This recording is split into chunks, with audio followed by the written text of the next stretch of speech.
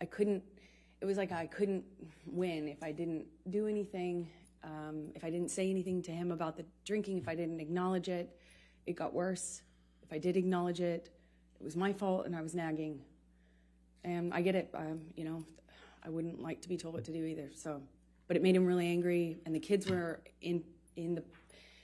on this press tour, and I was just concerned about them. I was concerned about them hearing us.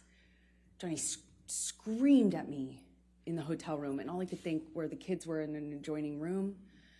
What if they could hear us? I had just met them, and I didn't want them to think poorly of me and hate me, not knowing what was going on, in our behind closed doors.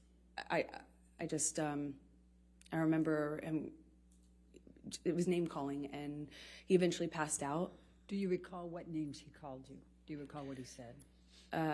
I heard at this time nagging bitch all the time. Called me a cunt. He even said that he made a mistake with me, and that he didn't want to, that when we touched back down, he'd get rid of me and I'd go back to, he said some disgusting things to me. I don't know if I need to repeat it. Okay, let's go. Michelle, can you bring up Defendants Exhibit 1090? You indicated, I think, that he passed out at the end of that. Did you take this picture? I did. Okay. Your Honor, I'd like to move the admission of Defendants Exhibit 1090. No objection, Your Honor. Thank you. 1090 in evidence. You can publish. Thank you. And where was Mr. Depp when you took this picture? He was passed out with his head in a table in the hotel room, in our hotel room, not the kids' hotel room, in Tokyo, on that press tour. All right. Now I'm going to take you to August 2013. What, if any, discussions did you start having with Mr. Depp about moving in with him? Well, after this, I was getting close to his kids, and he had a stint of sobriety shortly after that, and it felt really good again. And shortly after that, he started suggesting that I let him rent my apartment for the vultures. That's what he called the press. And he said now that we were like a known couple, now that it was out in the press, that my apartment wasn't like safe effectively for me. And I had a modest apartment in Los Angeles. And so he started saying I needed to have security on me, or we'd rent out the neighboring houses because of the vultures. And it was a conversation, and then that conversation evolved into I should move in with him. Always wanted me to go with his security guards, wanted me to have his credit card. Obviously, I wouldn't accept that, but the conversation about moving in became, hard to resist, because I was increasingly becoming a part of his life, and also loving his family, and feeling like, more stability would mean more stability with him and his struggles with drug and alcohol use. And I thought I would minimize some of the jealousy and insecurity that he had. It was hard for me to justify working. Every audition, every meeting, every script I got was a negotiation or a fight. I had to justify it like as if I was saying, hey, let's have an open relationship. It was, and I thought that would be minimized if I could make him feel more secure. By, if we live together, certainly there would be more security, right? And that was my reasoning. So you talked about still reading scripts and things. What, if anything, did you do differently in terms of pursuing your acting career? Well, I've always been really independent, and I've never imagined not working. I've worked from the earliest time I can imagine. I come from, parents who worked until they literally couldn't anymore. I never imagined myself having to explain my job or justify my job, but I did, and I am independent, and I see myself as independent and strong-willed, and I had to bargain. Every time I'd get a script, it would be, I thought you weren't taking another job. I'd always say, are you kidding me? That's crazy. I have to work. I support my family. When I moved out to LA, I'd get a check for, a gig, $600 or something. I'd save half for me, send half to my family. I kept having to justify taking work by saying, I'm supporting my parents, I'm supporting my sister, I'm supporting my family, I have to work. And he would say, you don't have to work, kid. Let me take care of you. My woman doesn't have to work. And that sounds really sweet and really romantic in some way, but it became a real fight. Every time I got a script, it was what kind of, how I was dressing, what kind of behavior I'd have, how did I have a sex scene? And then I started saying, no, I won't take the sex scenes, or, I'll take the part where I don't play, that kind of character. Or then I started minimizing the kinds of kissing scenes that I had. And eventually I had to change the wardrobe that I could have in the movie. I couldn't have a sex scene, but that all, it didn't happen all at once, of course. It was little thing after little thing after little thing. And eventually I found myself pushing as many scripts off my desk as I could, picking the ones that had minimal makeup, dress as conservative as possible, finding ways to minimize the scenes I had where I had a romantic involvement of any kind. It was a constant battle and negotiation. So let me take you back. Did you, as a result of your discussions with Mr. Depp about moving in, did there come a time that you did move in with him? Objection leading. Overruled. Thank you. Yes. Please, and let me ask you this. You've talked about penthouse, we've heard a little bit about penthouse appointments and suites. Could you just explain to the jury the different places that Mr. Depp had in Los Angeles and what they were called, just so we have some context here when we're going through all this? It's a little confusing, I imagine. He had about, I think, 4 or 5 mansions in this beautiful, border of Beverly Hills and West Hollywood. And they were all on a cul-de-sac, and we called it Sweetser, because that was the name of the street. And there 5 houses, I think 5 houses, it could be 4, all, effectively, he had the whole street. Then he had about 5 penthouses downtown on the same floor of the Eastern Columbia building, which you've heard about, the ECB. And Sweetser was, Johnny's kingdom. One of those houses was like a whole house was his man cave. It was a studio, and it was where he made music and hung out. And we spent some time in there, but that was effectively Johnny's, place. And then there was the downtown places, and they were effectively empty save for some furniture and one of Johnny's friends, Isaac, who you met. And he lived there at some point before Johnny and I eventually decided to move in together. Let me just stop you there. I just want to make sure we're clear. Are we talking about the penthouses, or are we talking about Sweetser? For where Isaac lived in the penthouses. Okay. The rest of them were pretty much empty. And my best friend, who I was very, very, very, very close to, went through a breakup, and he very kindly insisted on moving her into this penthouse. And of course, she said no for the first few times, but he insisted and said they were empty, and he would love to have her move down there. And he very kindly moved my best friend downtown. Problem is, Rocky? Yeah, okay. Rocky Pennington. But the problem is it's like 30, 45 minutes from West Hollywood, where my place was, which we call Orange at the time. Okay. So when did you move in to the penthouses? Shortly after he moved Rocky, my best friend, into the penthouse. So she was in one of these empty-ish apartments, and somewhere around that time, I think it took me some time, actually, but after that, I eventually agreed to move in with him and give up my place, although that made me pretty nervous, to be honest. But we were in this relationship that was very serious, and we were constantly traveling. Also, as another part of it, is we were in LA for a matter of days or weeks. I'd go do a job, he'd go do a job, I'd come back for a photo shoot or a red carpet, go on a location, go visit him on a location. And there was an incredible amount of travel and movement.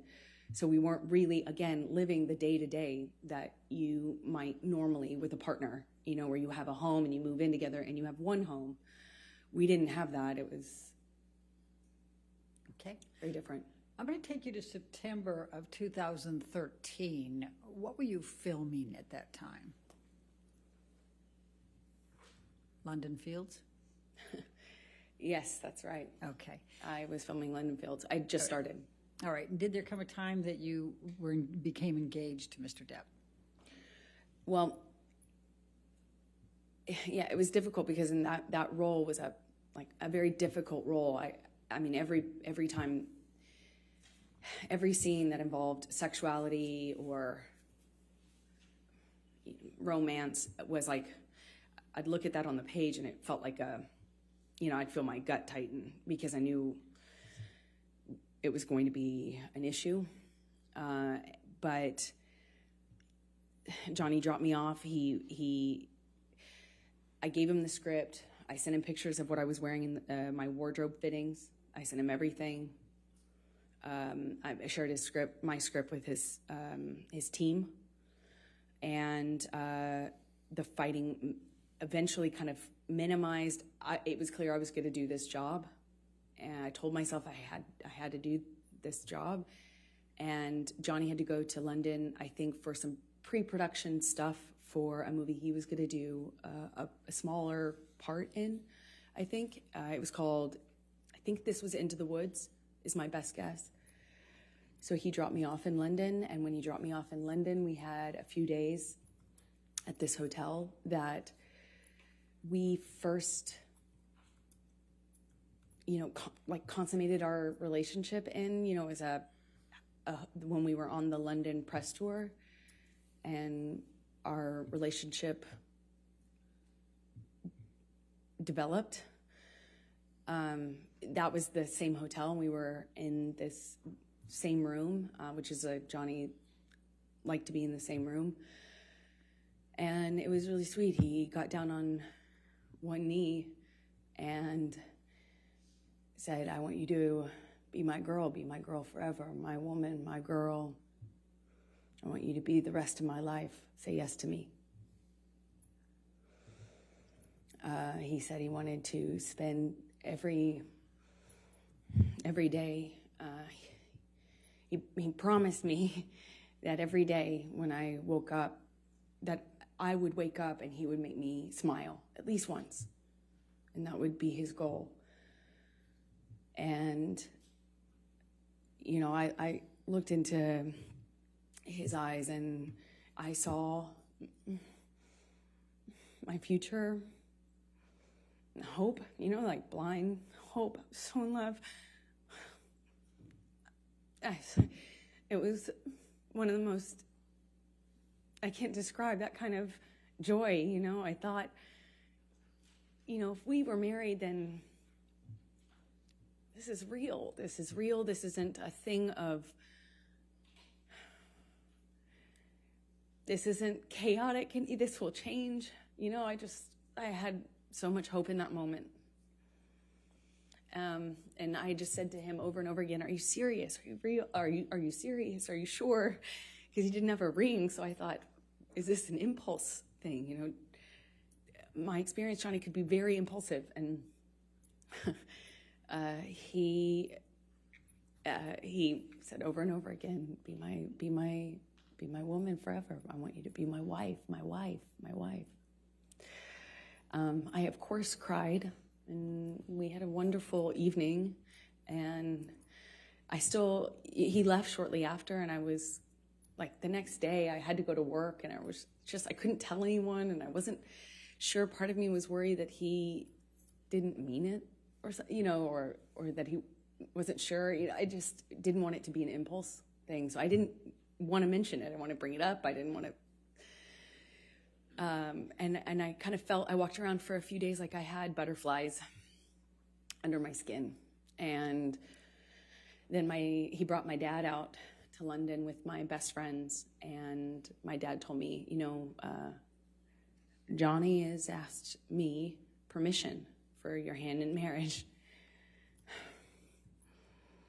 And I felt like the luckiest woman in the world.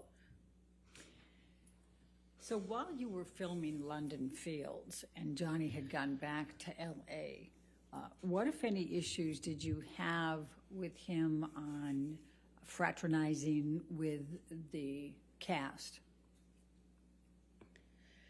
I'm going to ask, Michelle, can you pull up Defendants Exhibit 188, please?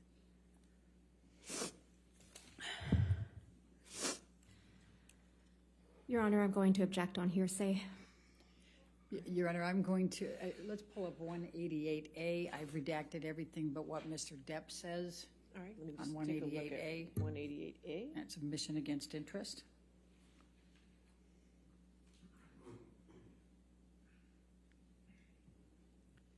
Do you have that? You don't have it?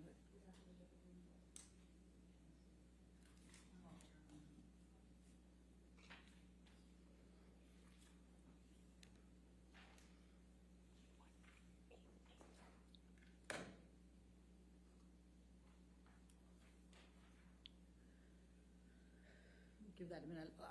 While they're working on that, can you tell us what transpired between you and Mr. Depp when you wanted to do something with a cast member?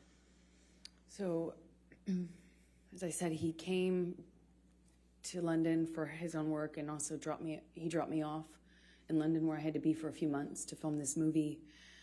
And he asked me to marry him. He brought my best friends and my dad out. They left. And shortly after they left, my co-star, one of my co-stars, invited me to go to a concert with him and some of the cast to kind of break the ice, and I'd be working with them for the next few months. And I had already, I already knew I couldn't be photographed, even if it was platonic. I couldn't be photographed with men or women that other people could possibly spin as romantic. I had learned that but in January, the hard way. So I asked him permission if I could go to this concert with the cast. And I said, Johnny, that he's my co-star. Objection, Your Honor, hearsay.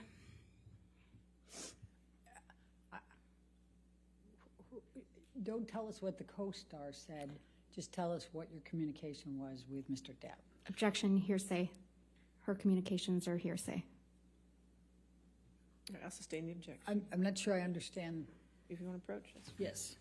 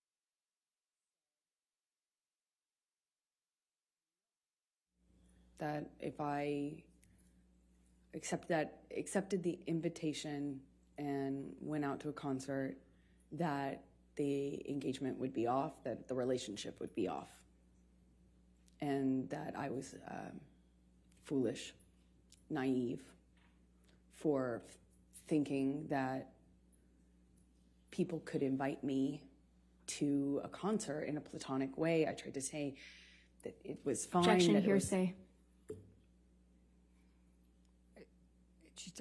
She's testifying about what Mr. Depp said. I don't understand. All right, I'll overrule that objection. Please continue. Yeah, he said I was foolish and naive, that no one could invite me to. How could I be so dumb to think that somebody could just invite me to a concert? Why would they want to hang out with me? Obviously, it was because they wanted more from me, and that I probably wanted more too. You know, I was basically asking for it. You're going to go backstage. What are you going to say to the band? And then I know how this plays out, and who's the other girl going to be there? And how could you be so stupid? How could you be so foolish? You're more naive. You should be smarter than this. And I apologized. I stayed, that whole evening, I think for a few hours I spent on the phone with him, texting, calling, or talking, hanging up. He'd hang up on me, be upset, and then send me cryptic messages about my foolishness. And, you know, I'm already doing a movie where I play this, character where I was empowered. Like, I read the script and I thought this character was empowered sexually. And by the time I got Johnny's feedback on it, I had been convinced that actually I was just being used, that I was just being used. It was clear that that was all I had to offer, and I was too foolish to see it. And I had Amber, I'm just going to stop you right there because I'd like you to take a look at Defendants Exhibit 188A. Mm-hmm. Is that in front of you? Do you recognize this portion of the text chain between you and Mr. Depp? Yes, I do. Okay, and this is on September 9, 2013? Yes, it is. Okay, and are these statements Mr. Depp made to you during that evening that you just described to the jury? Yes. Your Honor, I'm going to move the admission of Defendants 188A. Any objection? No objection. All right, 188A in evidence as redacted. Do I have that redaction, or is that something you need to give me? I think we're going to need to give it to you Okay. hard copy. All right, thank you. Thank you, Your Appreciate Honor. And if I You can publish. can draw your attention to it, he first says, I don't want to make anything an issue, baby, but I literally have been on the ground just 14 fucking hours from leaving your side. Do you see that? Yes. And then he says, you know what I want, who I am, and where I want to go with us. You know very well what type of fucking man I am, and yet you lay a gauntlet before me that you know is the very species of danger that will always attract me into a very tempting test. What's behind that door? Almost impossible to, I think he meant not take you on. You want me to roll the dice? This sounds more like an aggravated ultimatum than soft words that could help us make both feel better. Don't test me, please. Did he tell you that? Yes, he And did. what did you understand that to mean? It was clear. It was a threat that if I wanted to be... Objection, speculation. I think she can say what she understood it to mean. I'll sustain the objection. Okay. All right. Let's move on then to the filming of Mordecai with Mr. Bettany in October, November 2013. Where did that take place? in London. Okay. And what, if any, involvement did you have? Were you there for any part of that filming? For part of it, I happened to be in London already for the film I was just telling you about.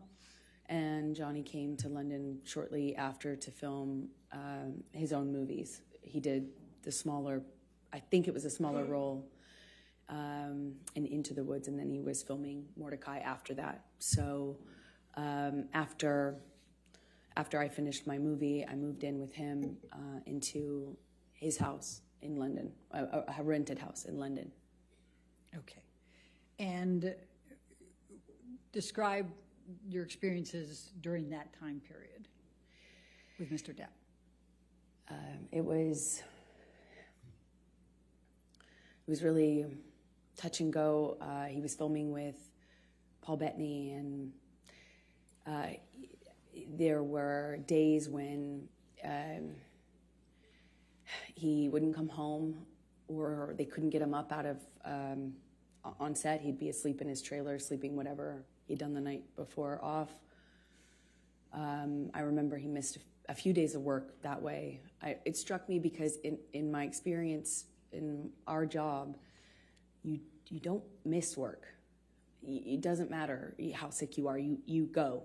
It's millions of dollars every single day they're filming, and I had not experienced someone who could effectively just control the set like that. To that extent.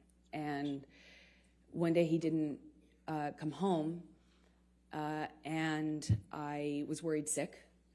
I found out that he was in a hotel room with Paul Bettany. Objection, hearsay. Okay.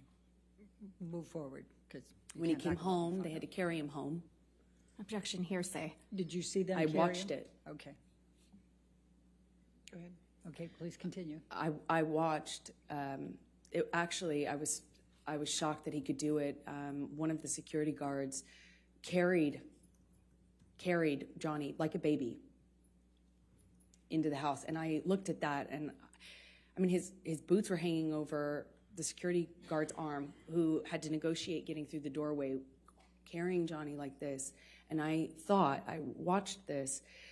His assistants and the other security guards shaking their head, just shaking their head, acknowledging this is how bad it is. And I remember thinking, this has got to be it. Like, this has got to change. This is it. And he was understandably very, very sick for at least 2 days, is my recollection. And in that 2 days, I had a lot of conversations with this team. I won't say what they were, but I felt at that juncture very encouraged that everybody and myself were on the same page. And I felt encouraged that we were in a new chapter, that Johnny had finally hit rock bottom, and finally he felt like changing for good. And I felt buoyed, supported by these conversations I was having with people that he was close to, that he trusted. November 2013, did you have any contact with Lily Rose that led to any discussions with Mr. Depp? Objection, leading. What, if any, communications did you have with Lily Rose in November 2013? Objection, calls her hearsay, leading.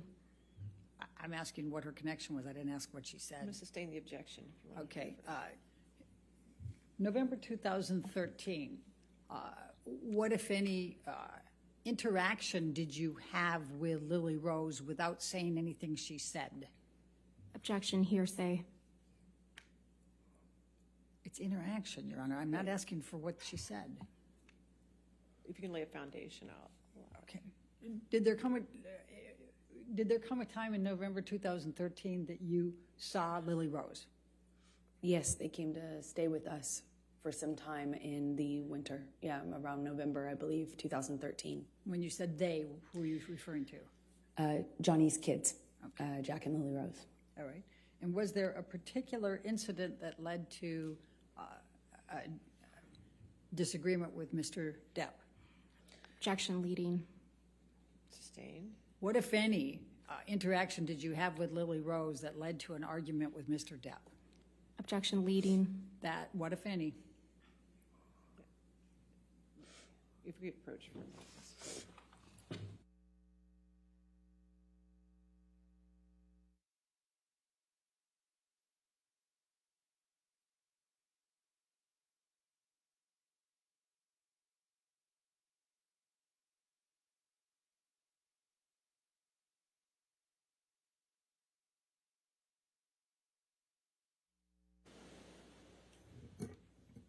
Did you have an argument with Mr. Depp relating to Lily Rose in November 2013? Yes. Can you please describe that? Well, I was,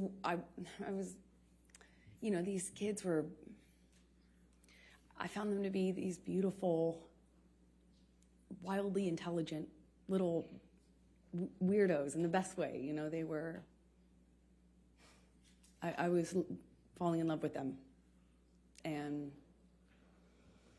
you know, they were in my life at that time, a short amount of time, but I loved it, and I started to feel very protective. And, you know, Johnny's sobriety meant that he was there and then he wasn't. And the nature of our lives with the travel and work meant he was there and then he wasn't. And Lily Rose, at some point, had a crush on a, you know. Objection, hearsay, and lack of foundation. I'll overrule for them. Thank you. Please continue. This argument happened because Johnny was, I didn't agree that this gentleman, it was a famous musician, over the age of 18, spent the night at the house, and I felt protective over Lily Rose and concerned. And naturally, they were not my children. It's not my place, and I understand that. I know it's a sensitive subject, so I understand why Johnny got so upset with me. But that and the introduction of the weed with his daughter, she was so young, I just felt protective. Again, it's not my place. I understand that, and I made him really angry by weighing in on that. Did there come a time that there was a family engagement gathering? Well, we celebrated Thanksgiving out in London. The kids were there.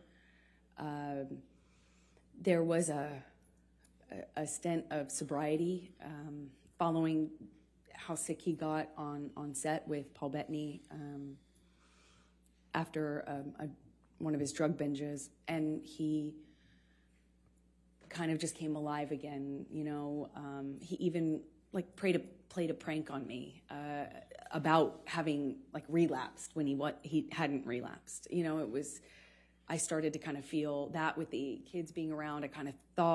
I did think that maybe this was it. We were on a good path, meaning to sobriety, that this was it. And our life was peaceful for a minute. You know, it went back to being wonderful. There were these moments that just felt so wonderful. Objection, Your Honor, non-responsive. All right. I'll just sustain the objection. Okay. Take us to the engagement. There was an engagement party, correct?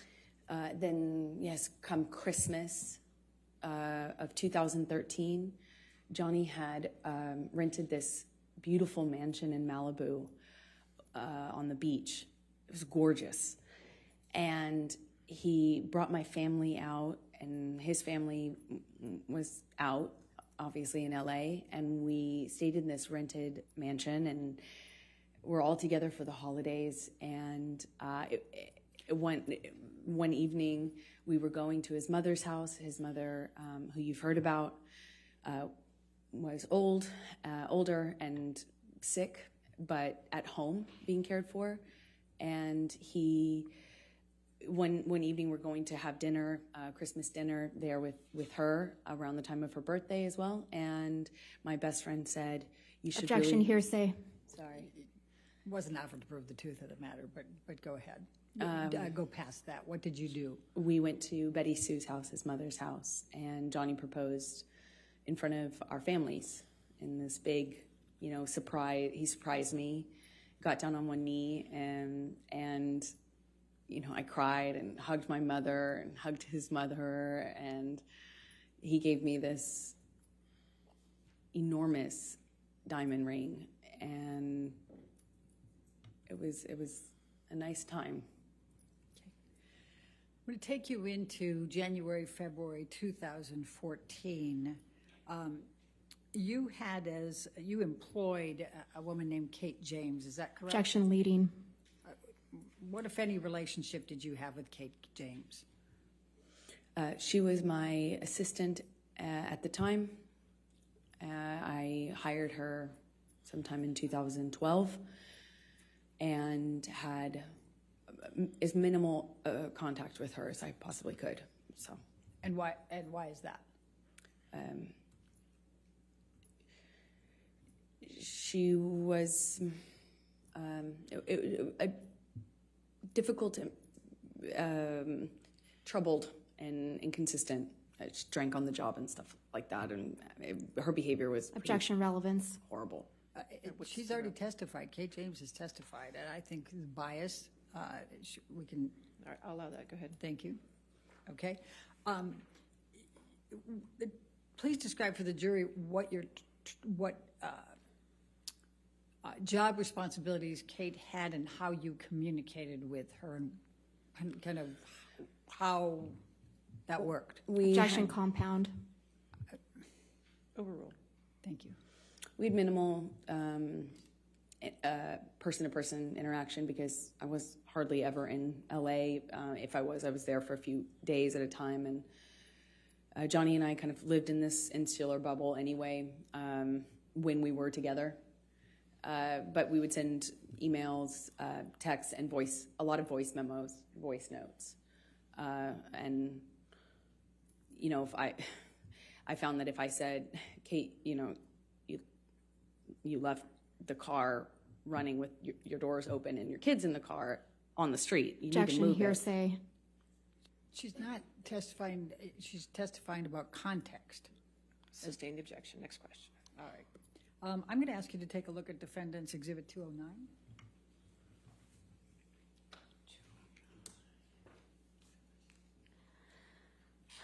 Your Honor, I'm going to object on hearsay grounds.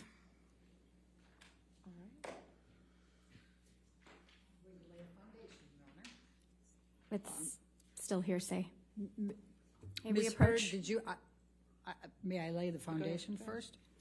Ms. Hurd, did you communicate with Kate James by email in the ordinary course of your business? Yes, I did. Okay. And I'm going to ask you to take a look at Defendants 209.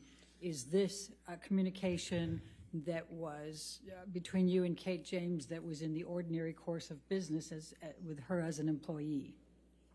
Yes, it is. So, Your Honor, I'm going to move the admission of Defendants Exhibit 209. Business records exception. Still hearsay, Your Honor. Business record exception gets the business record, but it's hearsay. If there's hearsay involved inside the business record, there's still objection to hearsay. Your Honor, the business records exception, I mean, I don't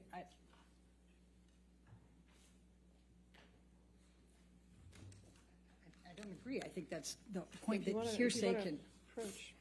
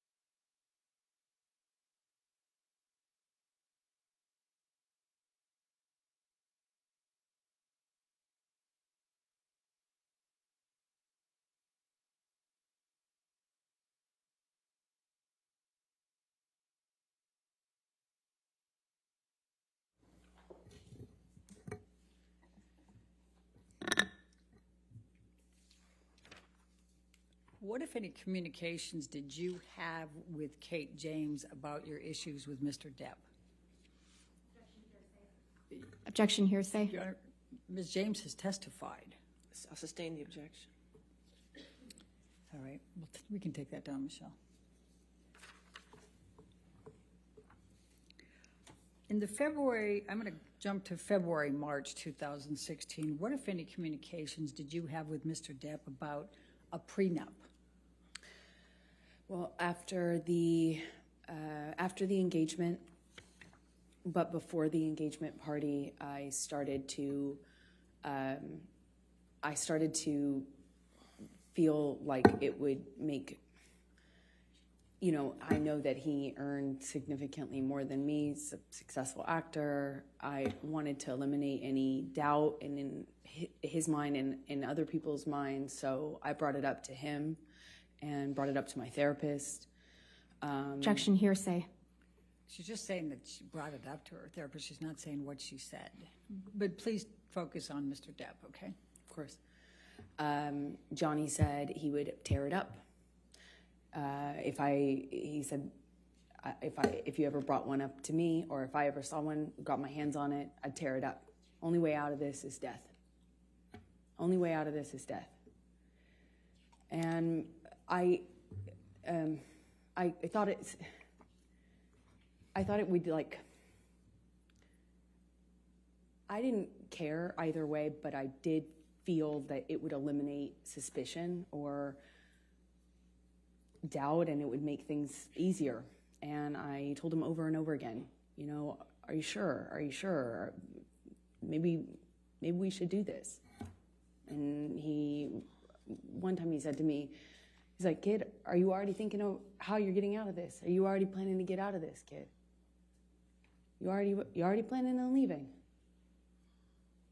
It was around the same time as the moving in together conversation. He accused me of having 1 foot out. And they kind of were happening around the same time. I still had my apartment and we're engaged now.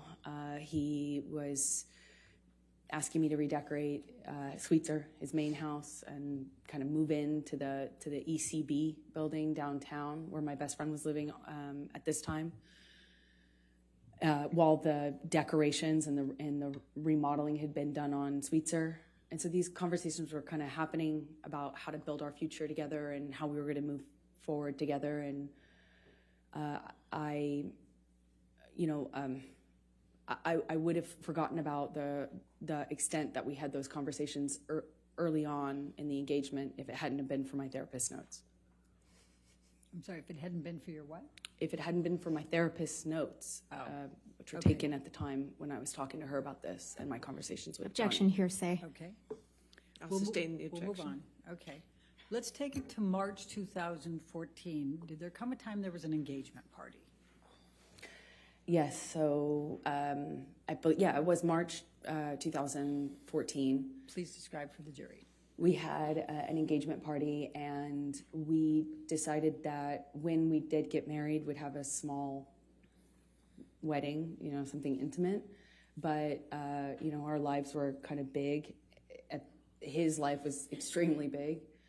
And we needed to we wanted to have a bigger engagement party than a wedding, and kind of get our guests in, our family, our friends, and have a big event of it, as opposed to making the wedding something that was big. And so we kind of put it on the engagement party and had a bunch of people, a lot of friends, business acquaintances, a lot of family. I had all of my family friends and my childhood friends come out for it, and I even invited my therapist. It was, a big event. Okay. And describe what took place at the engagement party. Well, we walk in together, and we took some pictures and said a few hellos, and then Johnny disappeared upstairs in, I guess it's like a coat room or something. It was in a big abandoned building that was rented out for events. And he had disappeared upstairs almost the entire party, I would say. It was kind of came down at the end when we were leaving, and came down once because he was at the time sharing drugs with my dad. Objection. Speculation. Lack of foundation. How do you know that he was sharing drugs with your dad? I was there. I watched it. Please continue. My dad at the time was was addicted to the same thing Johnny was.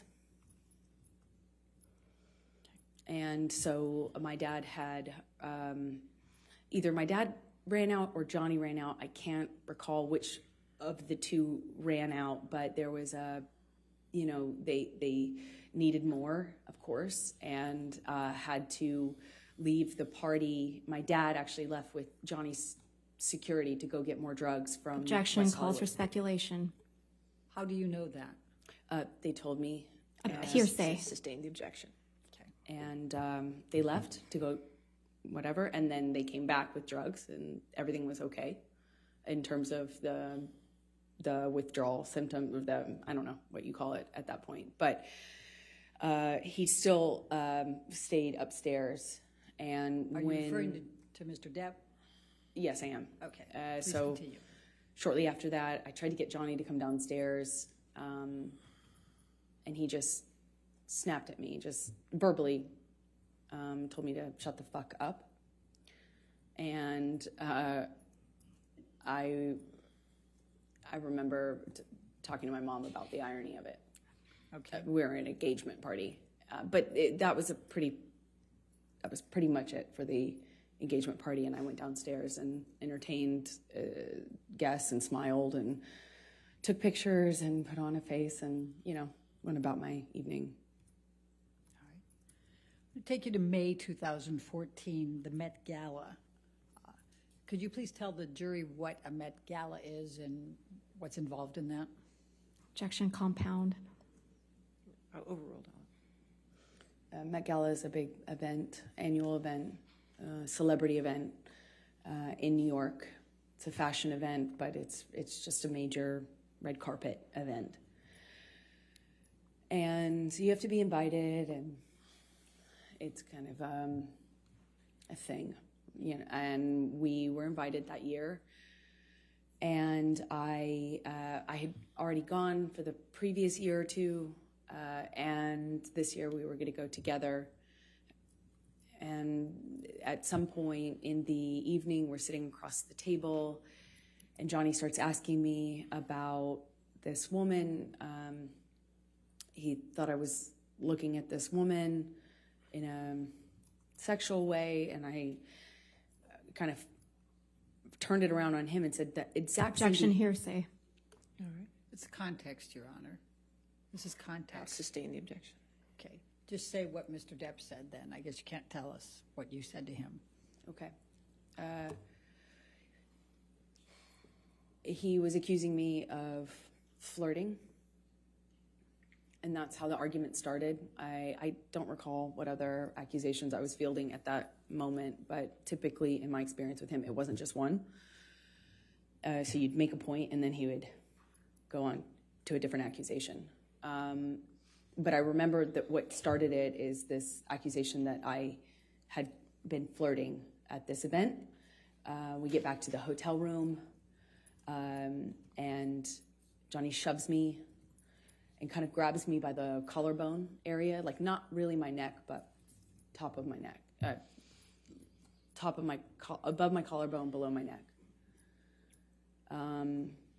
I think at that point, when we were still in the living room, I shoved him back, but I don't really recall too many specifics. I remember he threw a bottle at me. It missed me, but it broke the chandelier.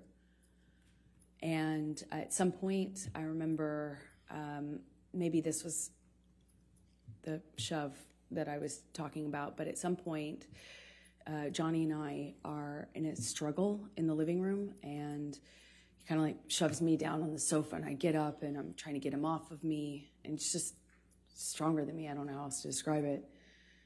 And at some point, he just whacks me in the face. And I had not, at the time, been, I I think that was the first time I was like, is this a broken nose? At the time, I was unsure what that feeling was, but I suspected I had a broken nose. And other than that, I was relatively unscathed. But I remember my nose being swollen, discolored, red. And I took a picture of my face at some point and made a joke about it to my friend about how bad I looked compared to how the red Objection, carpet. hearsay. It wasn't offered to prove the truth of the matter. Yes, I'll sustain the objection. Okay. Okay. Just don't say what you told a friend. Okay. Okay. Let's take you to the Adderall Diaries. When did you start filming the Adderall Diaries? Believe May. I filmed another movie in New York, March, April, May. I went straight from that movie to another movie, an independent film with James Franco. The one I had previously shot was with Christopher Walken. That's right. Okay, so I went from one to the other and saw Johnny in these, in between. Like if I got a long weekend or, I'd fly home to be with him and then fly back. It was kind of like that. Fly back from where? Where were you filming those? In New York. Okay. And where was Mr. Depp at that time? Johnny was in LA at the time and then eventually went on location for his movie, Black Mass, in Boston. So you were in New York and Mr. Depp was in Boston at some point? Eventually, by May 2014. That's it. All right.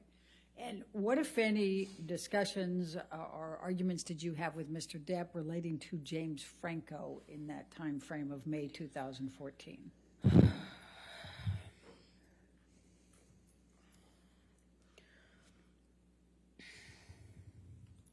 It's a nightmare.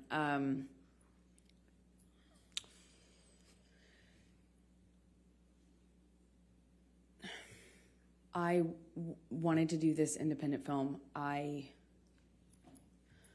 liked the story. I liked the character. I told him I'm not going to wear makeup in the thing. Objection, hearsay. Apparently, Ms. Bureau, if you could approach, please.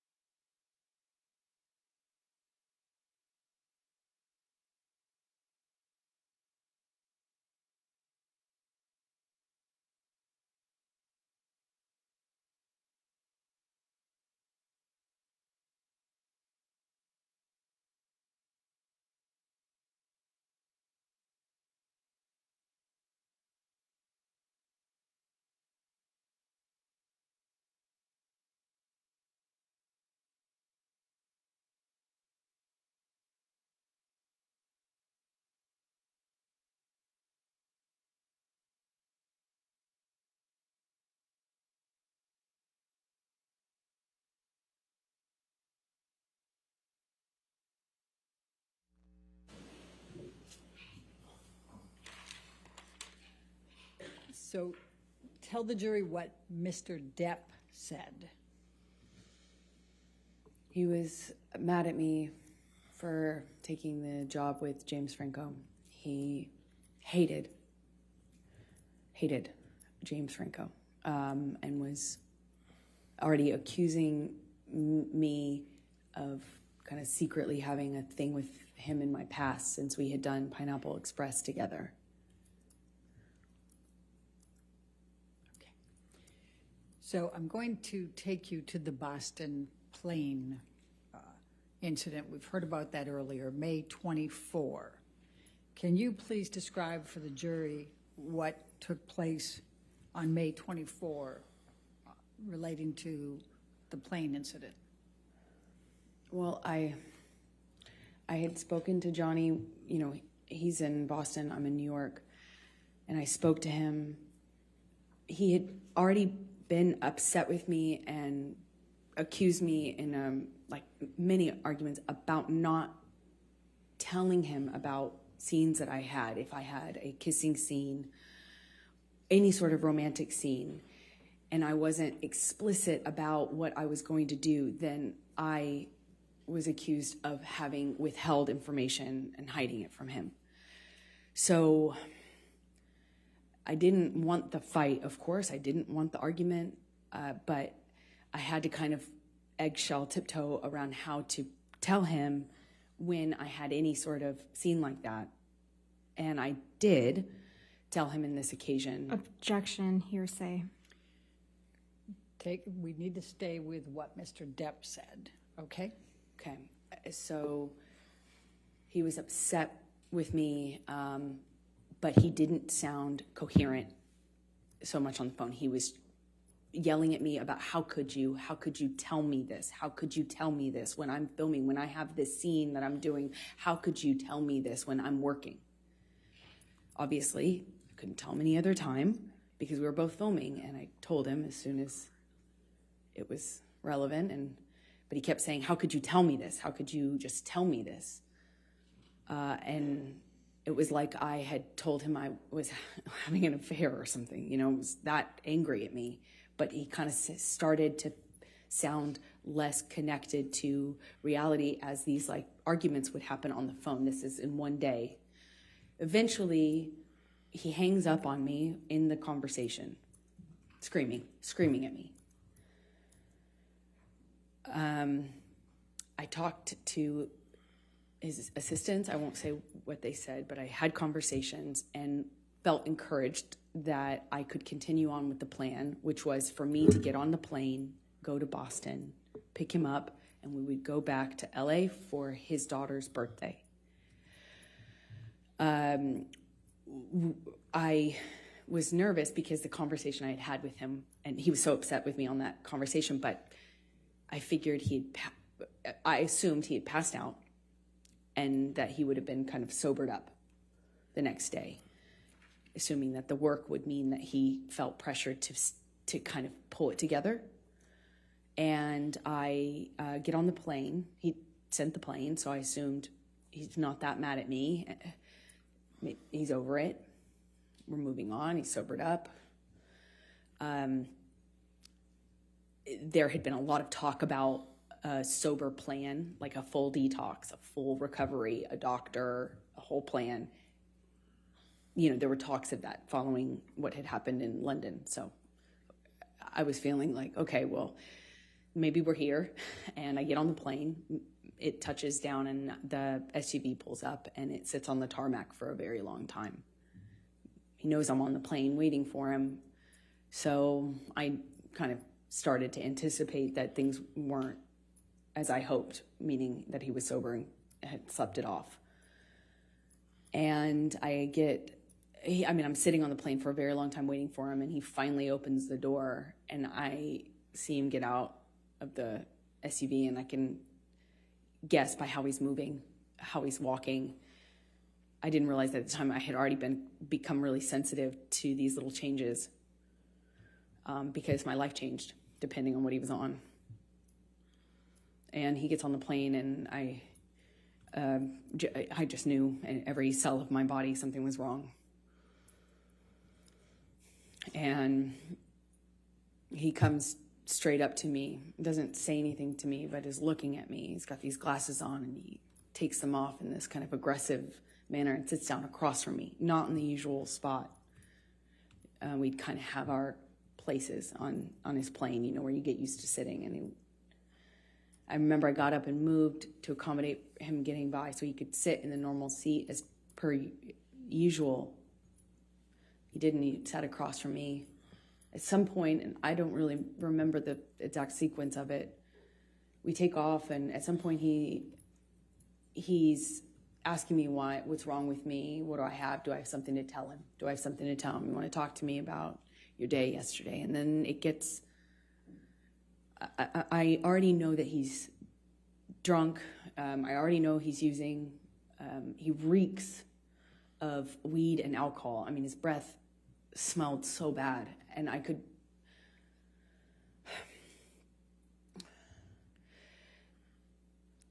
could anticipate that there was a no-win situation here. There was no me talking myself out of this or talking him down or any, a lot of my arguments and my involvement in them are me trying to diffuse by explaining or Objection, non-responsive. She's telling the story, Your Honor. I'll sustain the objection as part. Go ahead. Okay. So he is asking me questions, and I know to not engage. I was polite. I made sure to answer minimal amount of, the minimal amount that I could. I moved slowly. I was trying to be polite, but not engage because there was no win. And he kept going, kept asking me. Eventually he went from, do you have something to tell me, to, you want to tell me how much you liked it? Tell me, did he slip a tongue? It got worse and worse, just more. It went from asking me about how my kissing scene went or how the sex scene went to asking me what James Franco had done in the scene, to being really explicit about my body. He was talking about he was saying really disgusting things about my body, about how I liked it, how I responded, and then he started just straight up taunting me. I know you liked it. He called me a go-getter. He called me a slut in front, and also this is happening with security and his assistants on the plane. And I remember I felt I struggle to be able to tell you how embarrassed I was, because he was speaking to me in front of people in this way, asking me if I liked it and if I was wet, and why I wasn't looking at him, and that was proof I wasn't looking at him. That was proof that I was asking for it. Did I ask James to do this and this to me? And how about if he does those things to me? Insert sexually explicit descriptions of what he accused me of wanting or deserving. And I, at some point in this, get up and move to the front of the plane. And I remember getting up so slowly. I didn't want to aggravate him. I didn't want to give him any excuse to pounce on. I didn't want to upset him. I didn't want him to flip a switch and get worse. I just remember very slow movements, and I slowly get up and move to the front of the plane, and he starts throwing things at me. Ice cubes, utensils. He's calling me a go-getter, and then an embarrassment, talking about what an embarrassment I am. I don't know how many times I moved seats. I wish I did. I don't. I remember moving more than once, and Johnny came to me each time, not the other way around. He sits down in front of me at one point, and because I'm not answering him, I was looking out of the window, and he slaps my face. And his friend is in our proximity. And it didn't hurt my face. It just felt embarrassed. Did he do that to me in front of people? It was the first time that anything like that had happened in front of somebody. I got up to move again, and he's just taunting me, having a laugh, screaming, and then just straight up mean, calling me names. And it was oscillating between those things. And I get up slowly again, and I just resolve to just sit the rest of the time up at the front of the plane. And as I get up, he kind of kicks the swivel chair into my hip, or kind of just hits me. And I look at him, and he asks me, what are you going to do about it? I just stared at him. I just stared at him and wanted him to see me. I wanted to get through to him. Didn't feel there was like, it felt like there was a blackness in his eyes. I wanted to look at him. I wanted him to see me. It didn't even feel like him. And as I'm walking away, slowly, trying not to be, I was being very deliberate about my movements, wasn't saying anything, I wasn't engaging. I am walking away from him slowly, and he tells me to hurry the fuck up. Hurry up. And I just look at him one more time, wanting to penetrate the monster to see the man that I love underneath that. The man I loved. And he tells me to hurry up again. And I pull my gaze away from him. I walk away from him. My back is turned to him, and I feel this boot in my back. He just kicked me in the back. I fell to the floor. I caught myself on the floor, and I just felt like I was looking at the floor of the plane for felt like a long time. And I thought to myself, I don't know what to do.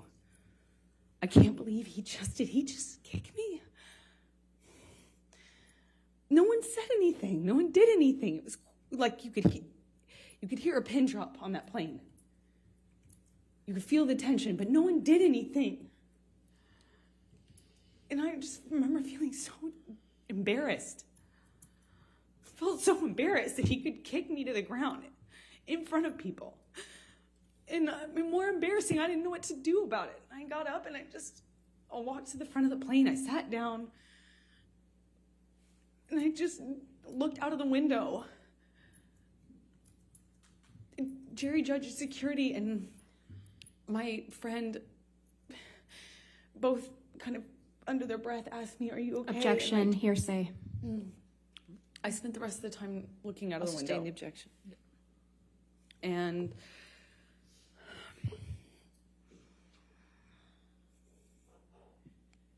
Did there come a time that you tape recorded Mr. Depp on this plane?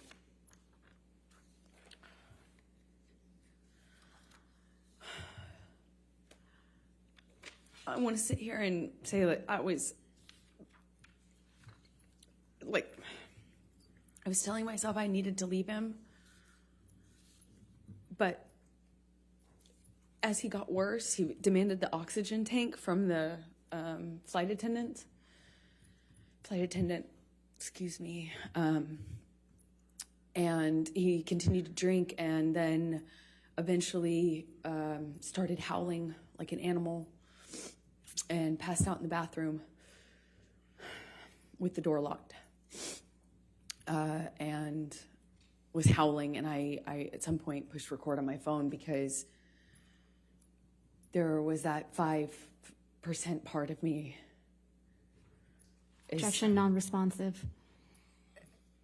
I don't think it's non-responsive. She's explaining what led up to her tape recording him and why. I mean, I can ask her, Okay. will that solve it? All right. Why did you tape record him? Because I knew that Johnny wouldn't remember what he had done. I knew he would not remember. And if Calls for speculation. She can say why she did it and what she thought. But that last part called for speculation. I'll sustain the Don't objection. say, I knew. Why did you tape record? in my experience, when Johnny was that inebriated, he would not remember what he had done. Calls for speculation. How can that call for speculation? I'll sustain the objection. All right, let's go to Defendants 221. And I'm going to play 3 different parts for it. Your Honor, And if may we we can- approach, please? Okay.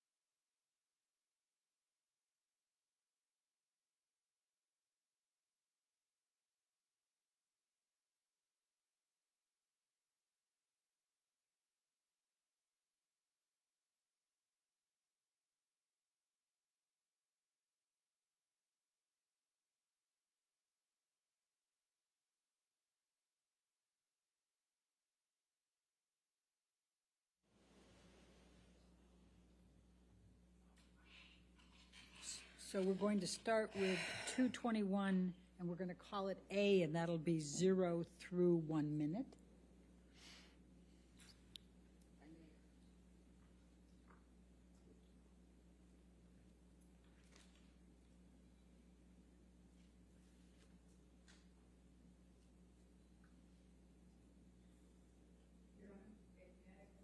Okay, sure.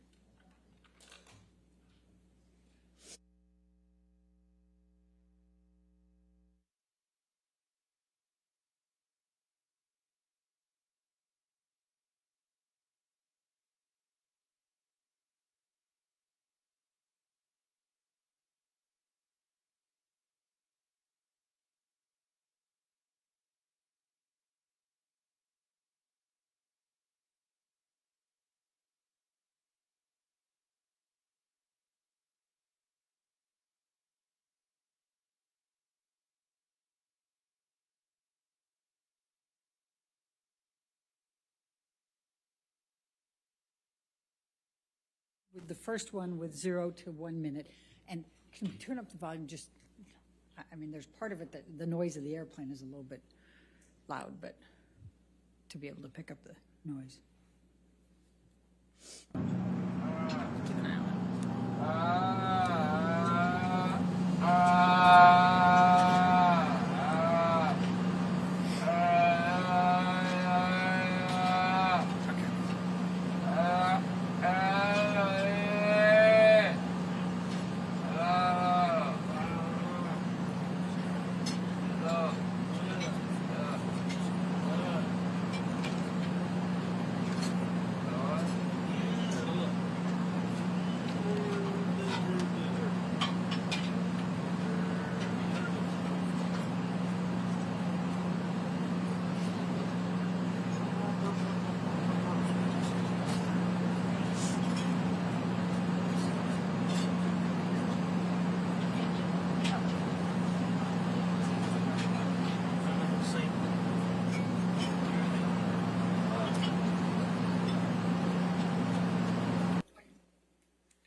And then the second one is from 2:50 to 3:20, 30 seconds.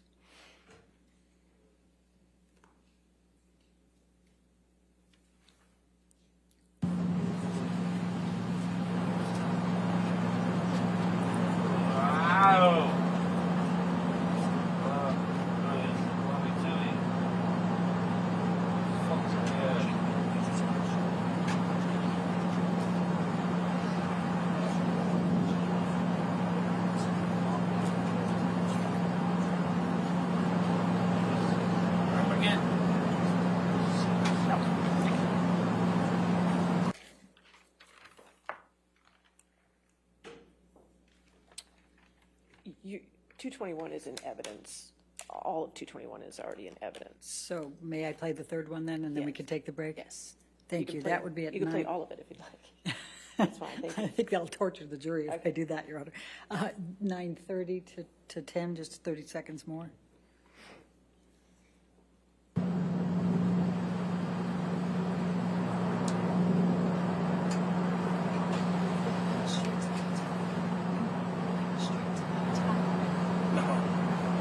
Must have this fucking idiot in case he gets sick.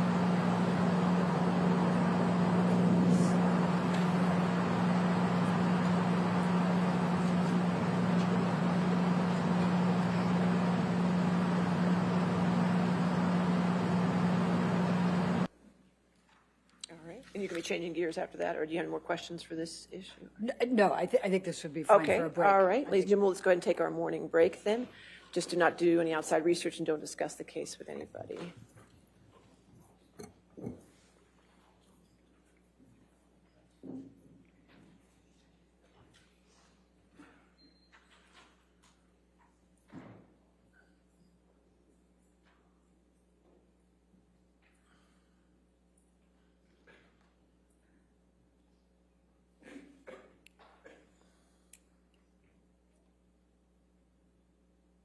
All right, thank you. And again, ma'am, since you're still testifying, don't discuss your testimony with anybody at this point, okay? All right, so let's just come back at, let's make it 11:42. All right, 11:42. Thank you, Your Honor.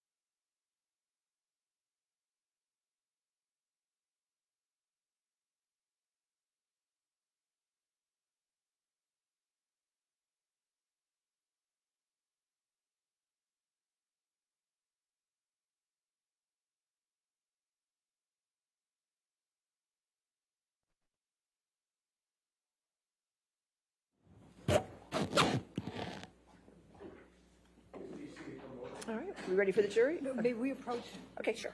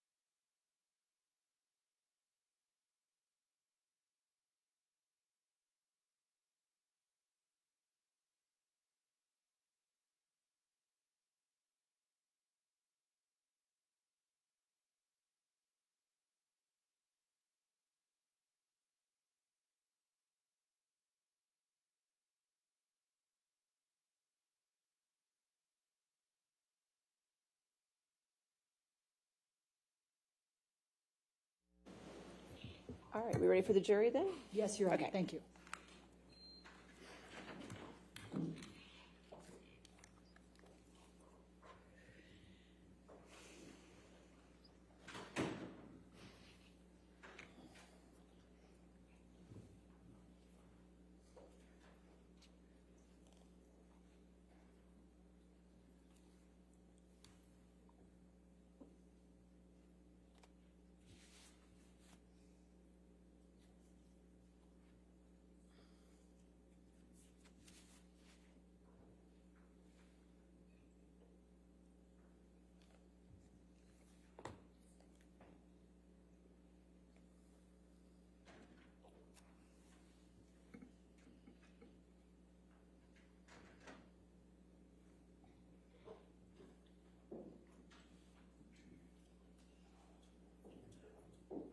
All right, thank you. All right, see your next question. Thank you, Your Honor. Amber, following the plane ride, what did you do once you arrived, once you landed in LA? I called for a cab, a car to pick me up, met me at the private airport, and I left. I got straight off the plane as soon as we touched down. Johnny had been saying what he would do to me once we got on the ground, and I didn't know how long this cycle would last, so I wanted to just get out of there. I went to a hotel and called my friends to join me, which was my coping strategy at the time. Okay. I'm going to ask you to take a look at Defendants 204.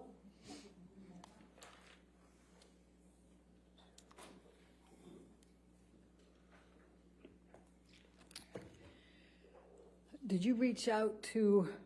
Objection, Your Honor, hearsay and bleeding. Your Honor, I would direct Your Honor's attention to the first one in blue and the third one in blue, and I would say present sense impression and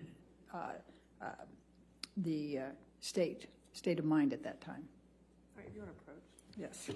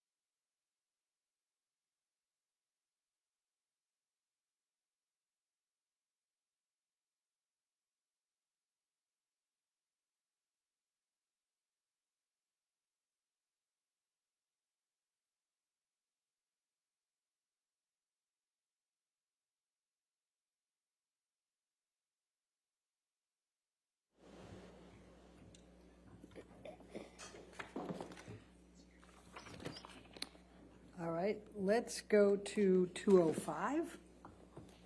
Defendants 205.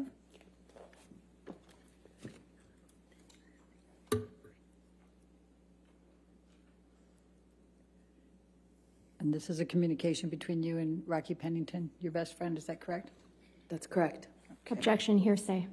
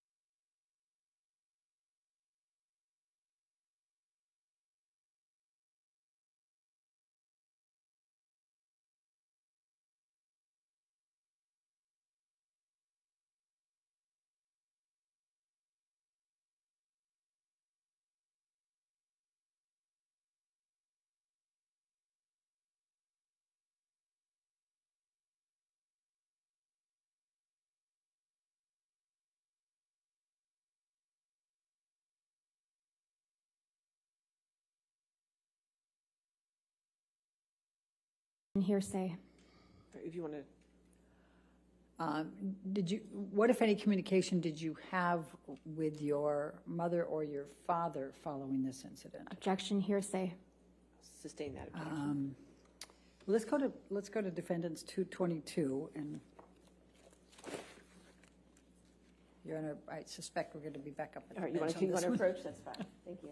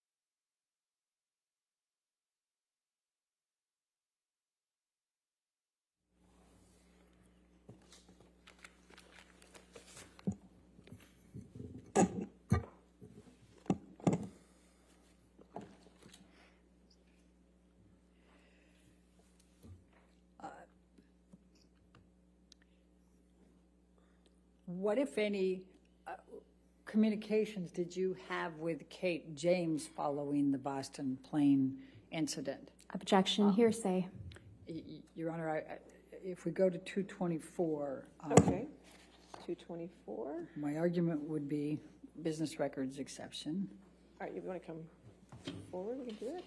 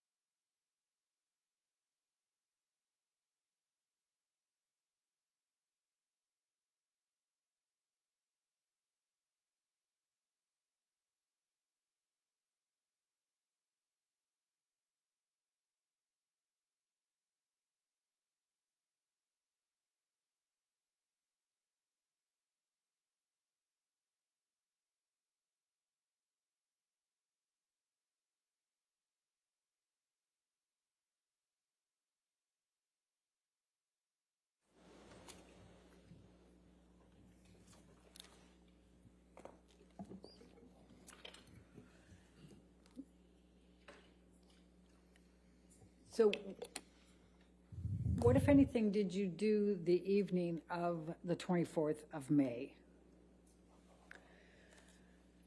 I reached out to friends and family, asked for support, Objection, hearsay. Sustained. and surrounded myself with them with that. What, if anything, did you do for Lily Rose's birthday? That's why we had gone back to LA. Johnny was sick after having passed out on the plane. So I took her to dinner. We went to Benihana's.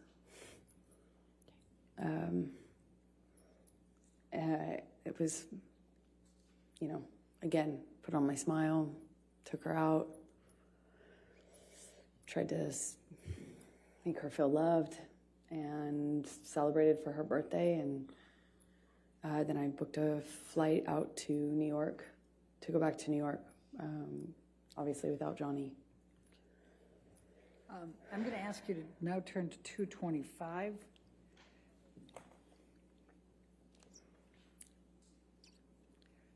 And Your Honor, I'm going to be referring to the last two blue spots on that page with the state of mind.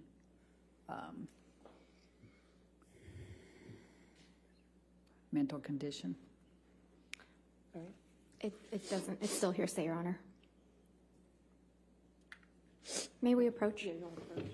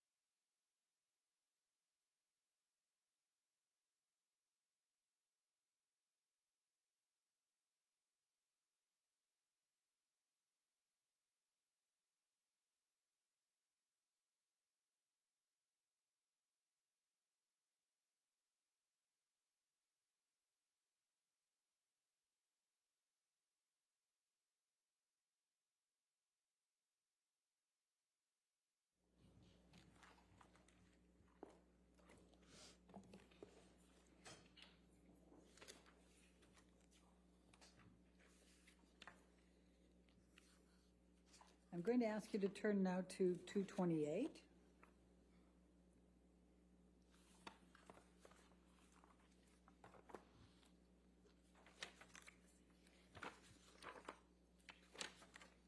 Your Honor, we're going to object on hearsay. First line, Your Honor, Okay. is all I understand in Your Honor's ruling, but I think.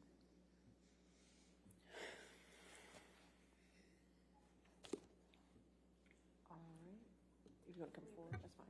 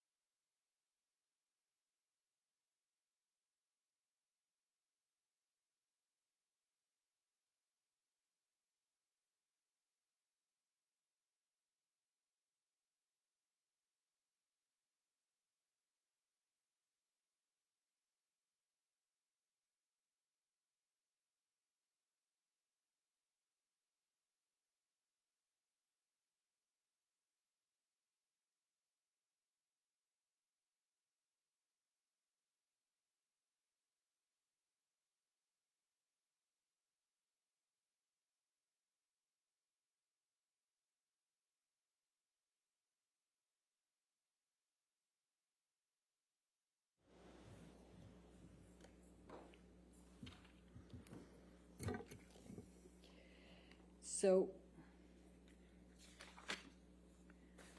tell us please tell the jury what you did then over that night, the next day, and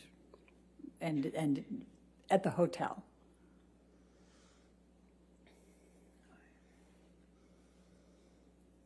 I cried a lot, tried to surround myself with my friends, and resolved to leave him. I felt powerless. Nothing I did made a difference. You know, on the plane, I was so careful. Objection, non-responsive. Please just tell us what you did, and you can tell how you feel, but don't go backwards, okay? I resolved, tried to, the strength to commit to leaving him. I knew I had to. I knew nothing else would make a difference. So I got myself back to LA. New York. And started going to Al-Anon meetings every day.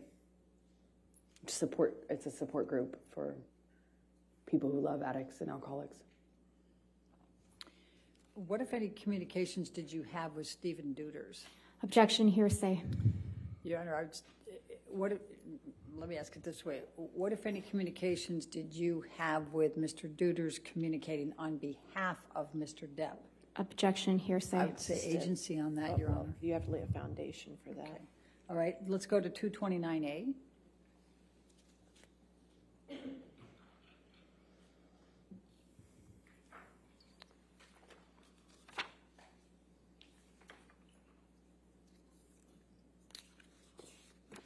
And could you, without saying what the content is, can you tell us who this text message is with?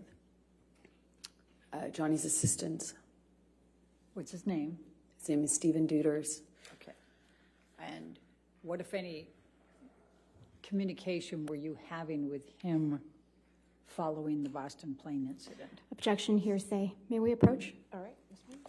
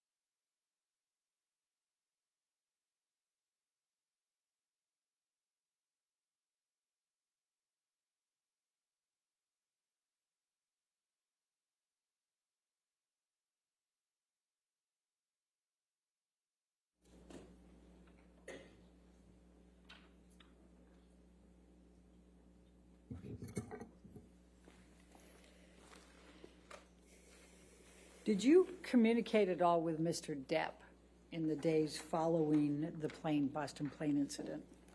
Yes, I did. Please tell the jury about those communications. I heard from him directly. I also heard from him through his assistants who were texting for him. Objection, Your Honor, hearsay. I'll sustain the objection. You're not allowed to testify about the text messages with his assistant, but can you tell the jury about your communications with Mr. Depp? Okay. It's kind of confusing because he was texting through them. Objection, Your Honor. I'll sustain the objection. I'll strike that from the record, and you'll disregard that testimony. Please answer the question. Just confine it to the communications you had with Mr. Depp, please. That he was sorry and told me that he was in a blackout. He didn't remember everything, but what he did remember, he was ashamed of. He begged me to forgive him.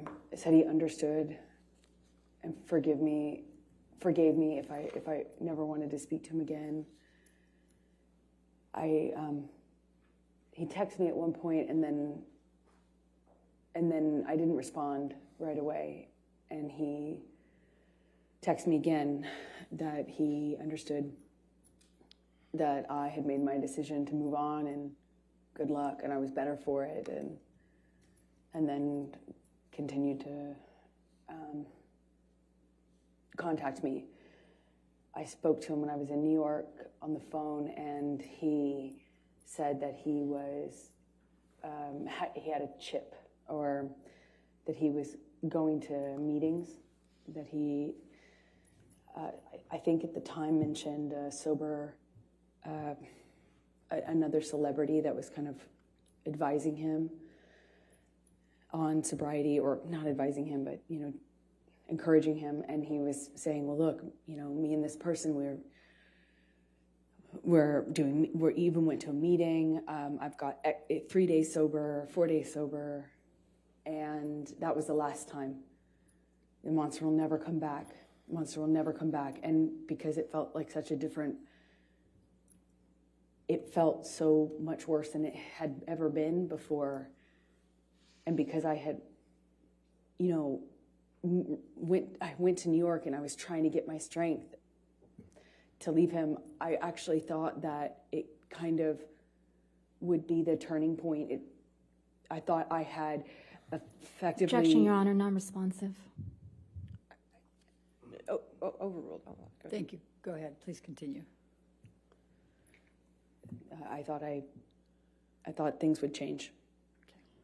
Did you draft any kind of email to Mr. Depp to express your emotions and how you felt about all this? Objection, hearsay. Well, let's go, I'll lay the foundation, Your Honor. Let's go to Defendants 239. 239.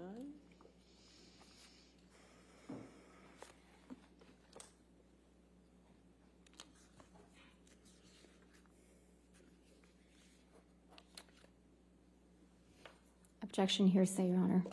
And I would say both present sense impression and definitely state of mind, Your Honor. I'll sustain the objection. All right.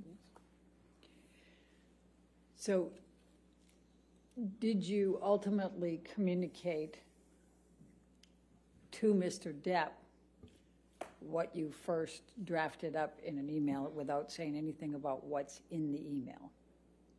That calls for hearsay, Your Honor. I'm just asking if she did. Not what she said. Correct. Okay. Overruled. Did you communicate to Mr. Depp what you had drafted in the email? And you don't get to say what you said? Yes. Okay.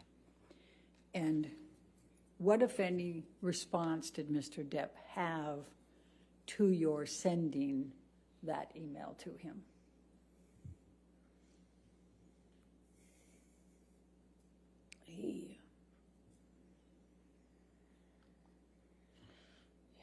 He came to New York to fight for the relationship, for me, to prove that he was sober and he was committed to changing.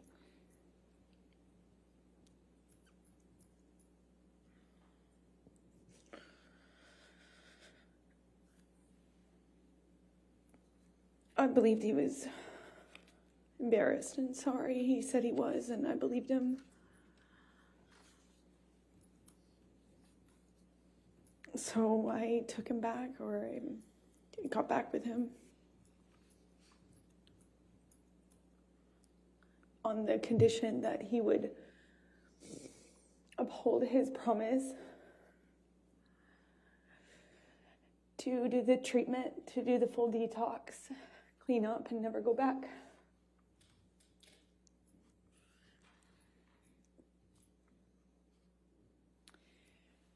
So I'm going to take you now up to the June through August 2014 time frame. And I think you testified earlier, and others have as well, that Mr. Depp brought in Dr. Kipper and his group, correct? Yes, he did. Could you please describe for the jury what those next few months were like?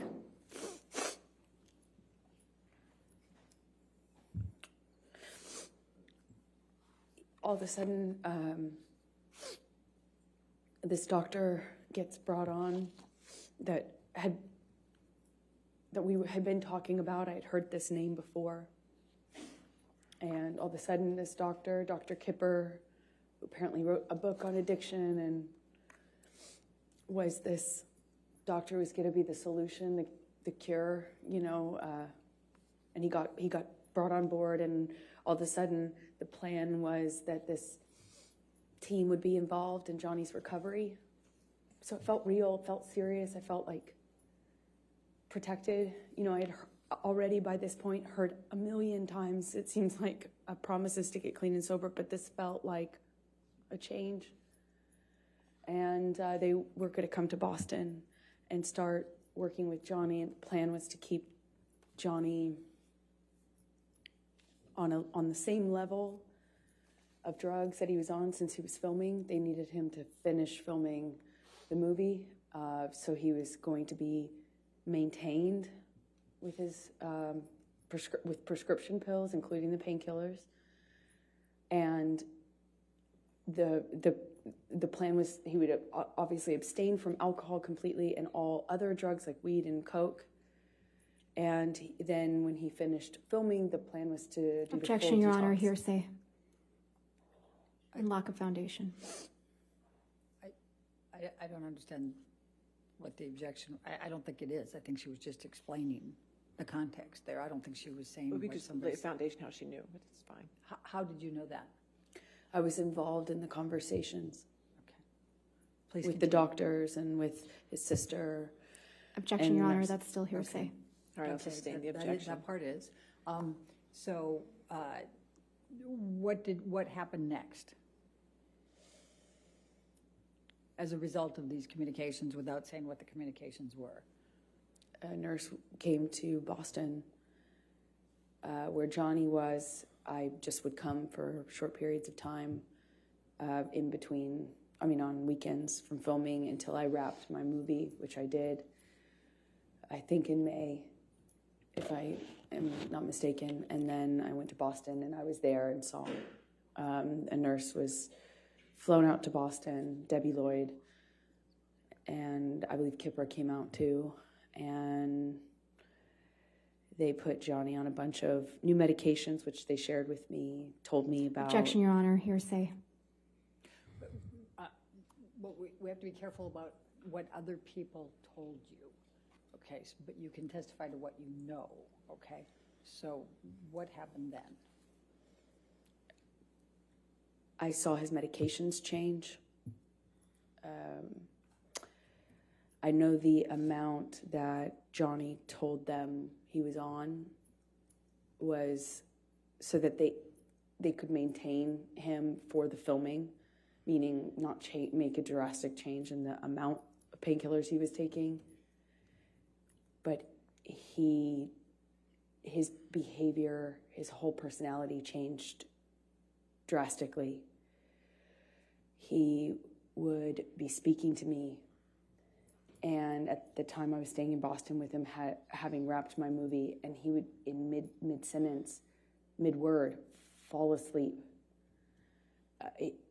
One time I was sitting across from him, and he would come in and out of sleep, being awake, or completely what appeared to be asleep while talking to me, and he had a cigarette in his hand, and, Johnny constantly smoked, and he just sat the cigarette, as he fell asleep while speaking, down on his leg. They're hand-rolled cigarettes. They don't stay lit very long, thankfully, but, it was things like that, and I didn't understand it. Even though I had experience with drug use in my family, I hadn't seen anything like this, and it was so dramatic, the change, that I was trying to figure out with the nurses and doctors what happened, what changed, how we could explain the change and what medications were causing it. I knew there were new medications involved, so, I was constantly worried and in communication, and Johnny's behavior got worse and worse, more of this passing out, nodding off, waking up in the middle of the night, screaming, waking up in the middle of the night, sometimes crying, and the emotions would change from one to the next, like by the second. I remember we were on a long weekend when he was filming in Boston, and we went to this like a resort retreat hotel, and you know, he was just bawling. You know, it broke my heart. There was just a lot of changes, and I really didn't know. I felt so bad for him, and I thought maybe it was just what Kipper had introduced into the regime, the medications. But what I found out in that time is that he was taking about double the amount. Objection, Your Honor, hearsay. Was this No, your observation? I saw it. Okay, overruled. Thank you. Please continue.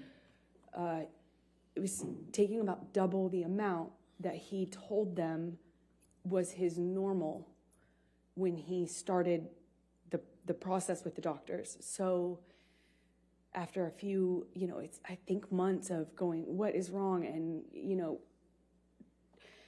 turning him over when he vomited at night or checking his pulse. There were, all of a sudden, when I realized the amount was about double, I realized then he had been lying to them and me about the amount so that he could get extra high before he had a detox. But that I can't that I was so, it was such an agonizing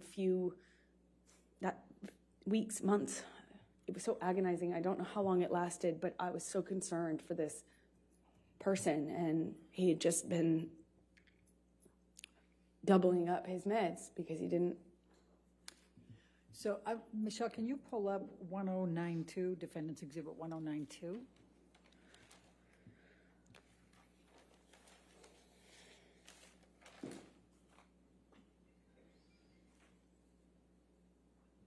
Amber, did you take this picture of Mr. Depp? I did. Your Honor, I'm going to move the admission of Defendants Exhibit 1092. All right, any objection? No objection. All right, 1092 in evidence. You can publish. Thank you. And can you describe what's depicted here and why you took this picture? This was during that time when the prescriptions that he was on in the doubling up of the opiates got so bad that he was like this just throughout the day, off and on, and then he would take Adderall and he'd be really animated and ready to go, and then it would be this again, and it was so erratic and it changed so quickly, and I naively now really did not understand what was going on. I deeply cared about this human's well-being. All right. And it was very confusing and scary. So did there come a time then that Mr. Depp went into detox for Roxycodines or whatever they're called? Yes, when he finished filming, the plan was to do the detox, and that's what we did. And when was that? That would have been early August of 2014. I believe we were there for, I think, a week to 10 days, 8th through the 18th, more or less. And we've heard some testimony about this, but can you please describe for the jury what took place during this detox on the Bahama Islands in August 2014? It was, for the first few days, okay, peaceful. The nurse, and then later nurse and doctor were staying on a different part of the island, a few minutes drive by ATV, like 10, 15 minute, by one of those ATV vehicles. But we communicated via walkie-talkie and occasionally through text. And it was okay at first, and then the behavior, then it just really wasn't okay. It was up, down, he'd be mad at me. Then he was wanting a hug. He cried a lot, and then he, wanted to have sex a lot, which is just not like Johnny at all. And it was just like that. It was just up, down, mood, and it was like I felt like I constantly was catering to the mood, that whatever he was going through at the time. I was just trying to adapt and kind of roll with it, and provide support. I was taking his blood pressure. I was on a schedule and constant communication with the nurses about delivering the meds, giving him his meds at a certain time. I was just trying to take care of him. And a few days in, I guess the effects of the detox really started to change. And it went from this like erratic behavior up and down to just really down or mad. He would burst into anger at me, yelling at me. I crossed the table. I walked away from it at the table. I crossed the table in a certain way, and he screamed at me about that and tried to overturn this table. Luckily, it was bolted down to the deck, but I remember him shaking it and screaming. And at a different point, he was really calm and sweet and thanking me. And then another, he looked like he was balancing out, and we had a conversation, and he was saying he wanted to quit the detox, and he couldn't do it anymore. And I was trying to find the language to encourage him. I was trying to remind him how much he wanted that, how much he had told me he wanted that, how much I was reminding him, he told me all the time, I saved his life, and he wouldn't be doing this without me. And I was telling him these things, and at one point in our conversations, I told him about how... Objection, Your Honor, hearsay. Please try to continue without what you said, please. I said something to him, and he got so angry at me, he slapped me across the face. But he did it while crying.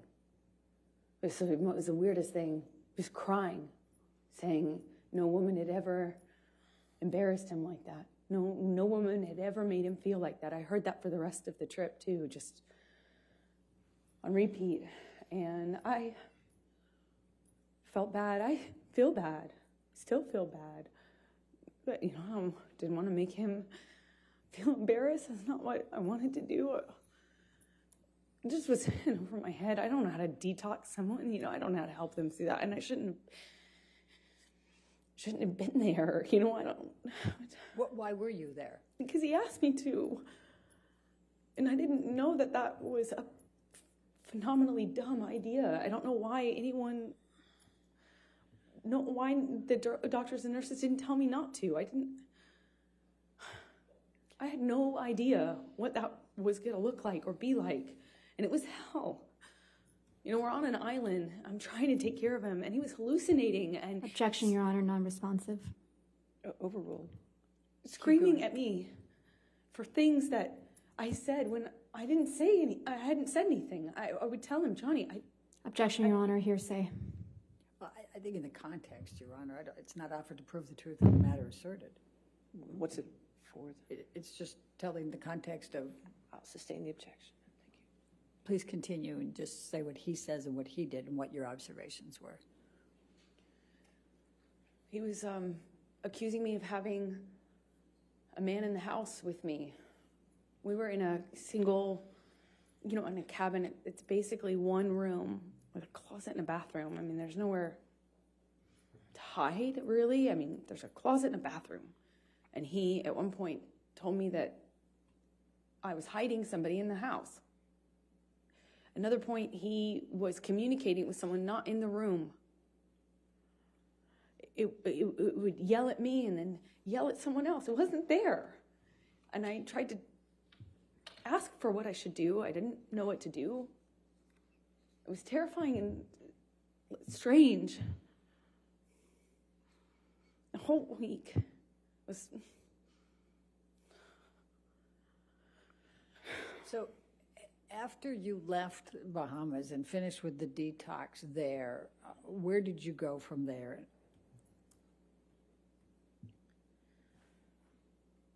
We, meaning Debbie Lloyd, Dr. Kipper, and I and Johnny, we flew back to LA, and he was going back and forth between saying he wasn't going to continue to, he was committed. It was back and forth. Everything was up, down, erratic, changing every second. And we got to LA, and Debbie and Kipper communicated with me. I won't say what they said, but I decided it would be probably in everyone's best interest if I went away to a hotel. Johnny put me up in this room in this hotel while he finished the process of detox in LA, and I had my friends out with my girlfriends there to support me as per usual. So Michelle, can you pull up 272, please?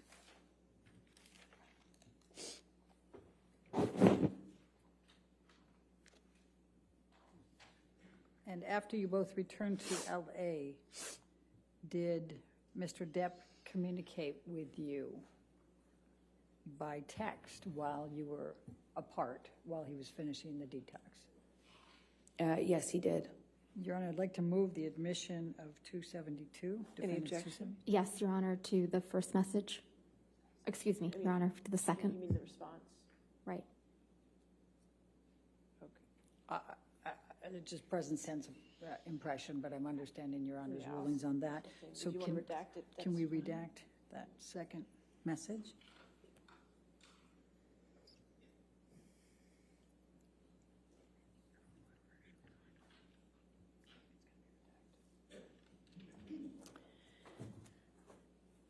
All right, Your Honor, All right. Any objection to 272 redacted? No, thank you, Your Honor. All right, 272 is in evidence, and we will publish. and Amber, I'm going to show you now what is Defendants Exhibit 272, and this is on August 20, 2014. It's a text message from Mr. Depp to you. Do you see that? Yes, I do. Okay, and just so that we can highlight here, he's calling you, he says, just to let you know that I'm fine, my angel, I miss you, of course, but this was the right thing to do to speed up the process. I love you more than life. Yours, Steve. Do you see that? I do. So what, if any, expressions was Mr. Depp giving you at this point that he was angry with you ever having to help participate with the detox or to be on the island or anything along that line? Objection, form, compound. I'll allow it, but just for trying to keep the record clear, 272 has already been entered into evidence without that redactions, and there wasn't any objection. So I would wish if I could have both sides to keep track of their evidence. It's not my job to keep this. Thank you, Your Honor. I just got a note to that effect. So Okay, so 272 is in evidence without, you can clear the redaction and publish it. It's really the party's responsibility to take care of the record, not mine. my apologies on that one, Your Honor. All right. All right, and I overruled the objection, so she can answer the question. Thank you, Your Honor. I'm sorry, can you remind me what the question was? Yes, That's fair. that's fair. I said, what, if anything, did Mr. Depp say about that you were torturing him on the island and he didn't want you there? Very confusing for me to hear that because even though he was hallucinating and angry at me at various moments when he would have these kind of episodes, I did nothing but try to take care of him. I'm not a nurse. I did my best to support him. And he thanked me. He thanked my mom. He thanked my dad. And told me, of course, I saved his life. That he wouldn't be able to make this change without me. And that this process was horrible and hard on him and us and me. But that he was so thankful that I was there for him.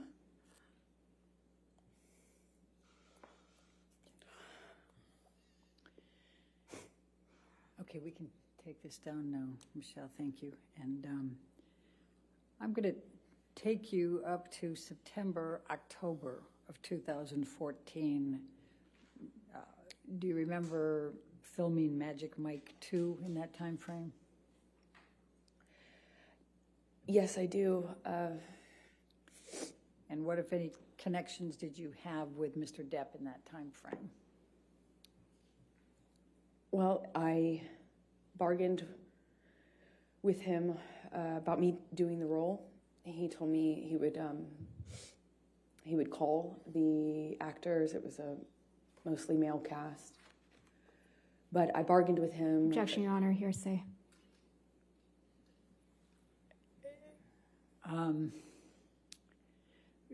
Don't say what you said, just say what he said, okay? He reluctantly kind of agreed to me working on this movie or taking a job. He was filming a different movie in London at the time. I wasn't going to play a sexualized character. I wore no makeup or minimal makeup in the movie. No sexy clothing. No kissing scenes. No sex scenes. So I went and did that film in October of 2014 in Georgia while he finished his movie in London. And then at some point he came out to pick me up in Georgia and was there for my last day or two of filming.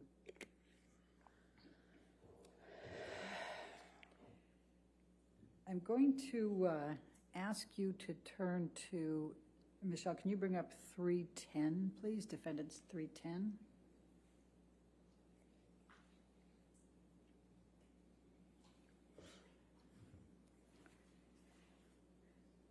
Did you have communications with Mr. Depp about auditioning for another role in this time frame? Objection, Your Honor. I'm going to object to the exhibit as hearsay.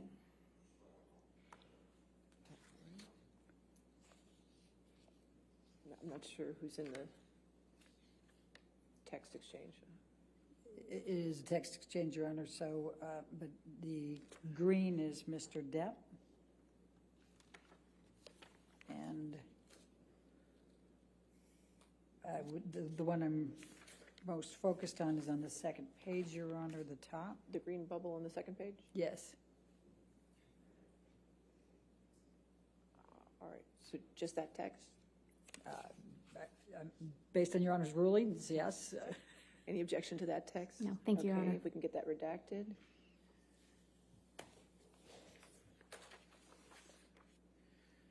And while that's being redacted, Amber, let me ask you, what, if any, anything was Mr. Depp saying to you in this time frame, we're talking November 2014, about you not working anymore or not taking on any more work or auditioning? Objection, Your Honor, compound. They're all the And same leading. subset. Overruled, I'll allow it. Thank you.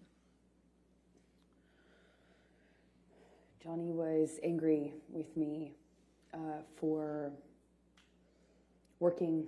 I had finished my job and I needed to eventually find another job, meaning a movie, to work on, and he was furious at me for, he found,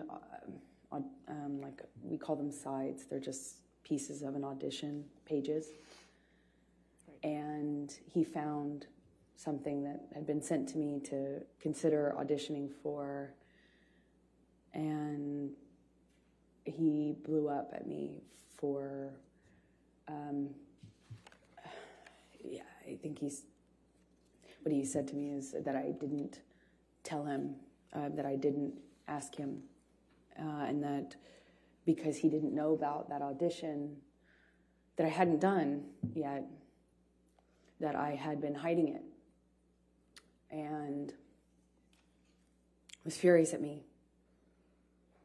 I ended up not doing that audition, I believe. Well, there was a few, one or two in that time that I did I did audition for, and one or two that I didn't. I'm going to ask you now to take a look at what is Defendants Exhibit 310. Do you recognize this email from Mr. Depp? Yes, it's a text. Your Honor, I'm going to move for the admission of... It's in evidence, 310. Oh, okay. It's evidence with redactions, so I published it. Please tell the jury about this text and the context. This was Johnny's response to me apologizing for having an audition. Okay. Thank you. All right, now I'm going to stay in November of 2014. And did there come a time that Mr. Depp told you that he understood that you were not going to accept any more jobs, that you were going to stop working?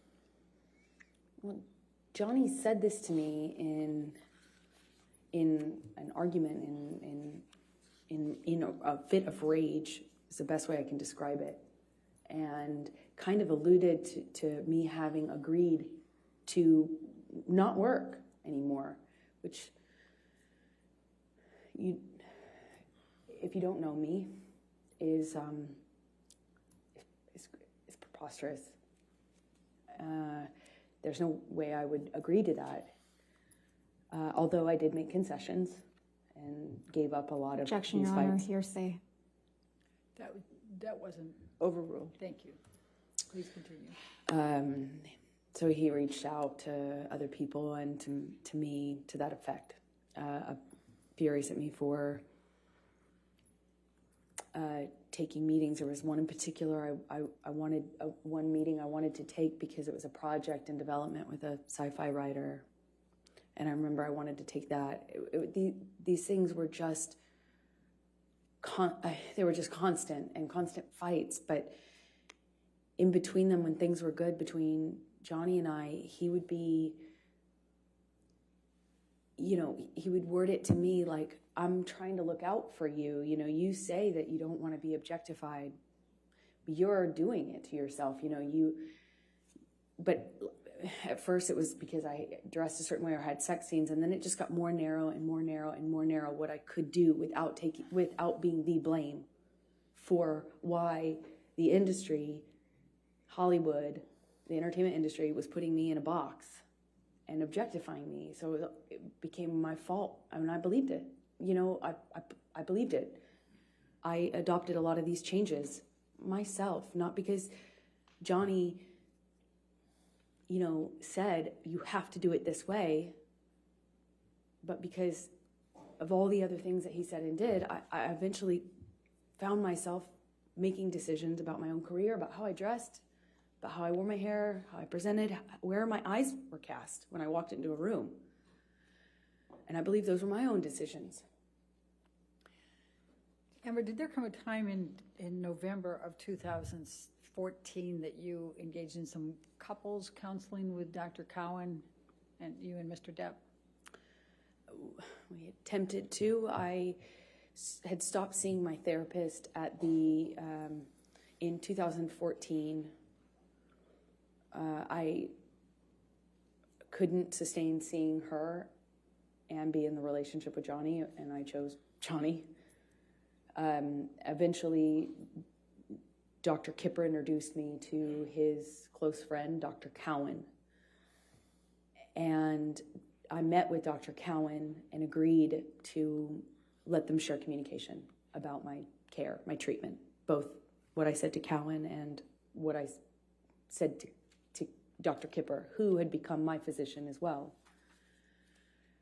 He also put a nurse on me that would be my travel companion, and that travel companion would keep tabs on me and report to Dr. Kipper, who reported everything to Johnny. Objection, hearsay. Calls for speculation. I'll sustain the objection. Okay. So tell us about the couples therapy in November 2014. So Dr. Cowan, this man who is friends with Kipper, who's treating me, agreed to see Johnny and I together. And I don't know how many minutes of that went on before Johnny stormed out, knocked something off the table on his way out, and rolled a joint in the bathroom before storming out of the office, slamming the door. All right, so I'm going to take you up to December of 2014, and specifically December 17, 2014. And I'm going to ask you to take what, if anything, do you recall of an incident with Mr. Depp relating to Clive Barker? He was the sci-fi writer that I liked. Well, fantasy sci-fi writer.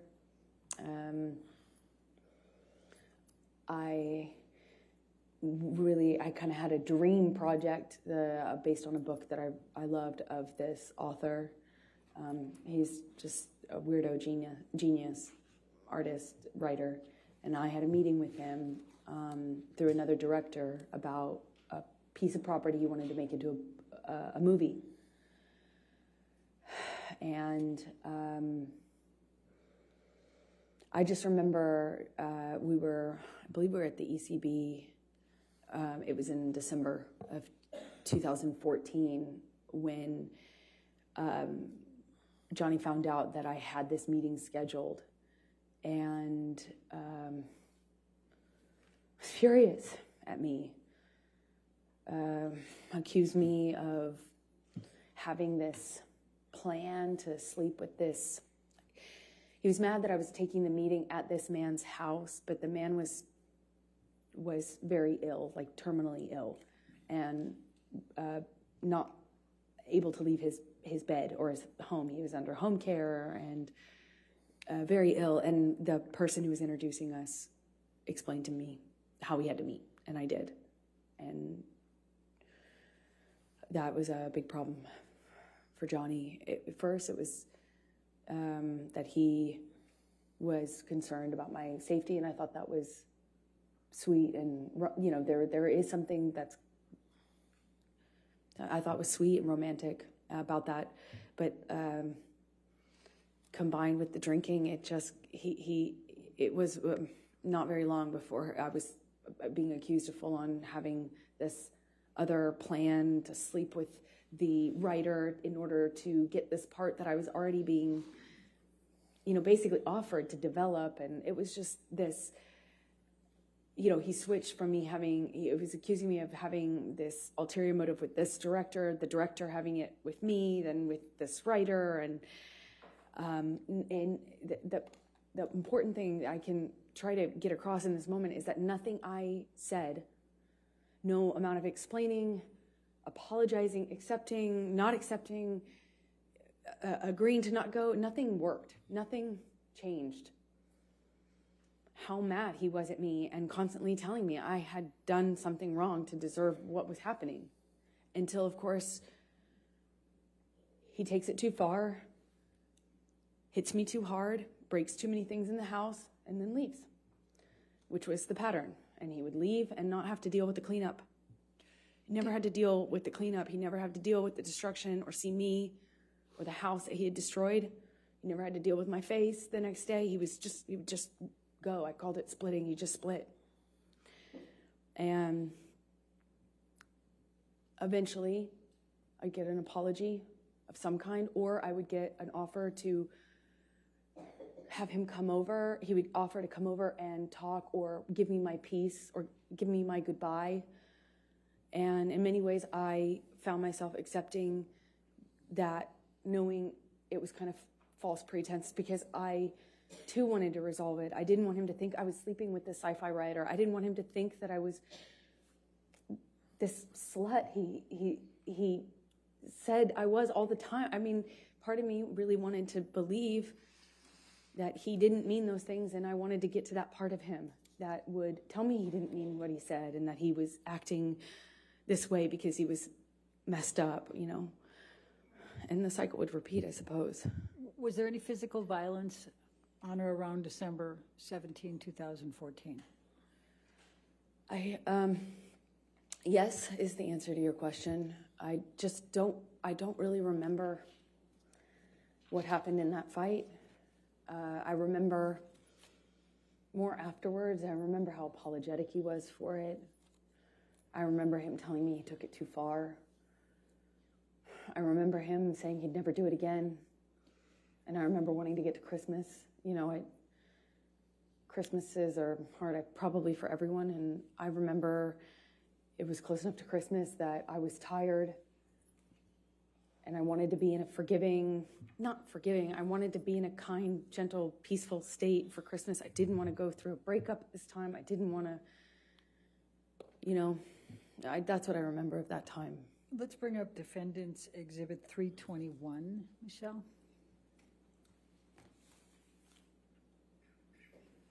And this is on 12/17/2014. Is this a text message exchange between you and Mr. Depp? Yes, it is. Your Honor, I'd like to move the admission of Defendants 321. Any objection? Sorry, Your Honor, just a quick minute.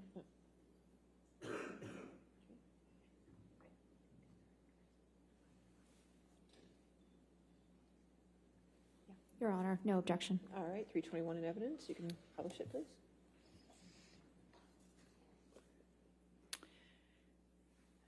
Amber, I'm just going to turn your attention to this. This is an email exchange between you and Mr. Depp, and he says, I am truly sorry to have upset you to the degree that I have. I couldn't be more sorry for yet again ruining your day.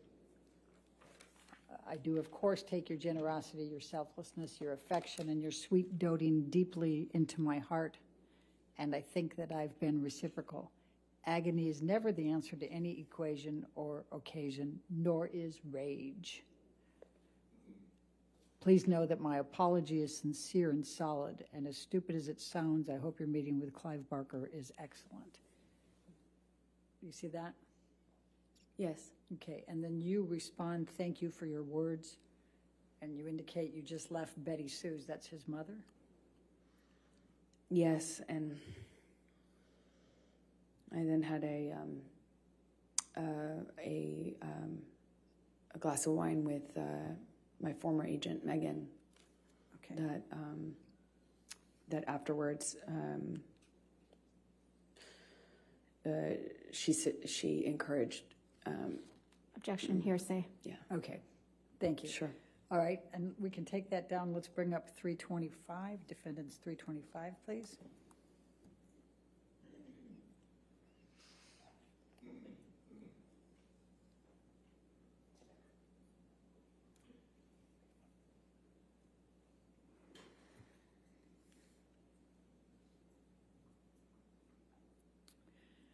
And this is an email exchange the following day, 12/18/2014, is that correct?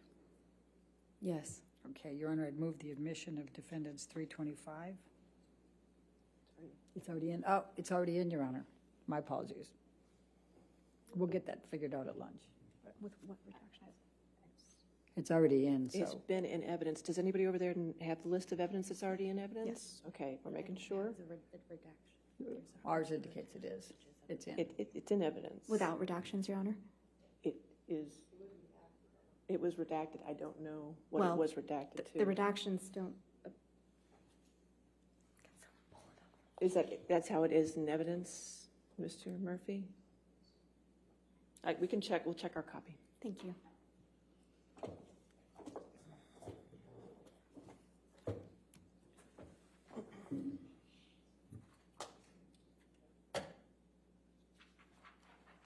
It's fine, Your Honor. We've confirmed. Yes. Thank you.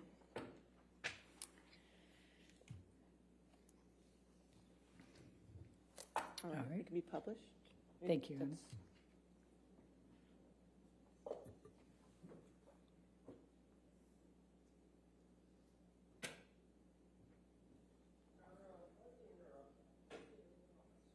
You can't see it on your screen? All right, we'll take care of that during the break. If you could just share it there. Oh, get it? Okay, thank you. All right, go ahead. Okay, thank you. So this is from Mr. Depp, right? Says, it's a way, I've let it go too far, went too far. Do you see that? Yes, I do. I always regret it when I jump, or worse, when you jump. I don't want to be conditioned to continue that behavior. Therefore, I'll put in heavy work with shrink. What is your understanding of what he's referring to with shrink? Psychologist. Objection calls for speculation. Did you have an understanding of what he meant? Yes, I knew exactly what he meant. And what did he mean? Shrank is shrink. What did he call shrink? Johnny called shrinks, meaning of psychologists, therapists, shrank. Okay. I'm sorry for being less, for your disappointment in me, for my behavior. I'm a fucking savage. You see that? Yes. All right. Gonna lose that, gonna lose that. The devil is all around, right? Now, you respond to this. And of course, before you go there, and he says, I am well aware I should have been bigger at the moment and that it will never again manifest in negative experiences. It can be done. What a killer concept to visualize. Do you see that? Yes, I do. And you respond, I love you, I miss you already, correct? That's right. Right. And what, if anything, is that consistent with the cycle that you have described?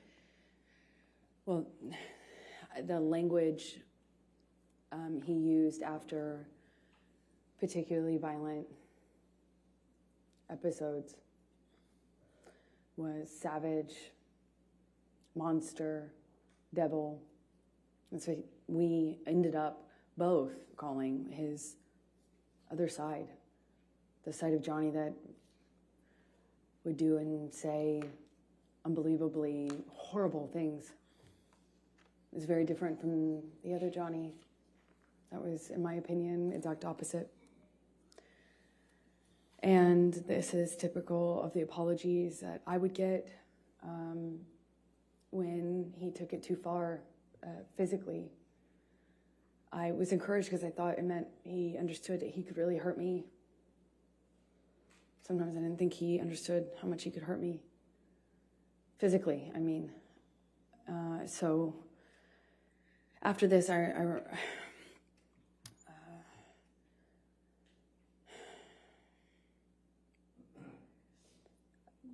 had a visible bruise. I don't remember where, but I remember what other people, well, I can't say that, what they said, so.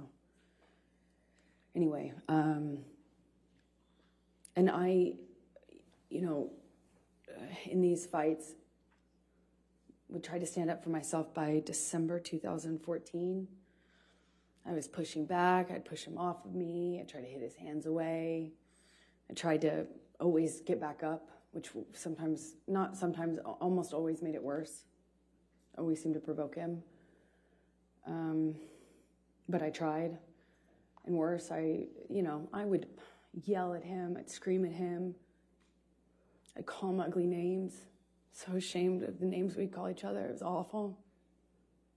It was awful. We both got into that pattern. It was so,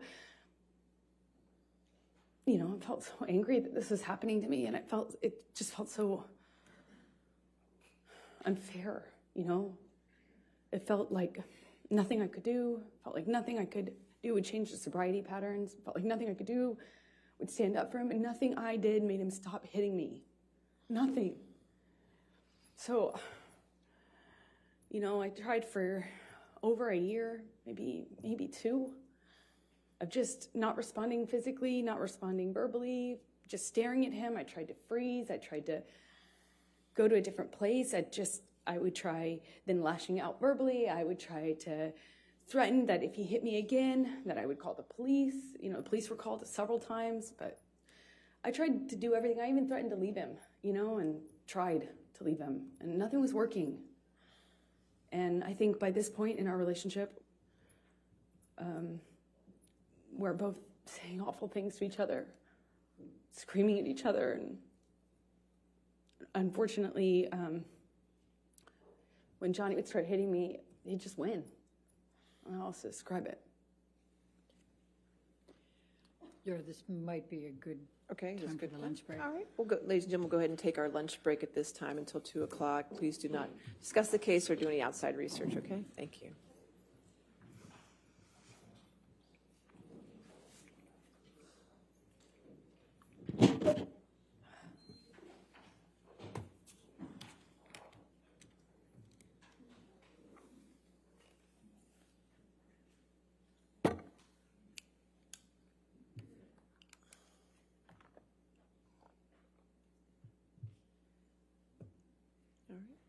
And again, ma'am, just don't discuss your testimony with anybody this time, okay?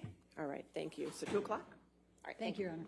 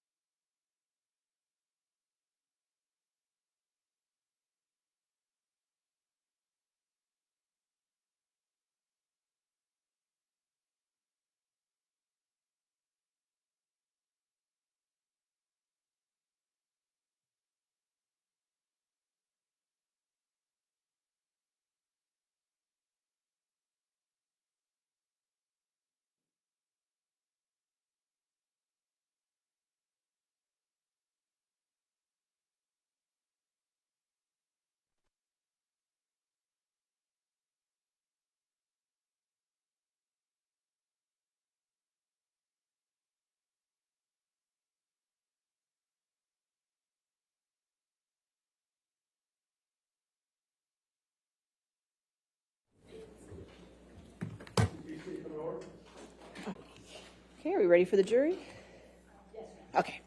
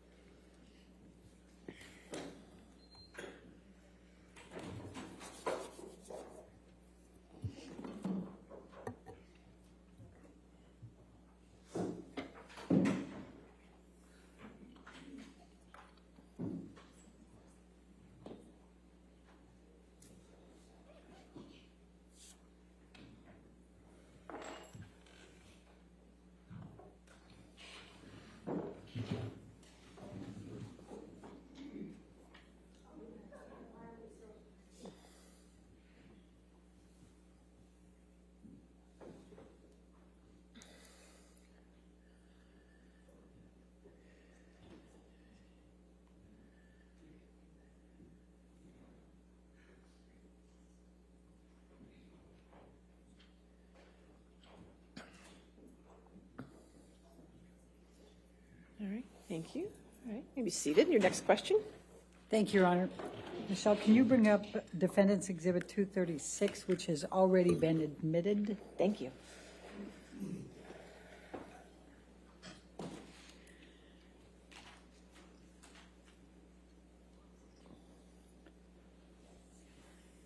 Amber, I'm jumping back to the Boston plane incident just for a moment.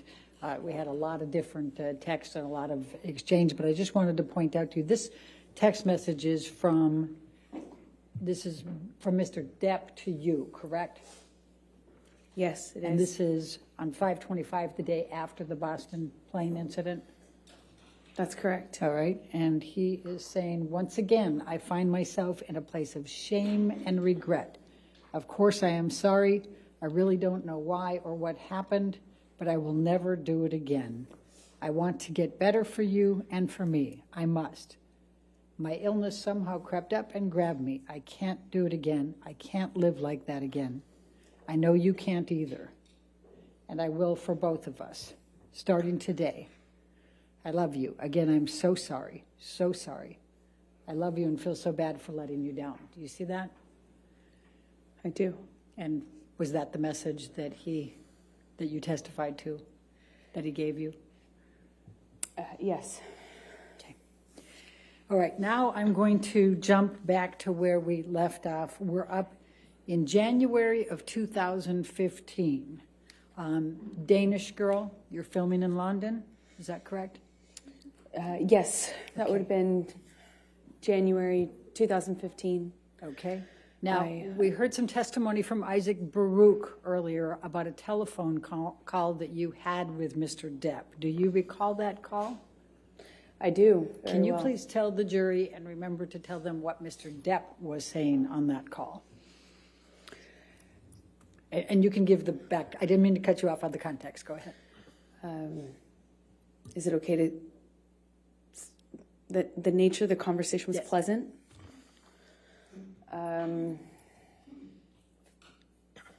Friendly, fine, normal. And then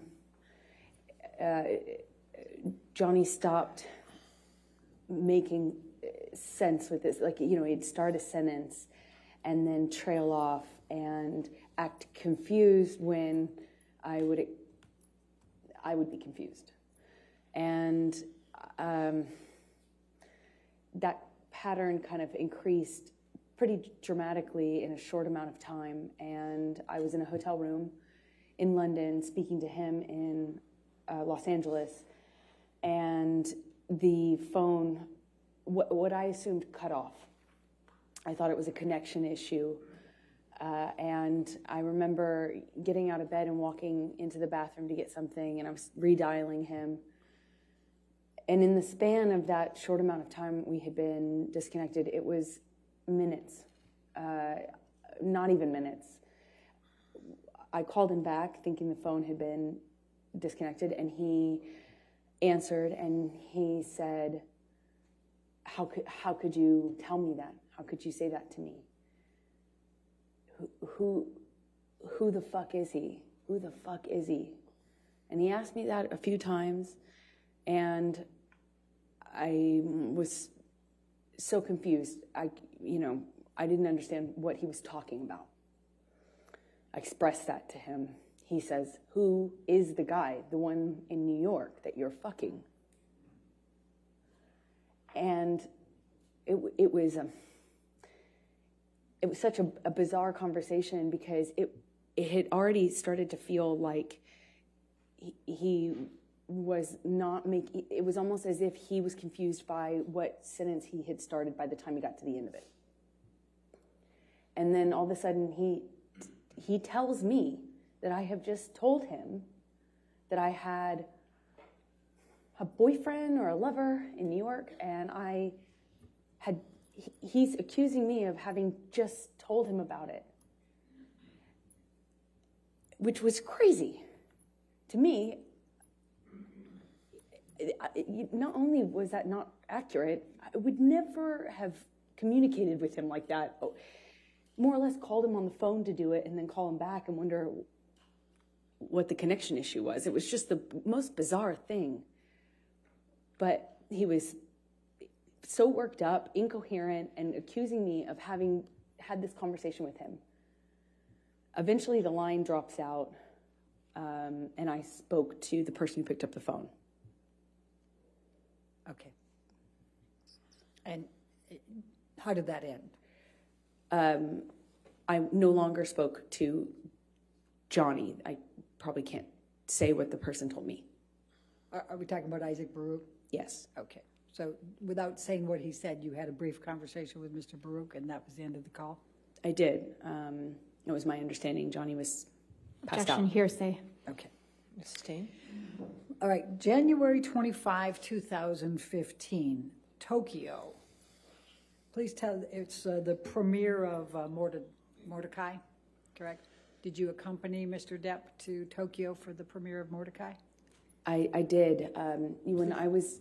Please tell the jury about that trip. Well, I had just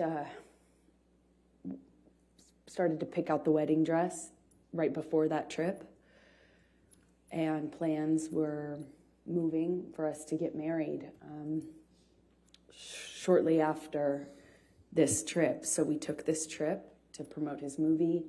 I went with him. We got in an argument in the hotel room, and I said, I don't remember what I said to him, but I said something snotty to him that provoked him. It provoked him, and when I walked into the hallway, he grabbed me by the arm and slammed me up against the hallway wall, and I kind of struggled with him, tried to push him off of me, and I managed to get out of his grasp enough to take a few steps, and I kind of curved around and went into the closet. And by the time I made it into the closet, he had me by the hair, and what felt like he was just wailing on me, but in a really sloppy way, like hitting the back of my head, and kind of wrestled me down to the floor. I mean, it felt to me like I didn't even have a fair shot, because I wasn't facing him or looking at him. I was walking away from him. Or else, I would have at this point even I would have tried to defend myself more, but I didn't. I kind of felt like it didn't see it coming, and he just wrestled me down to the ground. And I remember he was screaming at me. I mean, like really screaming loud. And what I remember of that is trying to get up and him kind of wrestling me back down, and at one point put his knee on my back. It was kind of like kneeling on my back. And I just had this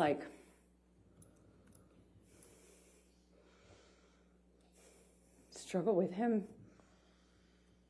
And I look at him and he's still got his glasses on. I just remember looking at him and thinking that was so...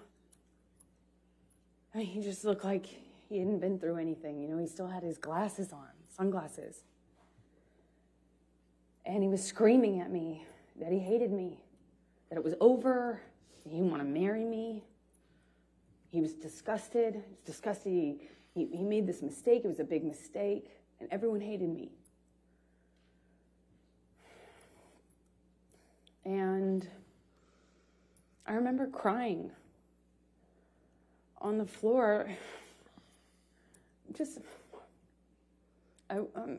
more than anything, I was heartbroken. I thought maybe he was serious. I thought maybe, God, he doesn't love me. Maybe he really feels this way. It broke my heart. Broke my heart. I wanted to marry him so bad. This is the man I loved, Yes, it was awful at times, but I loved him and what he was saying. Objection, Your Honor, non-responsive. Overruled. What he was saying to me hurt just as bad as anything else. I just remember that he left me on the closet floor, and as embarrassing as it is to say, I went up to him at some point. I don't know how much time had passed. He was sitting at the piano in the living room of the hotel room that we had.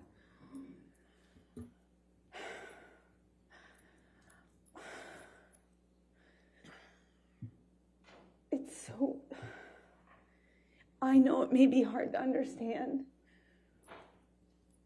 It's hard for me to hear myself say, but I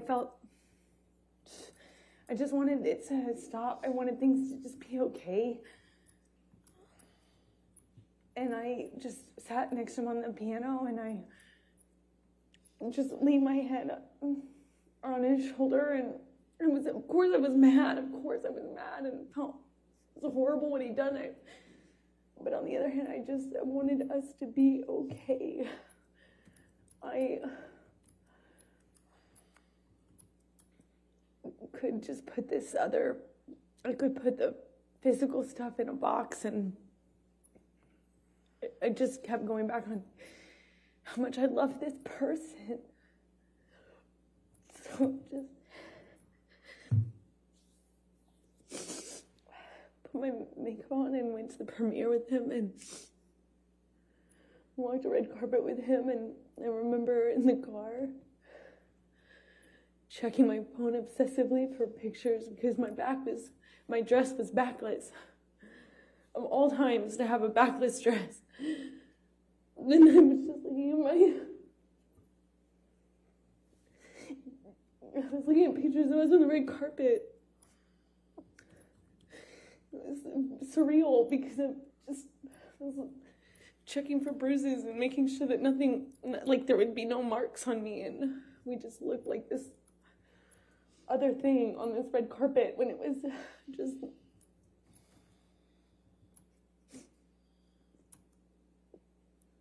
It was not like that. It's embarrassing. It's hard to... I'm sure it's hard to... Objection, Your Honor, non-responsive. All right, I'll sustain the objection. Next question. I'm going to take you to February, the next month, 2015, to your wedding. Can you please tell the jury about your wedding? So we get married in Los Angeles.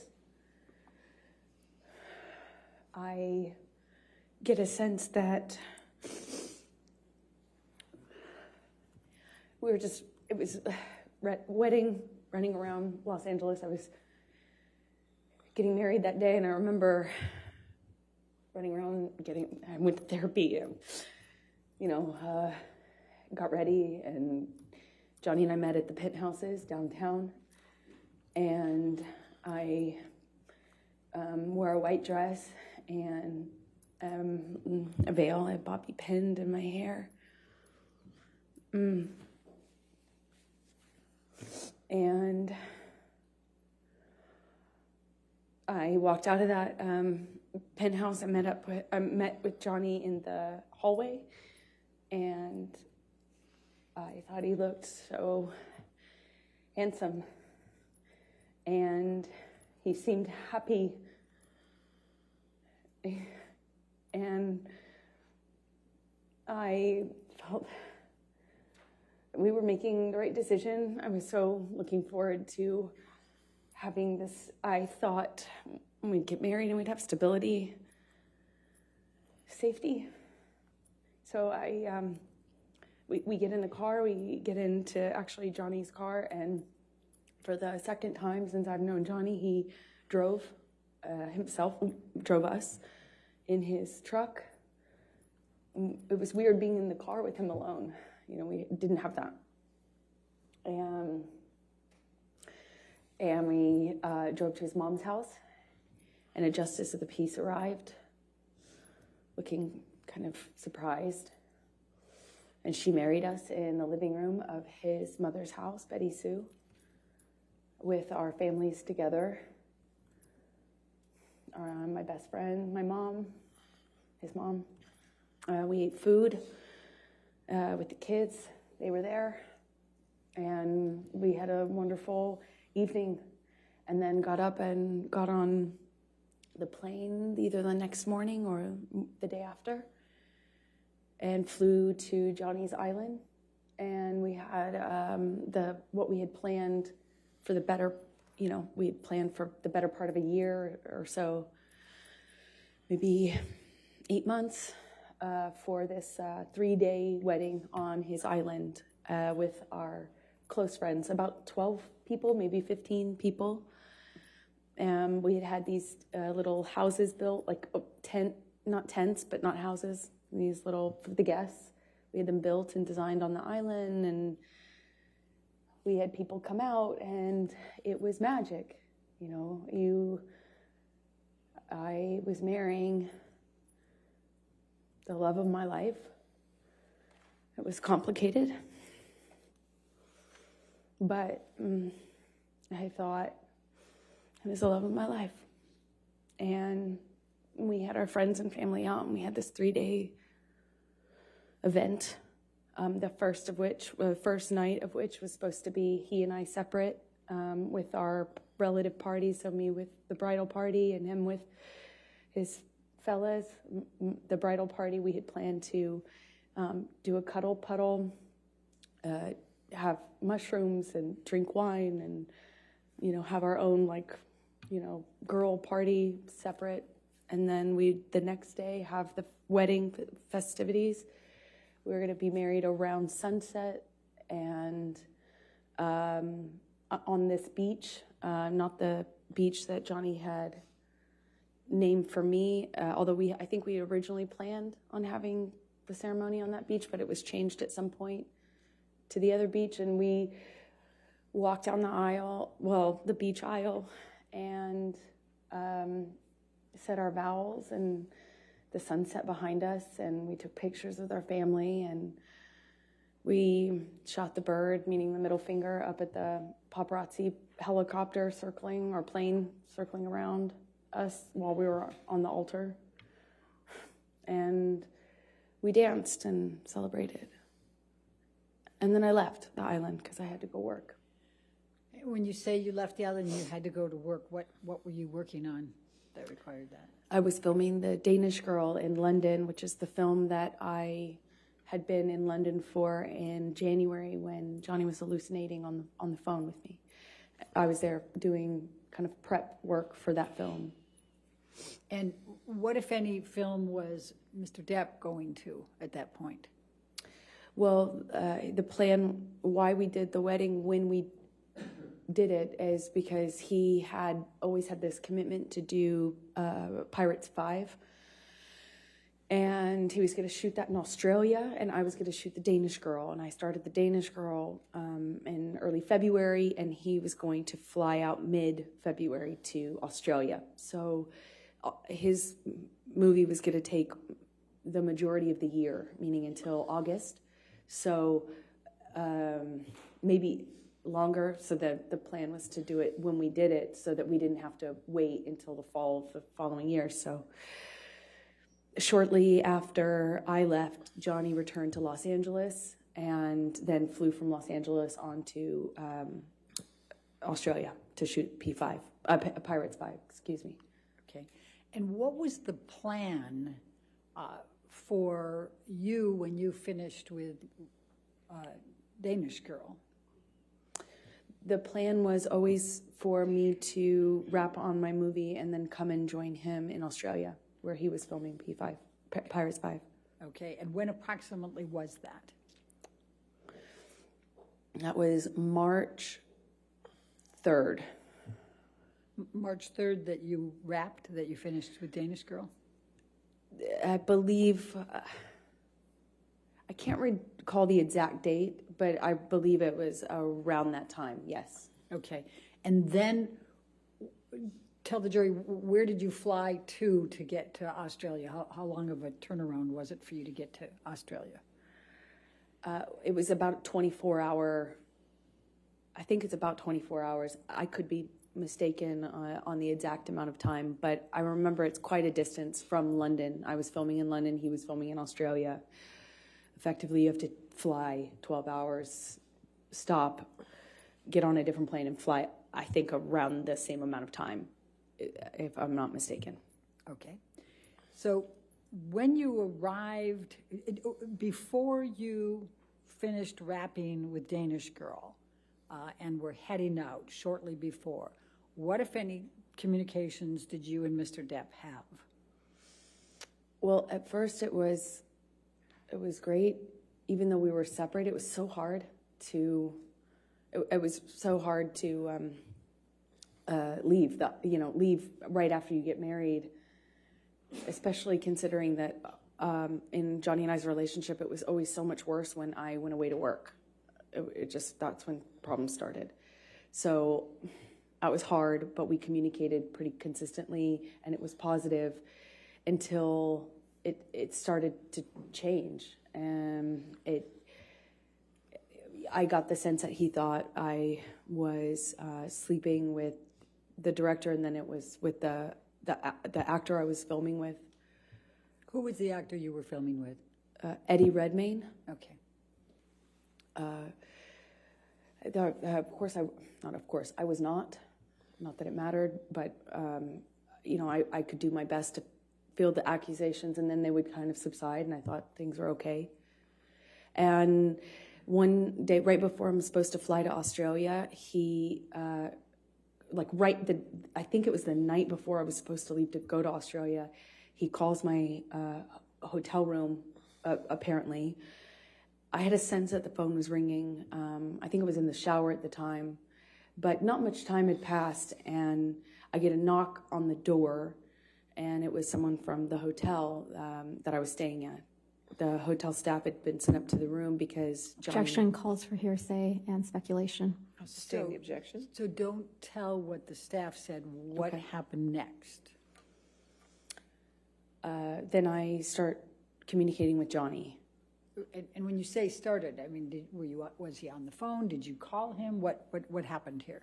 He called the room and then my cell phone, and then once I was on the cell phone, he was accusing me of not being in my room, so he called the room, and I had to prove that I was in the room because by answering the phone.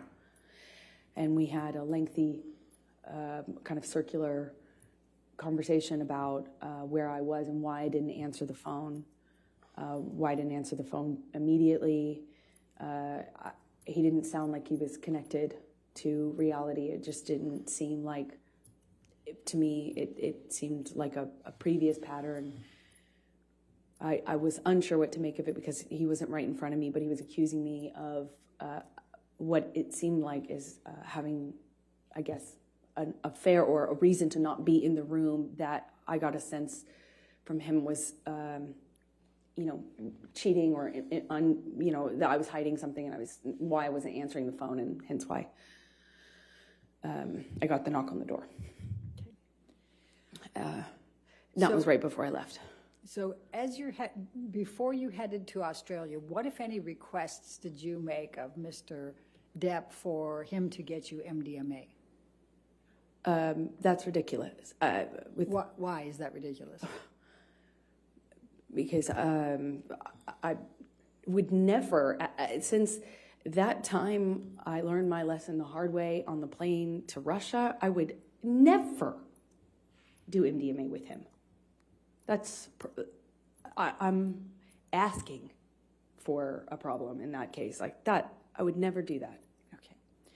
So you flew to Australia and met with Mr. Depp, right? And I'm going to, can we pull up Defendants 1809? And Your Honor, these are some of the pictures that Mr. King, you may recall, was testifying earlier, said he had on his phone. Okay. And then those were given, so.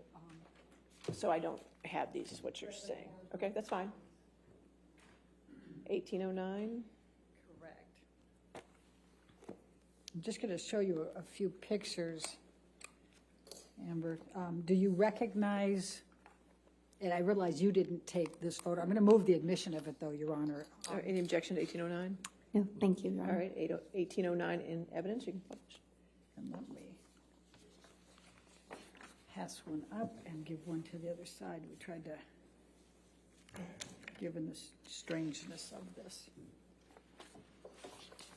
May I approach, Your Honor? Yes. Thank you. I appreciate it. Amber, do you recognize this photo? I do. And could you tell the jury what this is? That is the driveway leading up to the house that Johnny was renting while shooting Pirates 5. Okay. And then I'm going to try to make this a little faster, and I'm going to go 1810.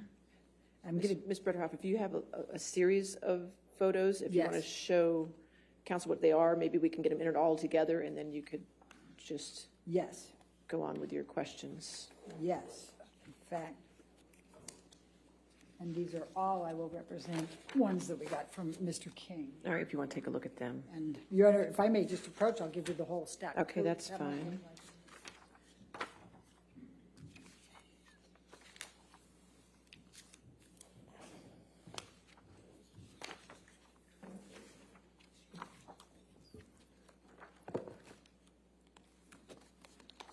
We can keep that up if you want.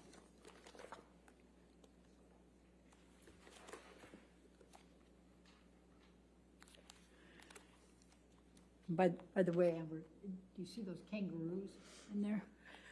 When I was pulling up to the house, I saw kangaroos as well. This was a pretty big driveway. It was a pretty I don't have any isolated. objection. Sorry. No objection to any of them? I don't believe so, Your But Honor. make sure you look through them all, too. I just want to make sure, because Thank I'll you, go ahead Your and read them into the record once you have looked through them all. And then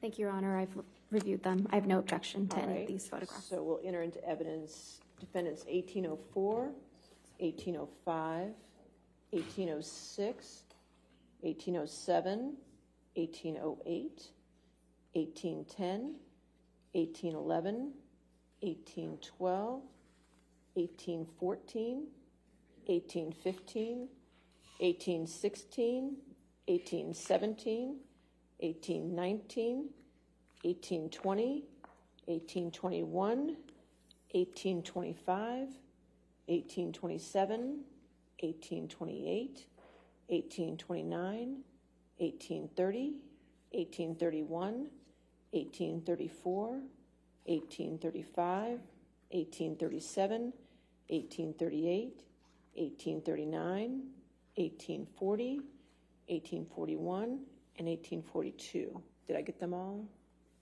I believe so. I want to make sure more than believe, so we agree that's all in evidence? Okay. They're all in evidence. So as long as you're just going to be referencing those photos, we'll keep it on We're for going you to to keep it publish moving. them. Thank you, Your Honor. Appreciate it. Okay. Whose home was this in Australia? It was a, I think like a a well-known sportsman, racing cars or something of that nature. Okay. Let's, Michelle, if you can pull up 1810.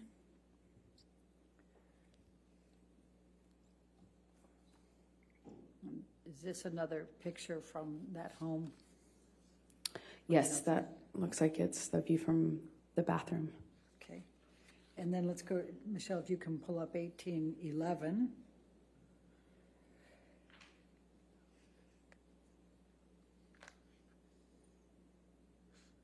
Is that a picture of the home?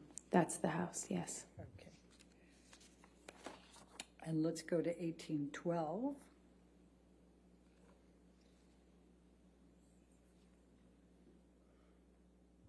And That's the view from the living room. It opened into a lagoon. okay. And then let's look at 1813.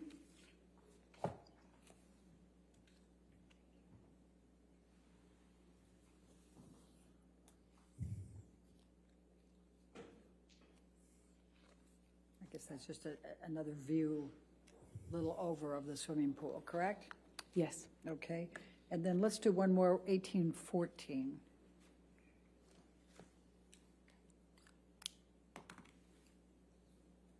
This is inside the house, Yes. okay. And if you can look to the back here where I've got I'm making some, what if anything is that back there? That's the kitchen. Okay, and this is the dining room, and this is on the main level? What we're looking at is the dining room table on the main level with the kitchen in the background. Okay, thank you. Now I'm going to ask you to take this jury through your experience, what happened in Australia once you arrived there.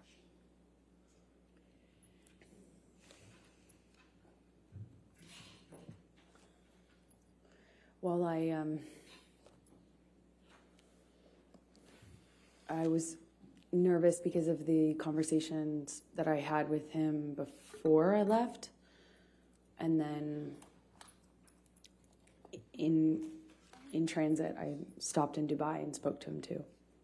So I was a little nervous, but he indicated me that he wanted me to come. He said, I miss my wife at the end of the phone call that we had in the airport.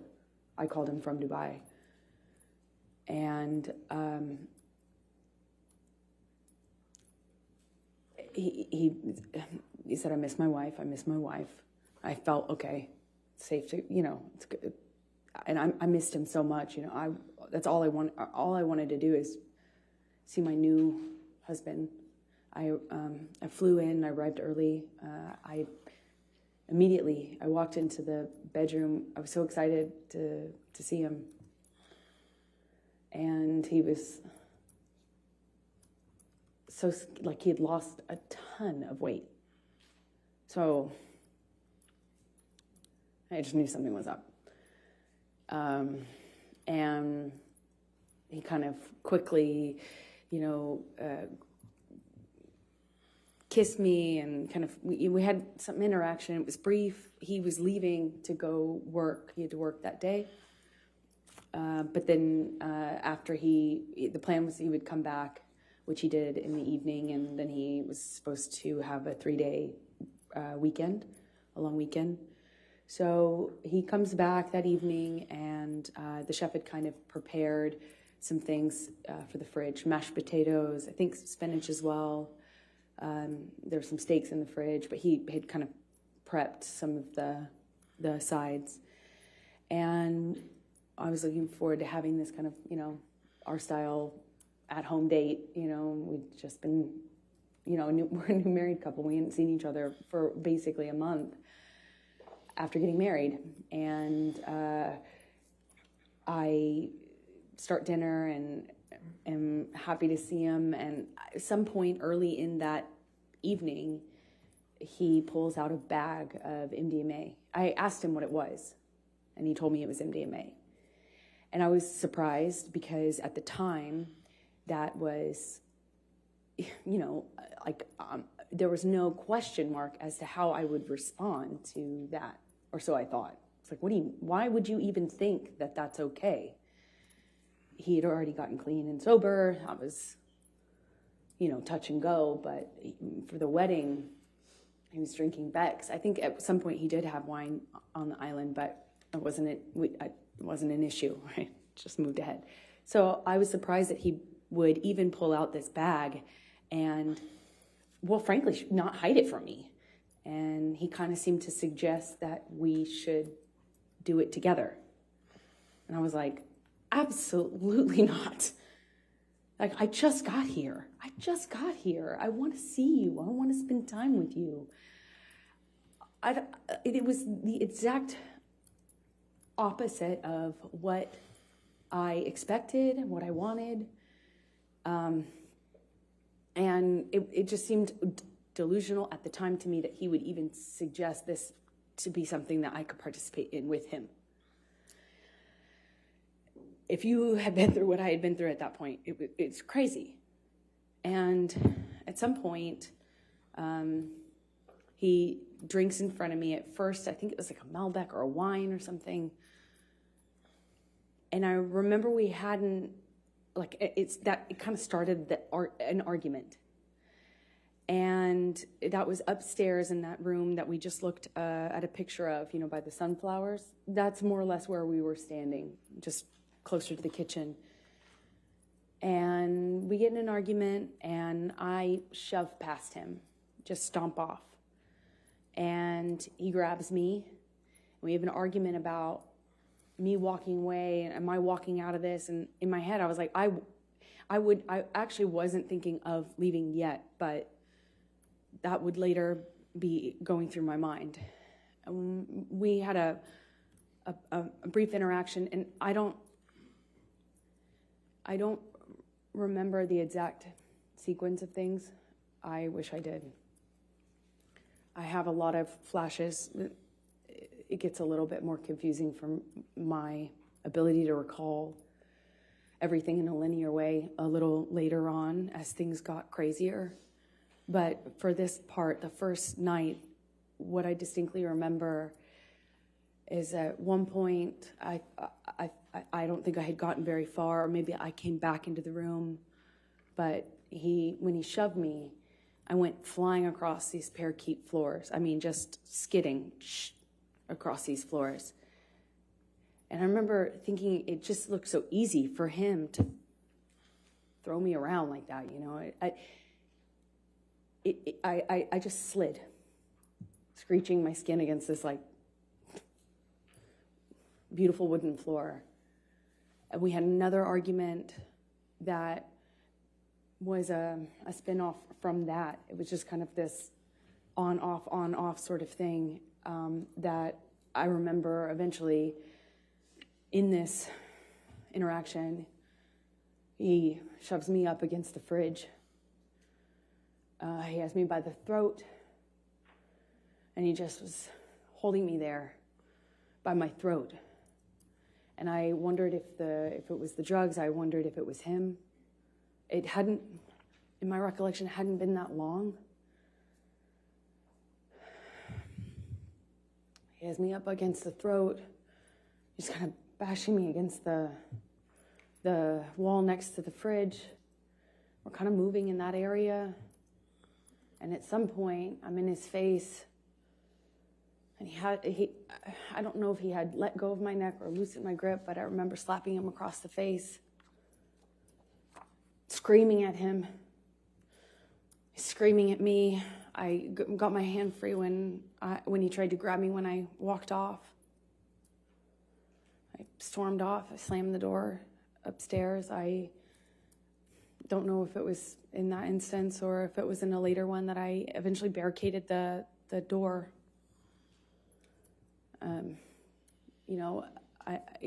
It wouldn't stop him from coming in. He could come in the other doors. There's there's a back door, there's patio, but at least I'd hear it.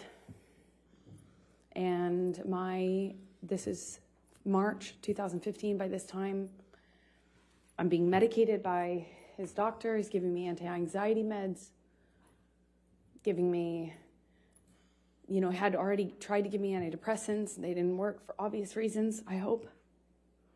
I wasn't sleeping. I had insomnia. I'd wake up with panic attacks.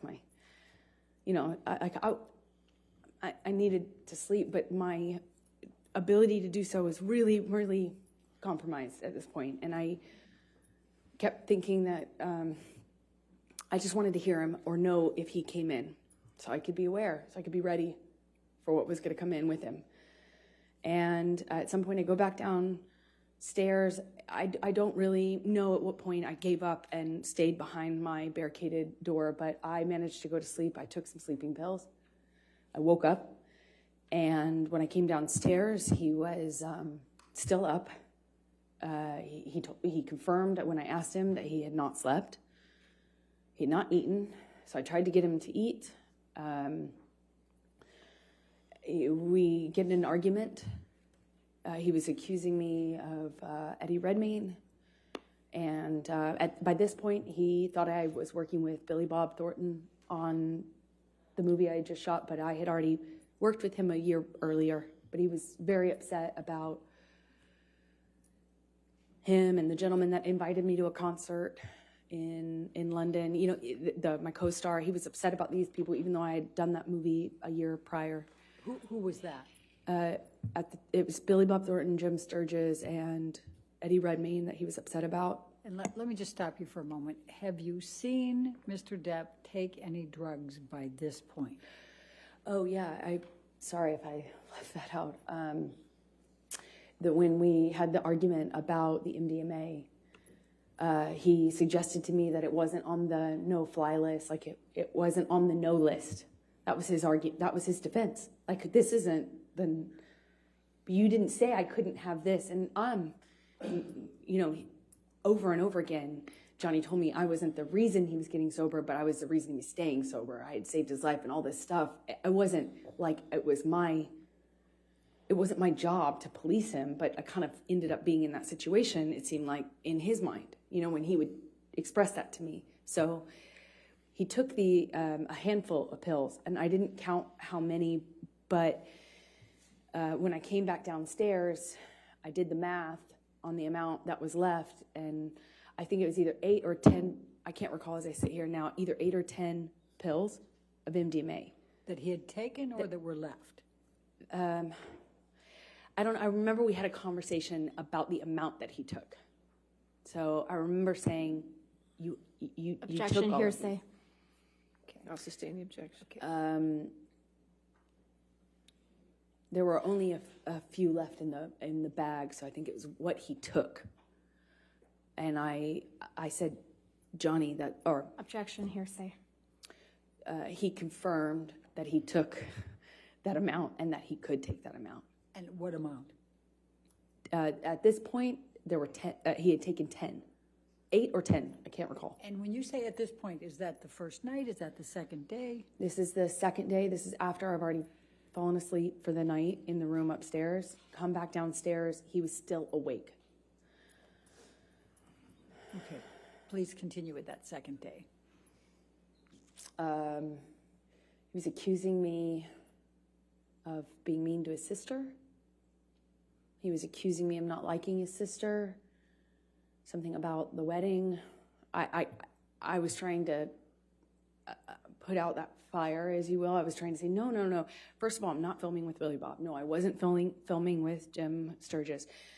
Yes, I filmed with Eddie Redmayne, but he was a lovely gentleman. Objection, Your Honor, hearsay. Let's not offer to prove the truth of the matter. Overruled. Thank you. And then when it came up with his sister, he was accusing me of kind of having this animosity with Christy. I tried to defend myself, explaining why her and I had kind of become cold to one another. I don't know how else to describe it, because we never had any sort of direct interaction that was negative. We never had any sort of confrontation or anything, but I did my best to explain to him what I could answer to that accusation. And at one point he, I mentioned that, well, I can't say what I mentioned. He, as a result of that phone call, picks up the phone and calls his agent I don't know why, still to this day.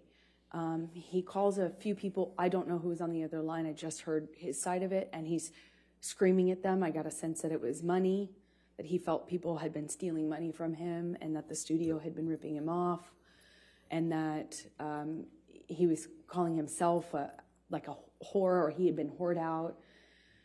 He seemed like he was upset, but I did not, at this point, this is maybe early evening, it was before the sun went down on the second day. I remember he took the phone at one point and called my divorce attorney. I had at some point prior to this got a divorce attorney, or not a divorce attorney, a domestic relations attorney to do a post-nup, because we got married in February, and there was never any mention or talk from Johnny about a prenup, but I had interactions with his sister, and so I thought, okay, I'll get a lawyer and let's do a post-nup. When Johnny found out about that, or when I reminded him of that in Australia, he went outside and called my divorce attorney and fired her and said the only way out of this was death. Again. And I heard that already at this point, March 2015, probably 25 times. So he's screaming at her. He calls his agents. I hear him talking incoherently, screaming incoherently at my lawyer and his agent. He comes back inside, and I genuinely didn't know if he was still mad at me or if it was about me at all. I didn't know. It didn't seem like it was connected to reality at all. At some point shortly after that, I have been saying to Johnny, you need to sleep. Let's eat some dinner, baby. Let's relax. Please, like, calm down. In my head, I was thinking that it would genuinely change if he just got some sleep. He needed to sleep it off. He needed to come down off the drugs. Clearly, the combination of what he had taken pill-wise with whatever else he was hiding from me was not good. I had recognized that sort of delusion. I had recognized that sort of unattached to reality rage. I had recognized the patterns of those kind of loops where he's yelling about things that aren't even being discussed or talked about. I knew already that he just needed to sleep it off, clean up, sober up. And I thought we could. I remember I went to the fridge. I got out the steaks so that they would be ready to cook. And I got out some of the food I was going to put together for dinner. I went upstairs. I don't know if I came back down in my nightgown at that point or if that was shortly after, but the next thing I remember is coming downstairs and looking for him. We had an interaction that I can't really describe. It didn't make a lot of sense to me. He was just belligerent, throwing things, screaming at me.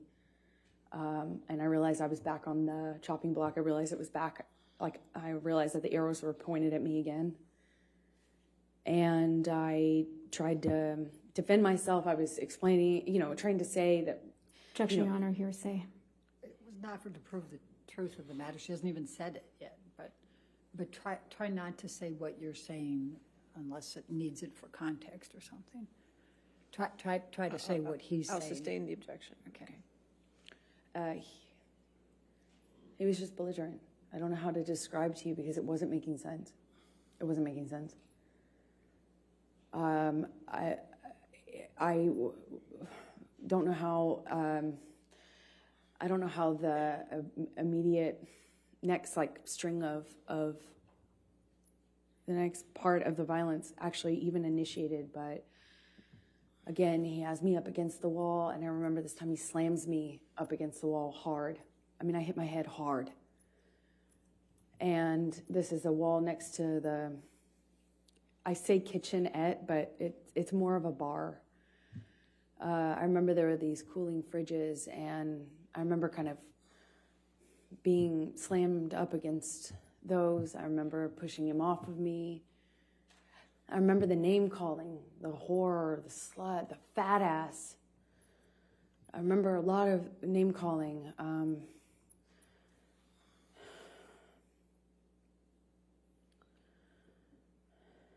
I said, Had he been drinking by this time? he was drinking. Calls for speculation and leading. You're also seen as leading. What, if any, drinks had you observed Mr. Depp have by this time? Well, I had already seen him drink right in front of me. He took a big swig out of a wine bottle upstairs right in front of me as in a gesture of like looked right at me and took a big swig out of it as a, you know, like a show for, like, you know, did it right in my face to make a point. And then when I came downstairs, he was drinking from the bottle. I don't know what kind of liquor. I remember there was another bottle open, and I was wondering why he was drinking both. But at some point,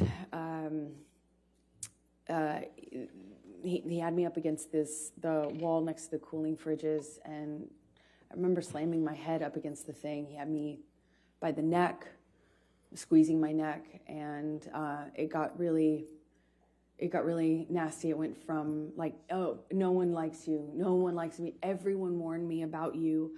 That's what it was. He started to tell me that everyone had warned him about me, and that he wished he had never married me, wish he had never met me. No one liked me. You know, it sounds childish, but I remember feeling really hurt. And then at some point, I shoved him hard to get him off me. And he shoved me back, and he said, "Do you want to go, little girl?"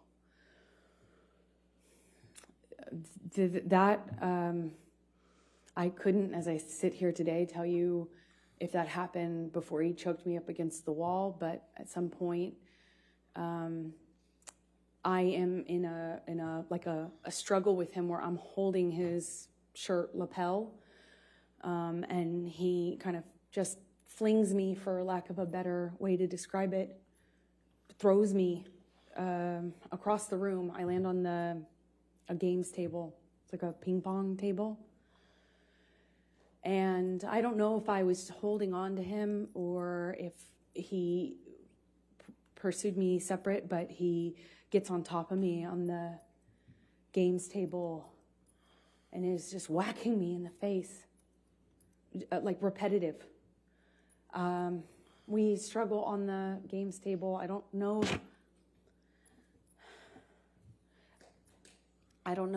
how we get up. I don't know if he pulls me up. I wish I could tell you, but we were in this struggle down in this games room by the bar. And we had this conversation about the drinking, or argument about the drinking, and he holds up this bottle to me, and you know, I'm saying, did you drink this whole thing? Something stupid, focusing on this detail, and he is telling me that I can't control him anymore, and that if I really wanted to try, take it. And then he's like taunting me to take the bottle from him. If I really want him to stop, why don't I take it from him? Go on. Kept saying, "Go on," and kind of gesturing with the bottle towards me. And like he does that 2 or 3 times. I reach for it, he'd revoke it, kind of laugh at me. And he's holding out the bottle. I think like maybe the 3rd time or so I get a hold of it. I pick it up and I slam it down on the ground right in between us. There's a tile floor, a white tile floor. And I smashed the bottle on the floor. And that really set him off. So stupid. Sorry. It was like a light bulb switch went off. And he starts screaming.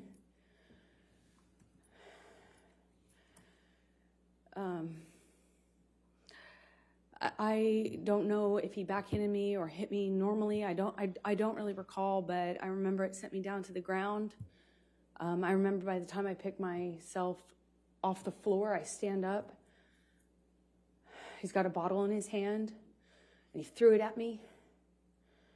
It missed, thankfully, but I kind of pulled myself back into the bar area.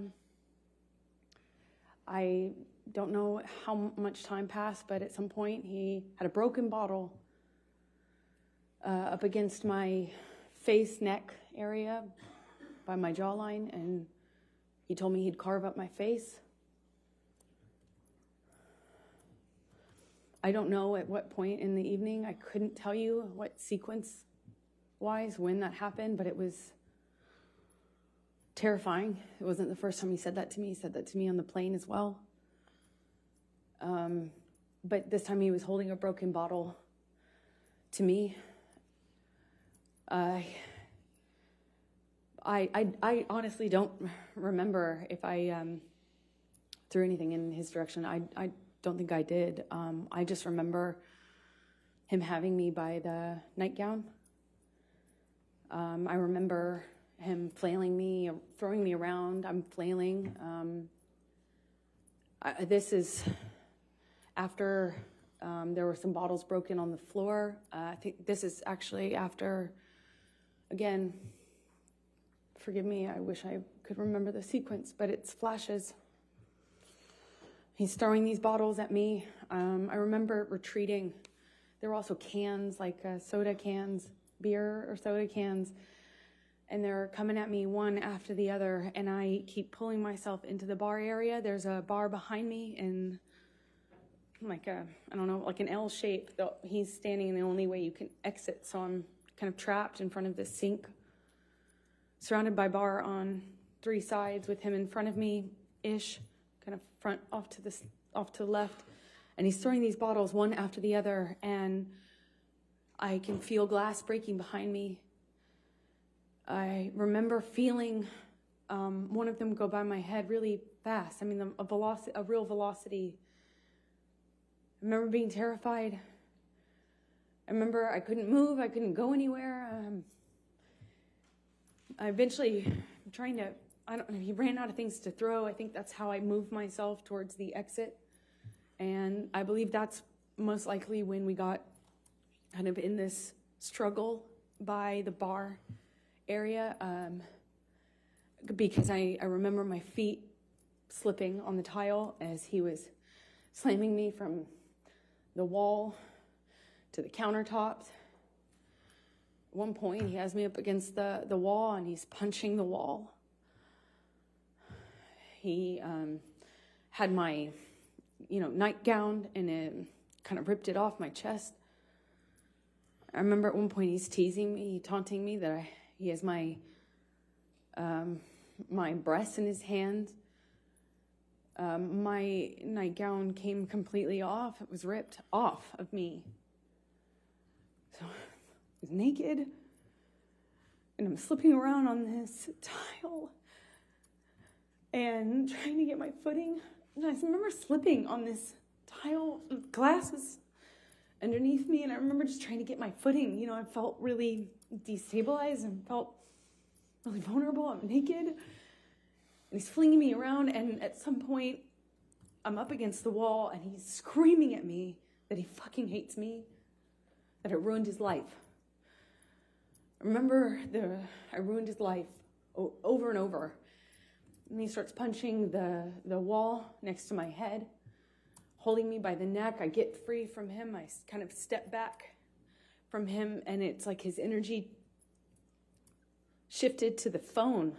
There's a wall-mounted phone on the wall next to where my head was, and he went from punching the wall to like realizing there was a phone there, and he picked up the phone and he's screaming. He's like at the top of his lungs, screaming, "I fucking hate you! I fucking hate you! You ruined my fucking life!" And screaming at the top of his lungs, he picks up the phone and starts bashing the phone against the wall where I was just being held. And I remember kind of having some distance on what was happening and watching him do this. And it was like his energy had shifted, and I was that phone all of a sudden. And he was just over and over again smashing this phone into the wall over and over again, screaming at me. And I was watching the phone every single time he pulled his hand back. It was just breaking into pieces. I remember thinking this phone is disappearing. He was smashing it to smithereens, just going into the wall. And at some point, he's on top of no phone, but screaming the same thing. I fucking hate you. You ruined my fucking life. I'm on the countertop. It had me by the neck. And he felt like he was on top of me. And I'm looking at it in his eyes. And I don't see him anymore. I don't see him anymore. It wasn't him. It was black. I've never been so scared in my life. It was black. I couldn't see him.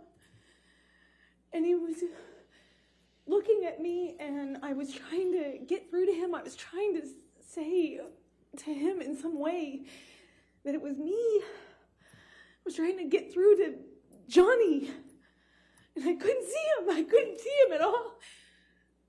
And my head was bashing against the back of the bar, and I couldn't breathe. And I remember trying to get up, and I was slipping on the glass. My feet were slipping. My arms were slipping on the countertops. And I remember just trying to get up so I could breathe, so I could tell him that he was really hurting me. I didn't think he knew what he was doing. I don't know how.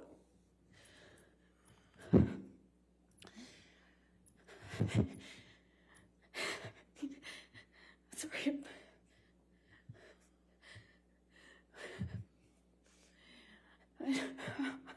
I'm sorry. I couldn't breathe. Please. I don't know. Please, I don't want to do this. I don't want to do this.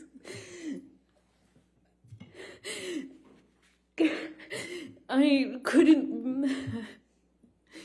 couldn't breathe. I couldn't get through to him. I couldn't get up. I couldn't get up. And I don't know how that ended. I don't know how. I don't know what happened next. I don't understand this.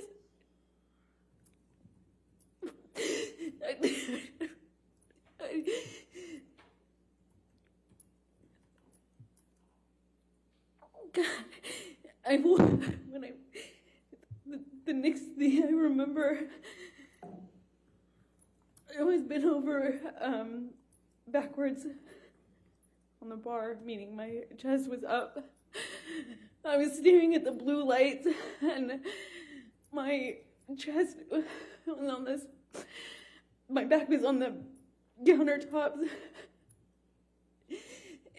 and I thought he was punching me. I thought he was. I'm sorry.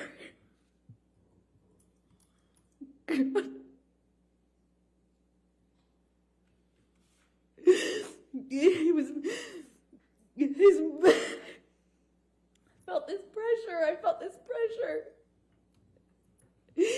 On my pubic bone. He thought he was punching me. I just saw his arm. I could feel his arm moving, and it looked like he was punching me. But I could just feel this pressure.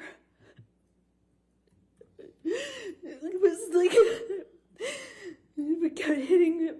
It didn't feel pain. It was just a pressure on my pubic bone, and I don't know.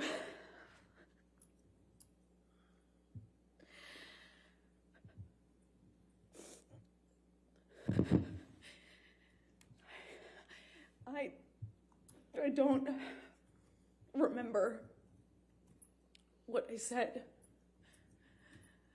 I just remember being really still,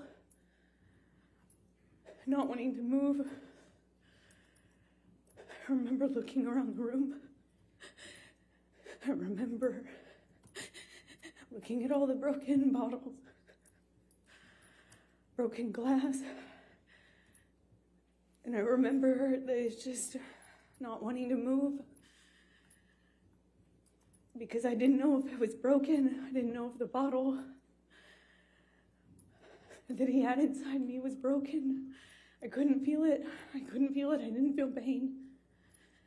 I didn't feel pain. I didn't feel anything. I didn't want it. I looked around and I saw so much broken glass that I didn't know if he would know.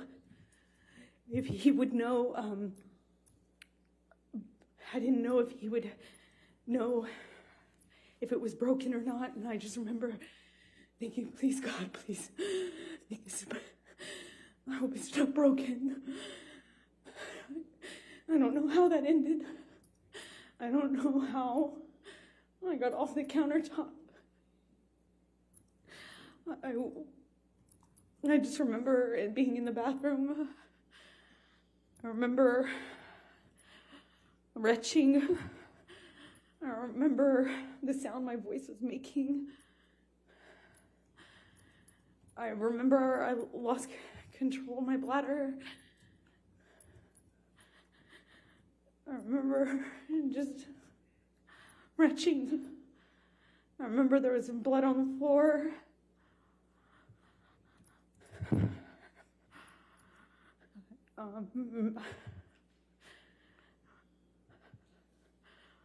I got up at some point.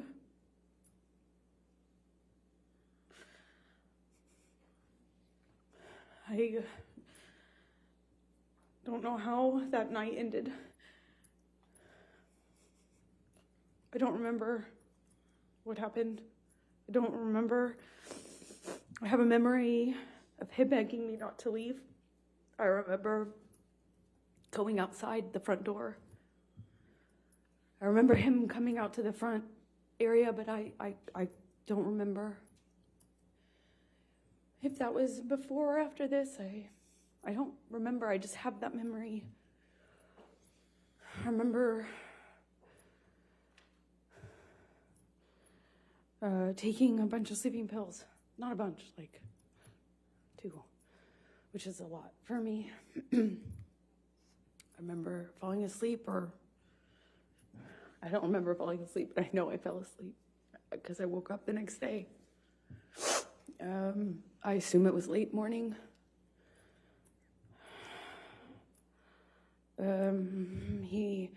I could hear him downstairs. I could hear Marilyn Manson music, not in person. I could hear the music. Maybe he said it was Marilyn, or maybe I could recognize it. I don't remember, but I became aware of it. That's what I was hearing. It was blaring. It became clear, obvious to me when I walked downstairs. He was still up. He hadn't gone to sleep again. I walked downstairs and I saw this brown on the walls going down the stairs. And the brown on the walls became clear, like lettering. And then it was obvious it was dried blood.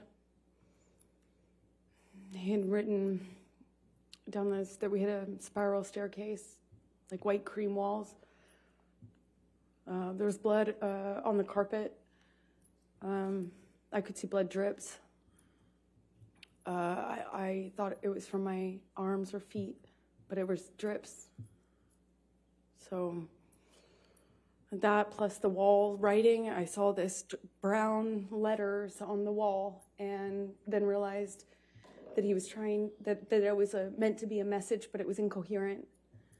I saw what looked like my name, but I really couldn't make out most of the rest of the message walking down the stairs. I saw a bird in the house. I thought that was surreal.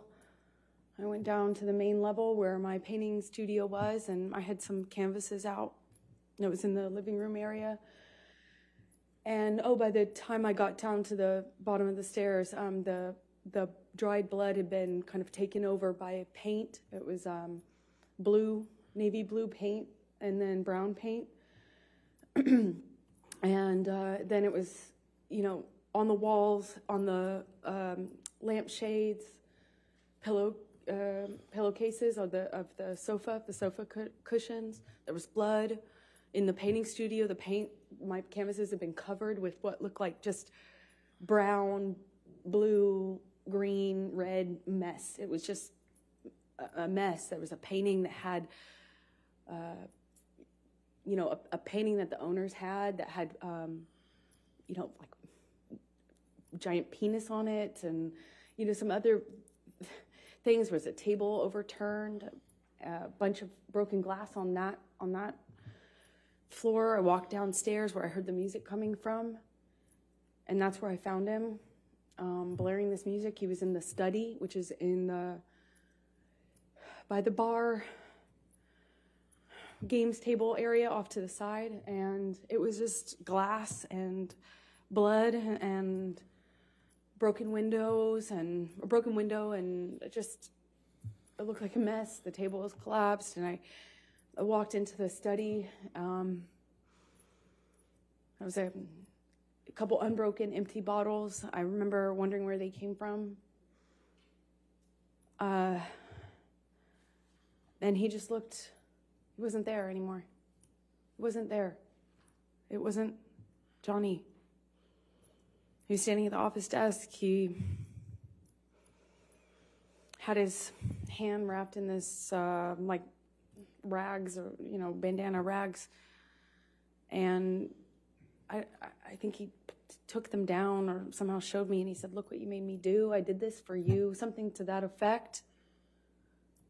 And I kind of put together, it was covered in paint, and I put together that's like he was using his finger.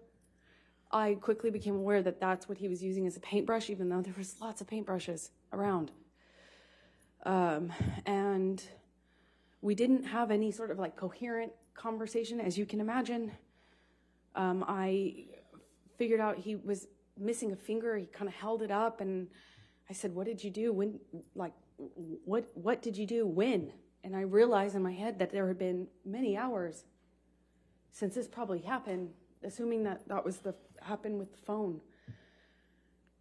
In any case, I knew it had been way too long, that he had this blood, that he was bleeding, and I said, "I'm going to call 911 if you don't call Jerry now." I still don't recall which of us called Jerry Judge, his security.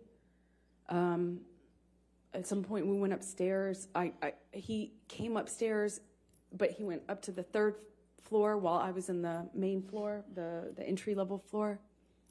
I went to make him a cup of coffee because he was demanding more Red Bull. And I was thinking, that's probably not a good idea. I don't know why coffee would be so much better, but in my head it was.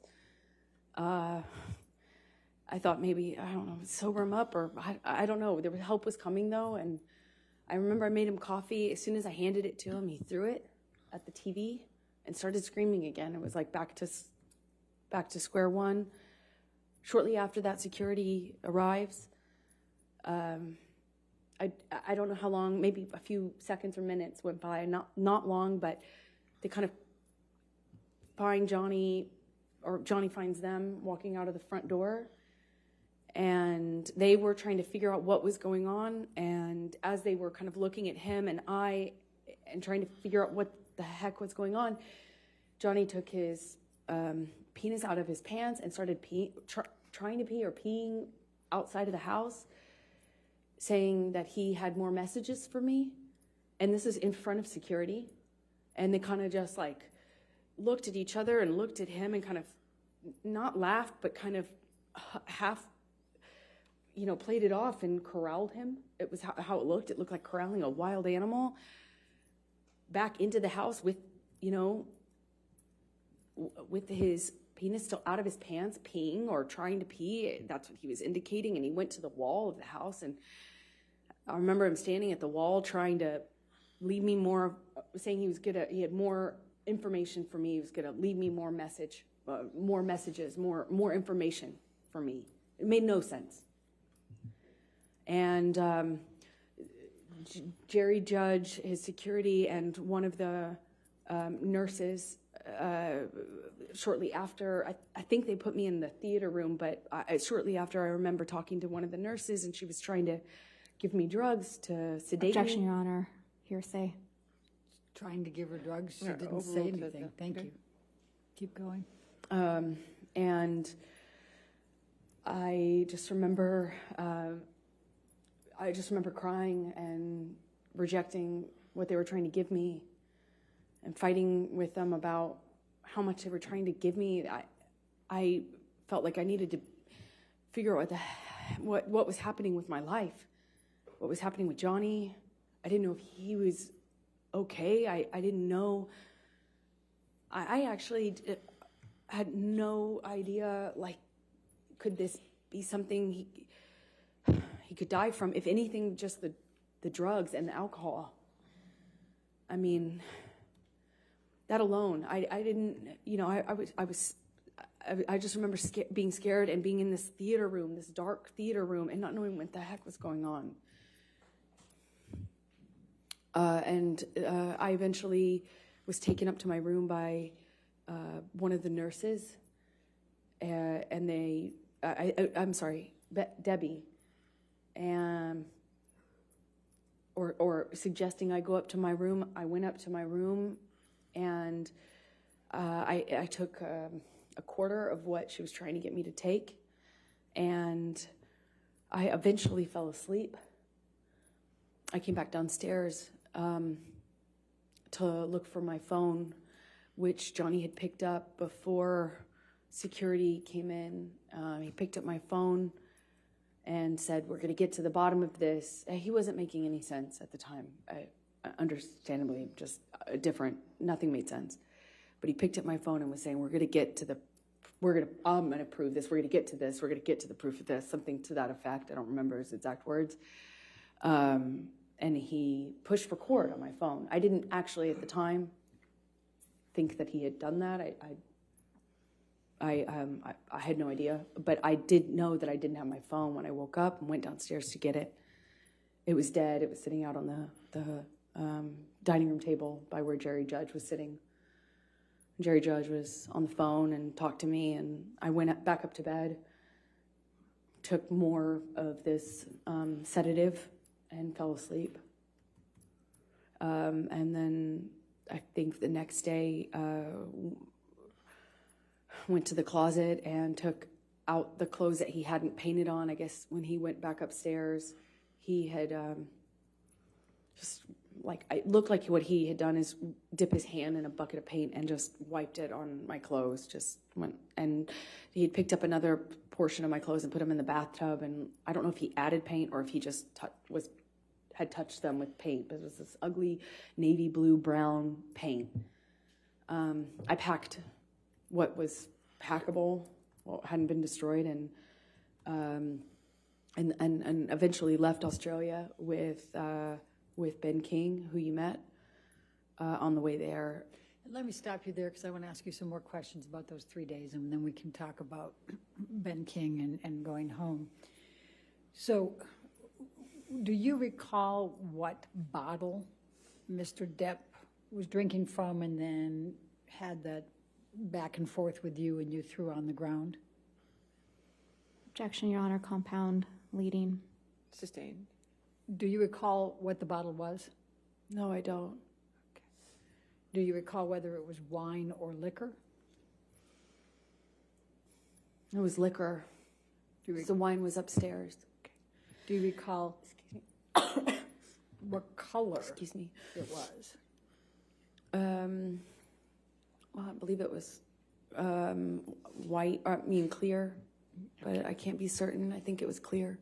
Do you remember whether it had a handle on it or not? No, it was a normal bottle, I remember because he was holding it like this and gestured to me to take it, and I did try to reach for the bottle. It was a normal size, but for the life of me, I can't remember like what brand. Okay.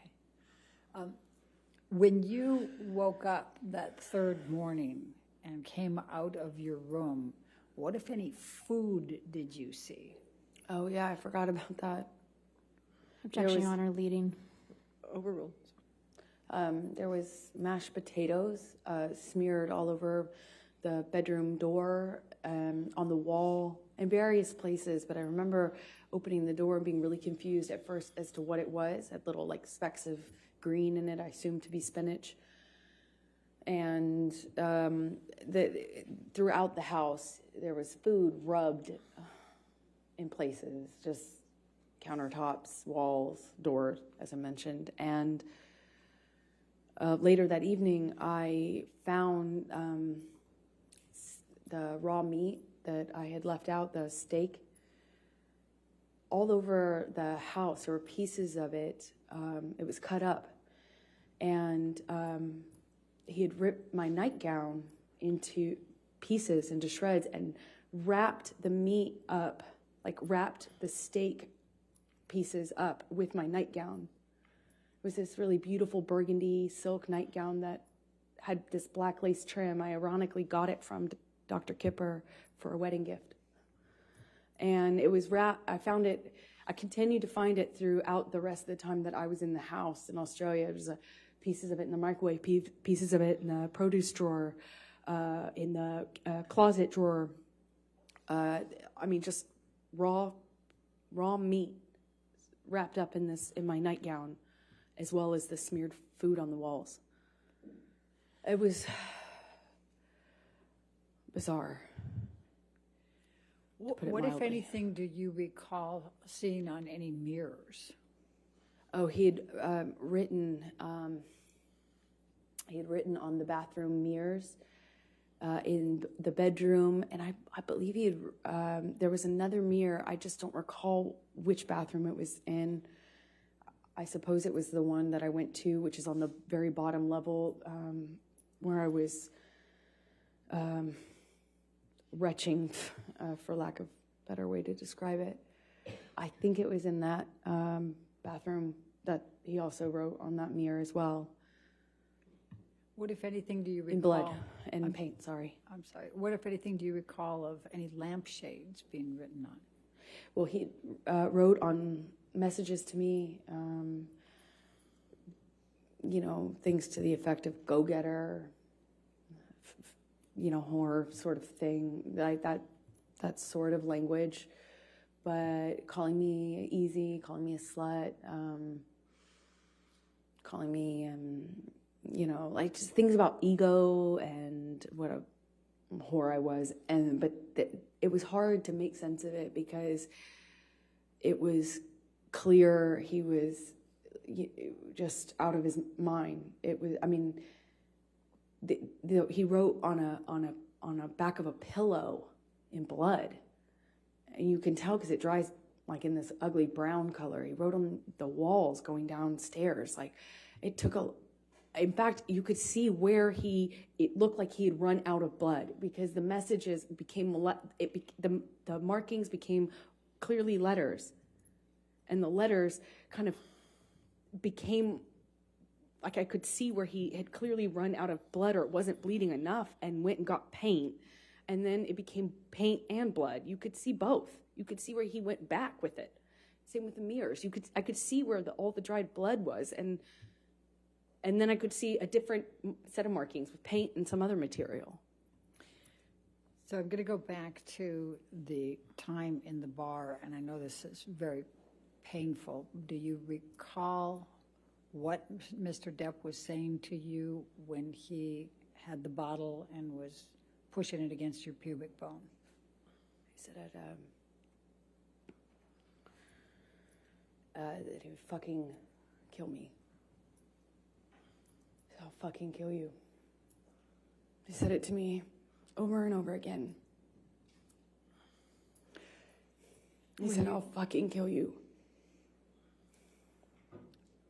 Did you bleed from the vagina as well? I did. And did you experience any pain later? I wasn't thinking about that. I was heartbroken. Eventually, I realized that I could be hurt because I was bleeding. But I convinced myself it wasn't broken and that the bottle wasn't broken, or else it would be a lot worse. And the discomfort I was feeling afterwards just paled in comparison to how scared, shocked I was. I'm scared. I just married this man. I just married him.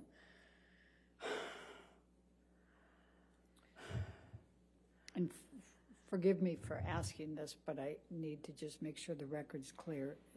You were penetrated up the vagina into the pubic bone, is that correct? Objection, Your Honor. Leading. Sustained. What, if any, penetration was there in your vagina with the bottle? I can't believe I'm so sorry. do this. I am so sorry.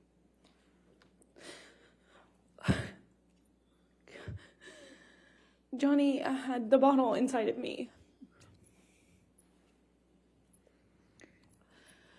and was shoving it inside of me over and over again.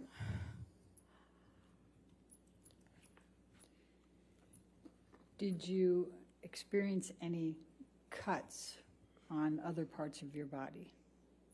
My forearms were cut. My bottoms of my feet were sliced up pretty good. Did you have any other bruising or swelling? I had a bruise across my jaw, I suppose, from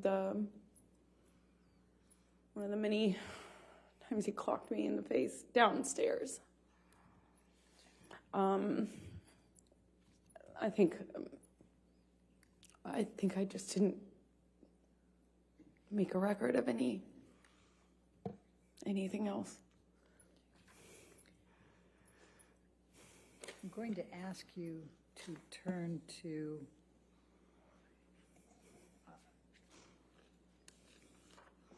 let's go to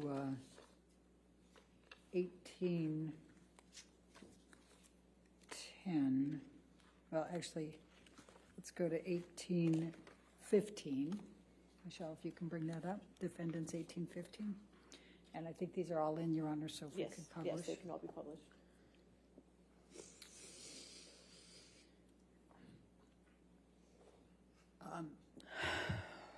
Is this the game table? Yes, it is. Okay. And is this, based on your testimony, is this where you were you on top of this table?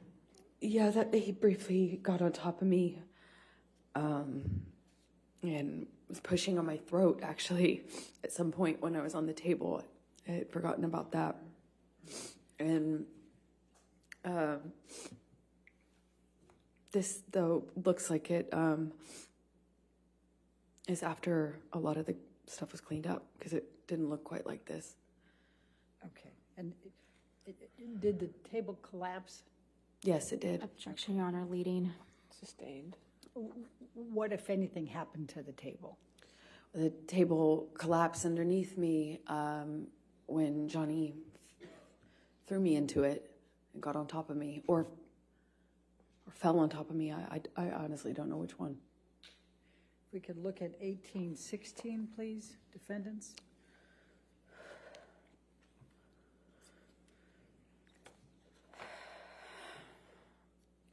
Do you recognize this, what's depicted in this picture?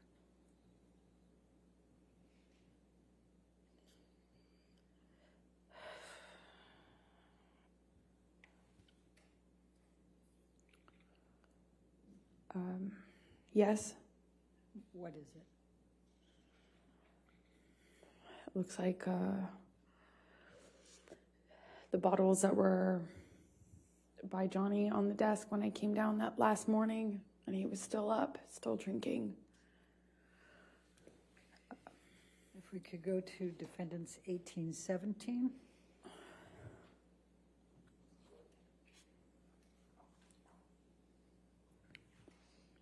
The bottle shape.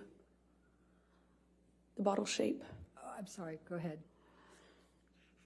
I don't, I have not, Go back to 1816, please. Your Honor, I had, confused. Is there a question? I was going to ask a question. What more do you recall? you had, sorry, it took me a minute to respond because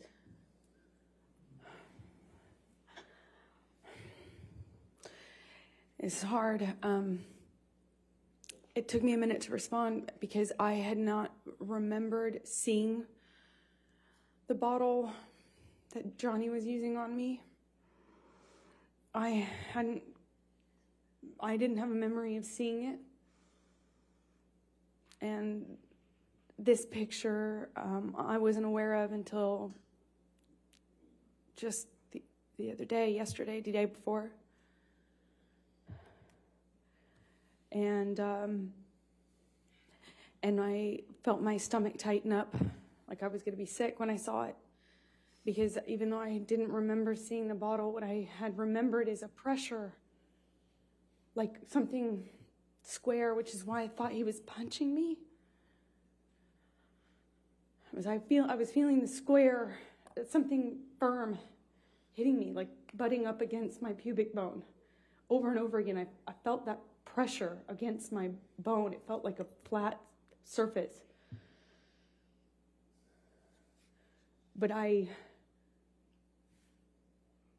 when I realized it was an object or bottle and not his fist, which is what I thought, because his arm, I could see his arm while he was holding me down, saying he was going to kill me, but I thought he was, his arm looked like he was punching me. And I hadn't seen this bottle. I didn't know. And then this came out in Ben's evidence because he didn't share it until this date. Objection, Your Honor. Sustained. And so I recognize it. All right, now let's go to Defendants 1817.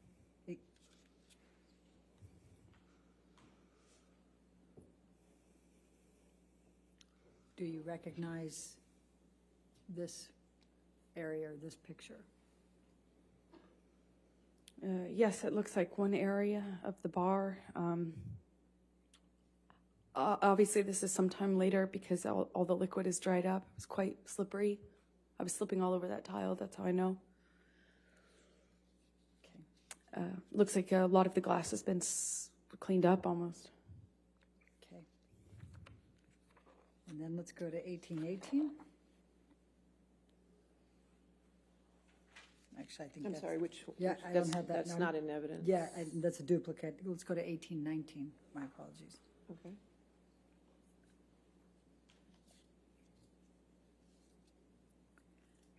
Do you recognize this? Yes, I do.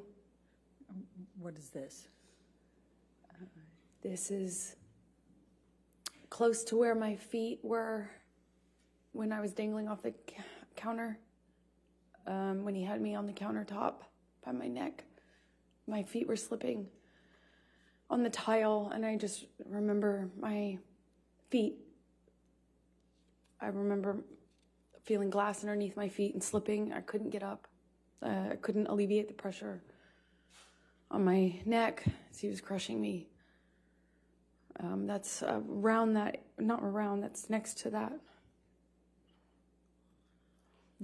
All the way at the end of the picture is the bar where I was standing when he was throwing bottles at me.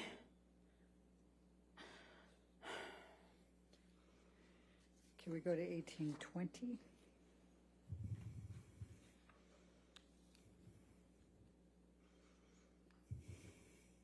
Do you recognize what's depicted here? The area. Yes, that's to the left would be where the wall-mounted phone was. Right right to the left of that. To the right of that is the little L-shaped bar that I was telling you about, where I was trapped. And when you say to the left of the wall, I'm what do you sorry. mean? Is it off the picture or on the picture? so if you're looking at this picture, imagine up and to the left at person height, at site height, was I don't know if it was antique, but it kind of looked old-fashioned, like an old-fashioned heavy. It looked heavy. I didn't pick up the receiver, but it looked heavy when I was watching it break. You know, it looked like these like really heavy glass. Excuse me, it's really thick, heavy, not plastic, but like a Bakelite or something heavy material on it. That's my best guess. So that would have been to the left, and then to the right would have been the very end of the bar that you just saw a picture of.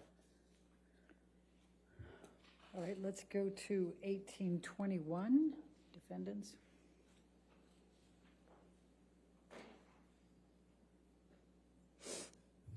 And do you recognize what's depicted in this photo? Yes, that's the bar that I was just talking about. Okay. Now, I see a phone on the right side. Is that the phone you were talking about? No, that's not. This is a wall-mounted phone. That's just a landline. And you see straight ahead at the very, if you look straight ahead at the picture, on the top part of that, it appears to be some broken glass. Do you recall, what do you recall of that? I recall more than just this window being broken. This is one of the windows that he broke when he was throwing things at me. My body was standing in front of that little kitchen sink you see at the end of the picture. I suppose that's some of the glass I felt, though, on the backs of my arms. Like when the window shattered. Okay. Let's go to 1822.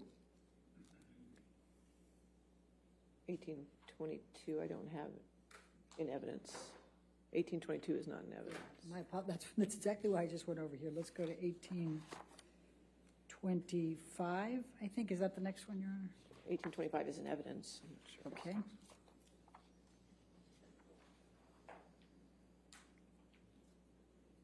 Do you recognize this picture?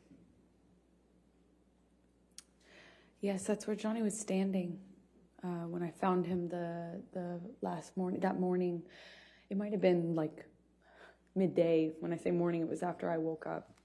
It was certainly not early morning. And he was standing at that desk, behind the desk, with the Manson blaring. When I found him and told him that I was going to call 911 if he didn't call Jerry. If you look in this picture, there appears to be a lampshade down below. Do you recognize that lampshade down below the table? That's one of the lampshades Johnny wrote threats or messages to me on. Okay.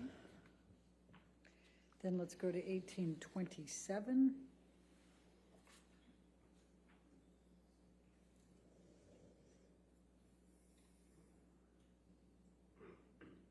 Do you recognize this? Yes, I do. That's my painting studio. So when I walked downstairs and saw all the blood on the walls, I walked into this room first. That's where the stairs empty into this room, kind of my painting area. And those are the canvases that he repainted. And do you see, if you look by the white tablecloth table to the right of that, do you see a lampshade there? Yes, I don't know if that's the same lampshade or another one. Okay. Then let's go to 1828.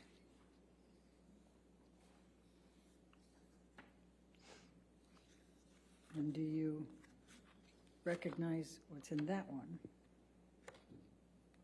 I do. Those are were my paintings that I don't know when he did that, if it was before or after the writing on the walls, but he just ruined them. So I just want to make sure, so the painting canvas that's dark colored, there's two of them there. Well, there's 2 or 3, and then there's a smaller one in the center, and that was his daughter. I was trying to paint a portrait of, and that was untouched. Okay, and then, but just so we're clear, the one directly in front of you that looks like it's just a lot of dark colors, was that dark colors before, or? Objection, Your Honor, leading. I said, was that dark colors before? I'll sustain the objection. What, if any, change was there on that canvas?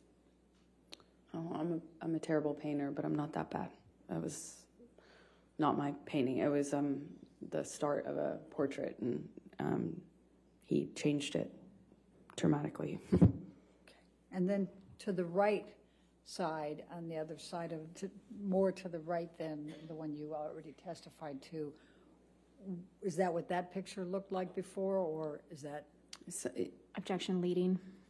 What, if any, changes were there to that picture? Well, the 3 canvases were portraits, so they looked similar to the one that's in the center that I was doing of his daughter. Okay. And the white that's below, what, if any, changes were there to that, the white canvas that you see there? It just looks like the painting was, it looks like once he destroyed. Objection calls for speculation. All right.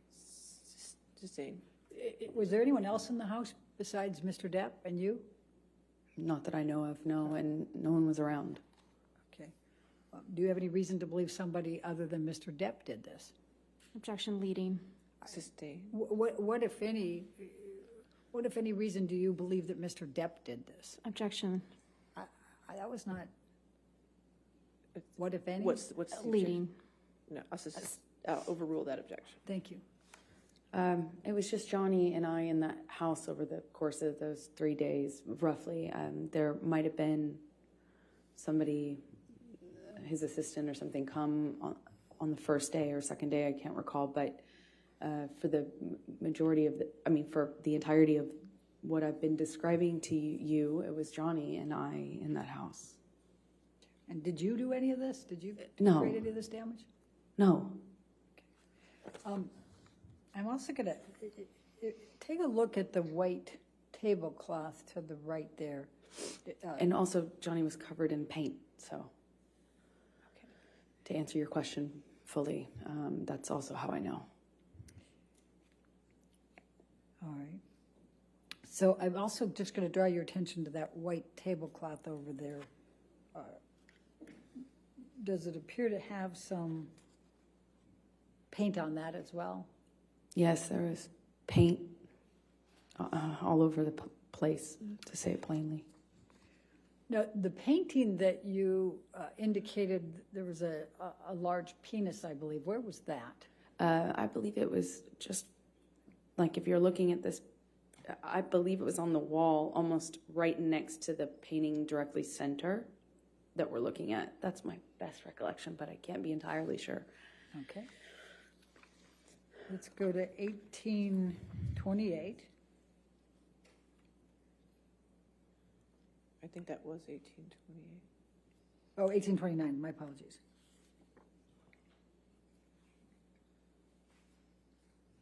And do you recognize this photo? Yes, I do. What's in it? And what was this? This is one of the lampshades that Johnny chose as a medium to leave me messages in blood and paint. Okay.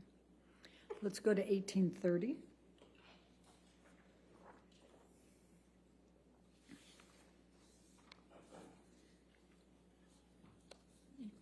Do you recognize this? Yes, that's one of the bathroom mirrors. Okay. And if you could just look to the left, and I'm going to go ahead and circle it. over here. You see red and black there. Would you agree? Yes. Okay. And there were some questions that were asked earlier about that red. What, if anything, did you write on this mirror? I didn't write anything on the mirrors. I was as confused as anyone in hearing that testimony. And based on looking at this area that I have circled, is the black on top or underneath the red? Objection, Your Honor. Calls for speculation, leading. I'll sustain the objection.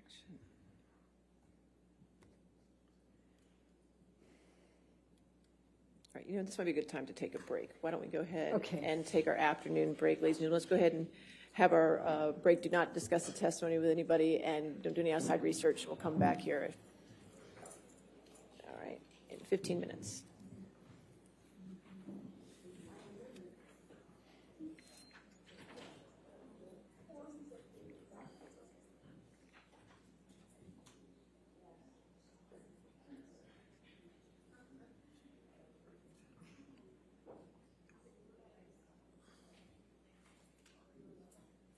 All right, so we'll come back at 4:02, okay? Thank you, Your Honor. All right, thank you. All right.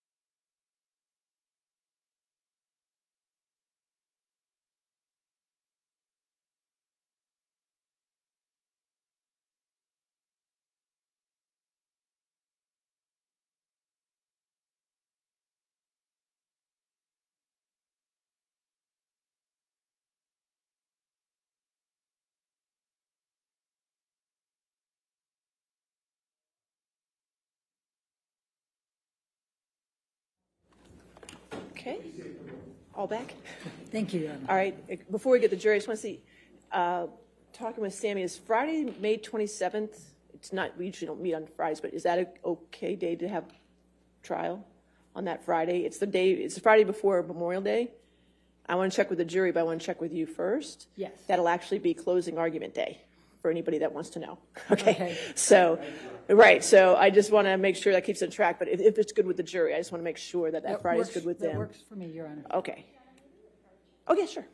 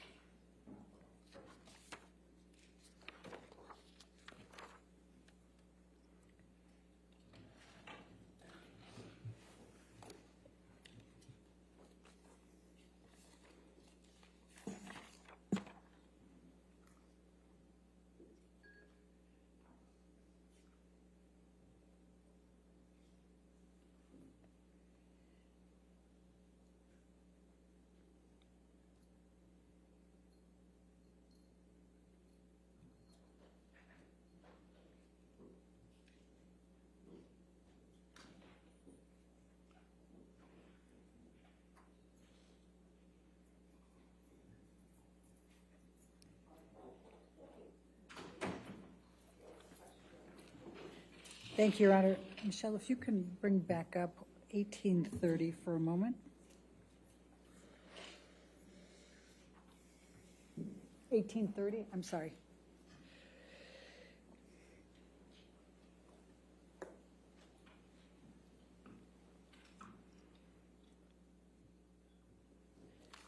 Amber, we were talking about this right before the break. It still has my highlight. Which color is underneath the other? Objection. Calls for speculation. Chicken, based on your perception, which color is I'll underneath? sustain the objection. All right, let's do this. Let's bring up Defendants 375, which is already into evidence.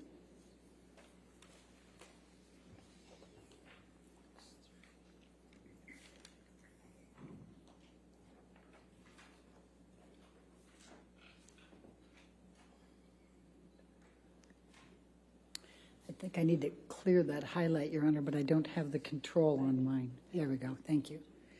It's in the top right corner if you need it, but that's fine. Thank you. Oh, there it is. My menu was hidden. Amber, I'm going to ask you to take a look at, this is the picture that we saw earlier. And do you see the area that's written in red here?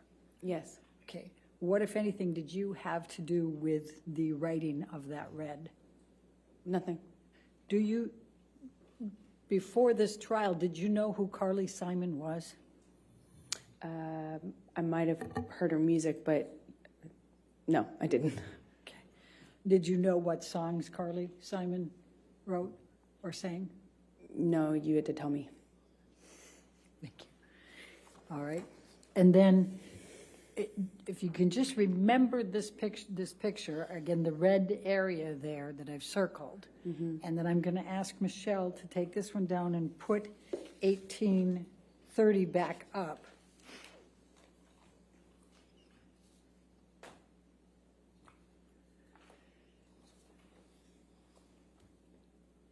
And I'm going to ask you to take a look at this. What, if anything, did you do to this mirror with respect to the black or the red?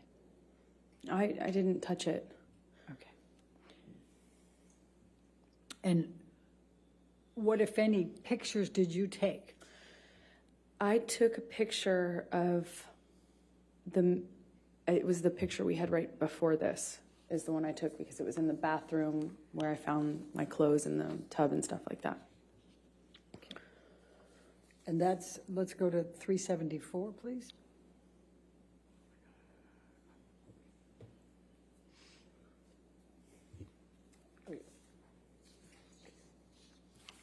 That's already in evidence.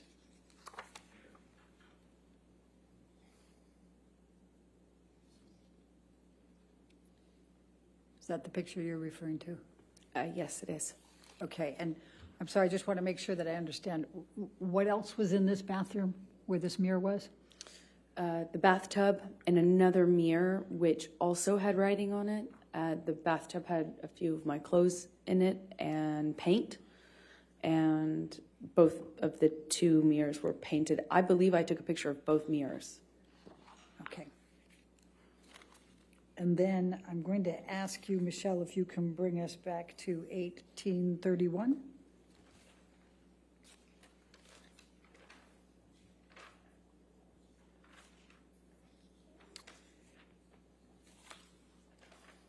And did you take this picture? No. Okay. And do you see in the mirror there, can you see the bathtub in the back there? Yes, I can. All right. Was that the bathtub that you're referring to? Yes, it is. Okay. And that had your clothes in it? Objection leading. I'm sorry. What, if anything, did it have in the bathtub? A few of my clothes with paint on them. Okay. You can see I think that's what I see in the corner of the mirror. Okay. And then let's go to 377 for a moment. That was in evidence already.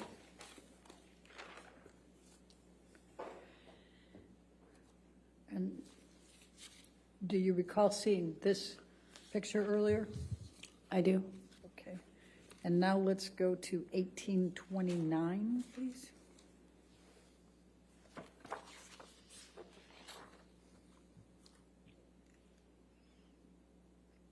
Does that appear to be the same lampshade but in color?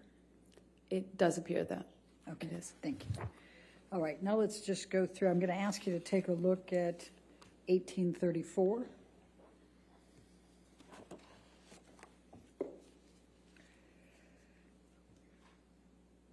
And what does this depict that you can recall?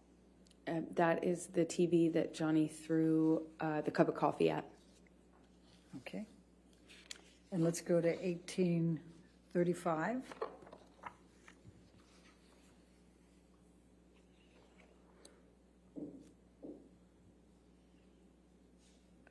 And what does this depict? One of the sofas in the living room next to the kitchen with blood on it. Okay. And then let's go to 1837.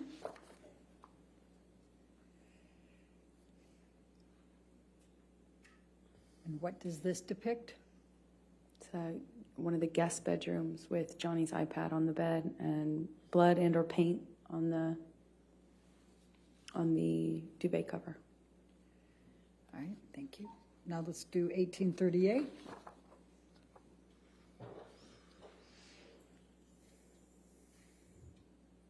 And what does this depict? A lampshade or a lamp that has been robbed of the shade. Okay. Let's go to 1839.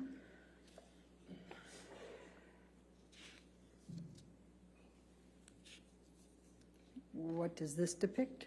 A different bed with more blood on it. Then let's go to 1840.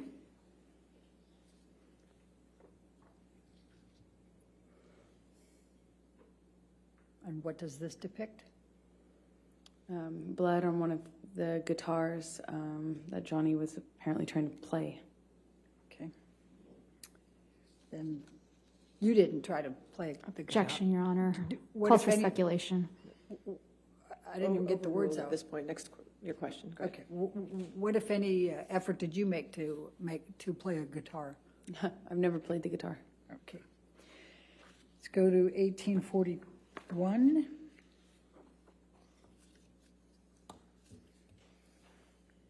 What does this depict? It is where Johnny slammed the end of a bottle into the wall while holding me up against it. Is this in the bar area? This happened in 2 rooms, so it's hard to tell. Okay. The bottle into the wall, the best of my recollection, happened in the kitchenette bar area downstairs, but I can't be 100% certain. Okay. And let's go to 1842.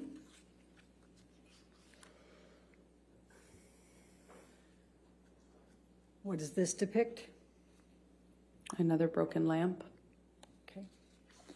And then I've just got a few more left. 1805.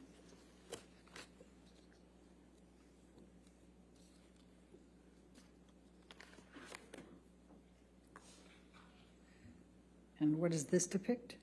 Wine spill. It looks like the remnants of a wine glass being thrown. And it looks like broken glass. Do you recognize where this was in the house? Well, it looks like a bedside table, but I can't be certain. Okay. Let's go to 1806.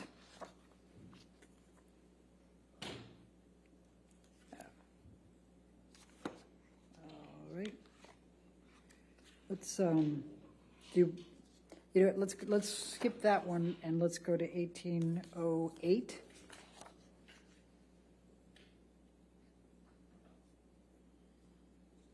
Do you know what this depicts? Wine spill. Okay. All right. Now, you started to testify about, well, before we go there, in these pictures, would you say they accurately depict the damage that you saw that third morning? No. What else, how are they not accurately depicting? Well, if you can believe it, this is it seems significantly cleaned up. There was much more damage, specifically broken glass. On the countertops, there was a lot of broken glass. I could feel it cutting my arms when I was trying to get up, and I could feel it underneath my feet. So I don't know when these pictures were taken, but there's been some cleanup. Okay. Now, you indicated that that Johnny had turned on your iPhone and recorded. Is that correct? Yes. Did there come a time that you discovered a recording on your iPhone from Australia? Yes. Much later, there was this 5-hour-long recording, and naturally, I didn't know what that could possibly be, because even though Johnny and I recorded each other often as part of our, struggles to figure out our relationship, this one was, 5 hours was unusual, and that's when I discovered that there had been this recording of the end of that Australia incident, if you will. And did you listen to that recording? I have heard it, yes. And does it accurately represent what was depicted in that recording? Yes. Objection, form, lack of foundation. You want to approach? I'm not sure.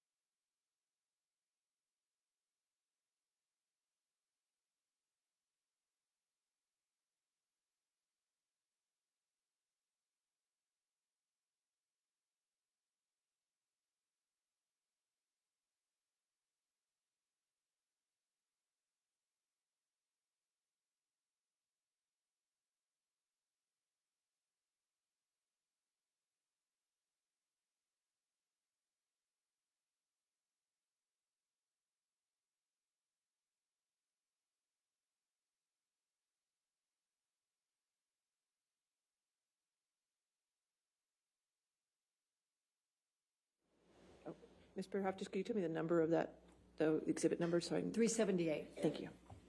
Thank you, Your Honor. Thank you. Okay. Number, you testified that you made arrangements to return home. Can you describe, let's take you to at the point you left the Australia house to go to the airport and were accompanied by Ben King. Could you tell the jury what transpired during that period of time? So I left Australia shortly after that. My understanding was Johnny was in the hospital for his finger, and Ben King was going to accompany me. And on the way to the airport, Johnny calls me, and we were just crying on the phone.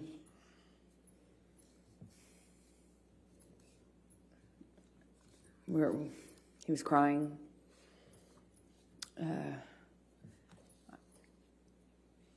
He asked if it was, if he had killed it, meaning the relationship, it was, I don't remember the exact words that he used, but it was kind of asking me in that way, is it done? Is this over? Did we kill it? Did I kill it? That sort of thing. I don't remember what I was saying to him, but we hung up as I went into the airport. I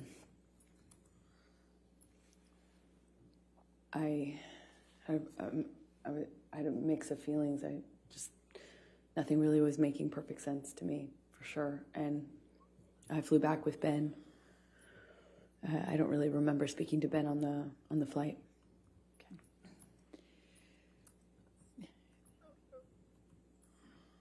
Do you, when Mr. Depp was, what you testified on what Mr. Depp said to you on the phone ride, were you on the phone with anyone else, or was it just Mr. Depp you were on the phone with?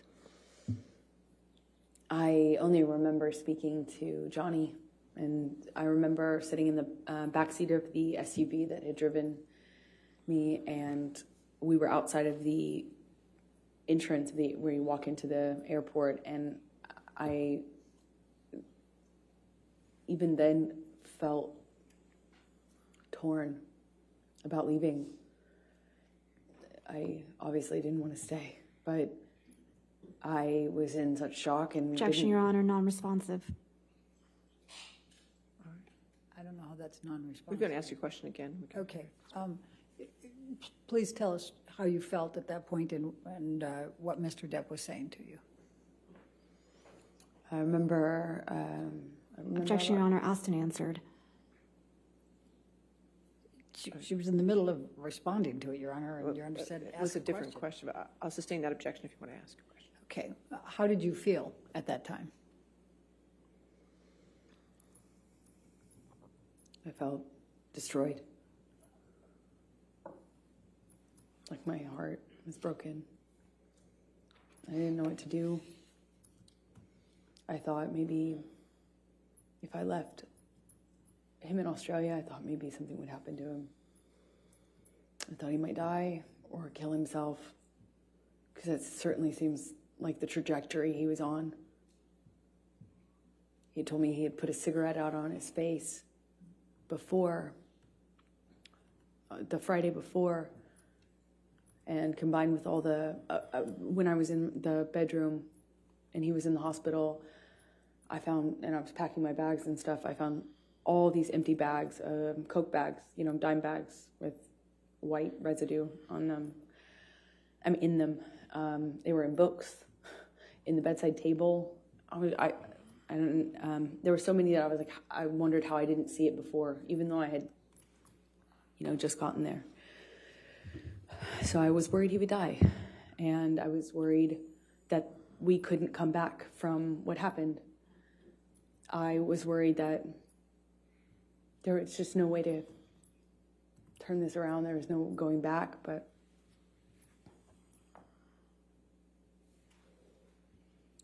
shock. Shock. So you flew out of that airport, did you have a stop anywhere before you went back to LA? Objection and relevance. In a minute, I'll show overruled. Yes, we did. We stopped in an airport. I think it was, we stopped at the Sydney airport from Brisbane, I believe. And did you have to change gates there? Yes, we had a short flight to get to Sydney, and then in Sydney, I walked with Ben through the airport to get the next plane, and we passed a newsstand, and I just remember I passed this newsstand, and there was a book on one of the book stands outside of the store, and it had this puzzle piece on it, and Johnny and I used to use that as a term of endearment, puzzle piece, and I saw this puzzle piece on the cover of the book. It got my attention. It said 4 ways to click, a relationship guide. So I bought it, and I... Who was the author? Dr. Amy Banks. Okay. Go ahead, please continue. So the book, at least from the subtitle, said it was a book on solving relationship problems. So I bought it, and I read it on the way home. And why did you buy it and read it on the way home? Because I loved this man. I loved this man so much. And it was so toxic. And for some reason, I couldn't get him to...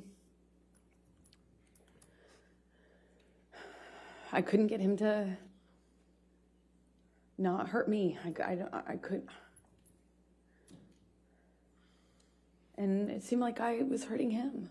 But we loved each other so much. At least I loved him so much. And I didn't know what to do. I didn't know what to do with this relationship. It was awful and toxic, but it was so important to me, and I loved him so much. I would have read 1,000,000 books. So when you got back to LA, how long before Mr. Depp came back?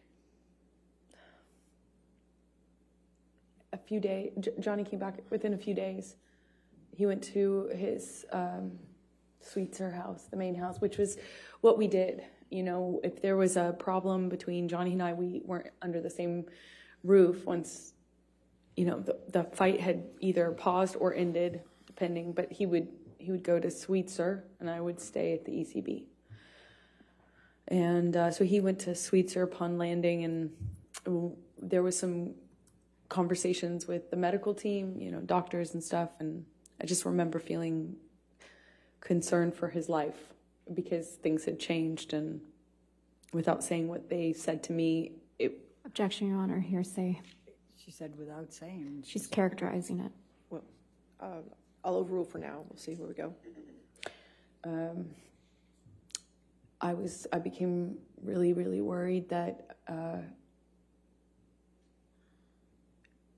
Johnny was not going to live through this, that there would be infections or problems and things, and he wouldn't stop using Coke, and he couldn't get the surgery he needed because he wouldn't stop using Coke, and they wouldn't put him under because of all the Coke. So, Objection, Your Honor, hearsay. All right, I'll sustain as the Foundation. last part. Okay. All right, next question. Right. So when did you next communicate? When did you next see Mr. Depp after you got back from Australia? I saw him a few days. I don't know how long it was, but it was at the doctor. I think my best recollection is that it was in the doctor's office or around that he needed a procedure. Did there come a time that you reconciled after Australia? Yes, because it almost felt like it went away so quickly because there was this surgery that he needed, and there was maybe he had more than one surgery, but it was, like it became very, very about getting Johnny through the next step. Getting Johnny home, getting Johnny off the coke long enough to get the procedure done, and then after that procedure, getting another procedure done. And it was just these small steps. And before you know it, we were kind of back in it. With the prospect, of course, of him being done with all the drugs and drinking, because that's what necessarily had to happen for him to have this surgery. So that made me feel a little bit more secure and kind of coming back into this relationship with him. Okay. So I'm going to take you to March 23, 2015, which is a few weeks after, 2.5 weeks roughly after Australia. Where was Johnny staying at this point?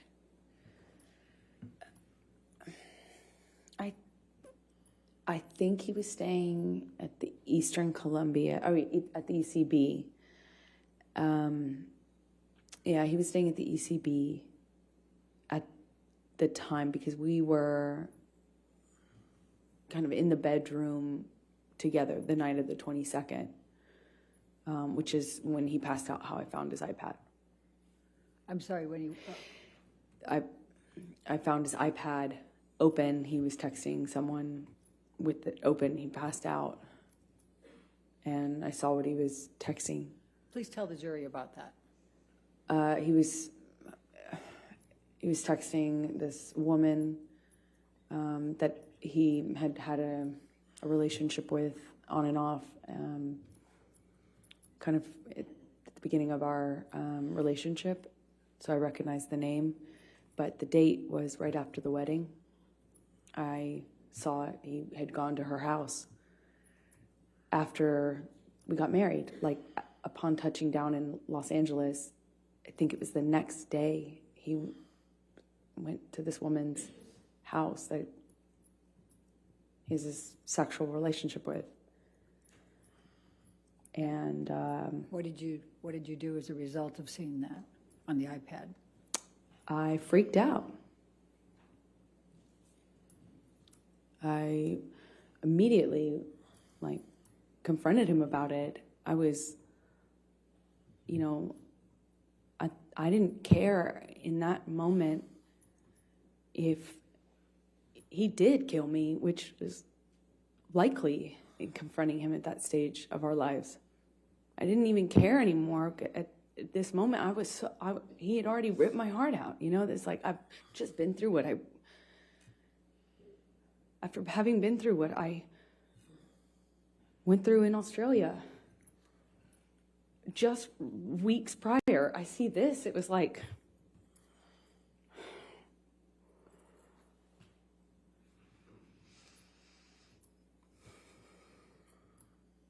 unbelievably painful. Unbelievably painful. So what did you do? I'm yelling at him. So yelling. I was calling him all these ugly names. I was screaming at him. Told him to get the fuck out of the house. That's what I said. Excuse my language, but we were screaming at each other. At some point, we were upstairs in penthouse 3, and we kind of get into a how do you describe it? Pushing each other, And I just remember being so mad at him for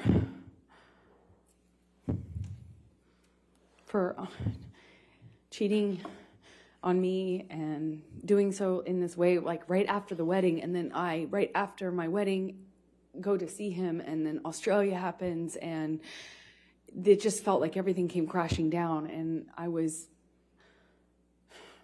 so hurt. Anyway, I break out of his grasp at some point, and I go into my sister's room. The apartments and the ECB are connecting. At least 3 of them are, and they connect from upstairs only. So you could get from Johnny and I's apartment into the neighboring apartment where Whitney, my sister, was staying at the time. And then you could go from that apartment into penthouse 5. Again, still on the top floor. So I went through Johnny's office, which is how you access the door that gets you into Whitney, the neighboring apartment where Whitney was, my sister. And I went in there and woke her up crying, screaming, saying, what am I going to do? Objection, Your Honor, hearsay. Sorry. All right, sustain. I don't know, that was Dafford to prove the truth of the matter. I'll Asserted sustain. In any event. All right. Sustain the objection. Okay, so you went to Whitney's. Don't tell the jury what you said to her, but what happened next?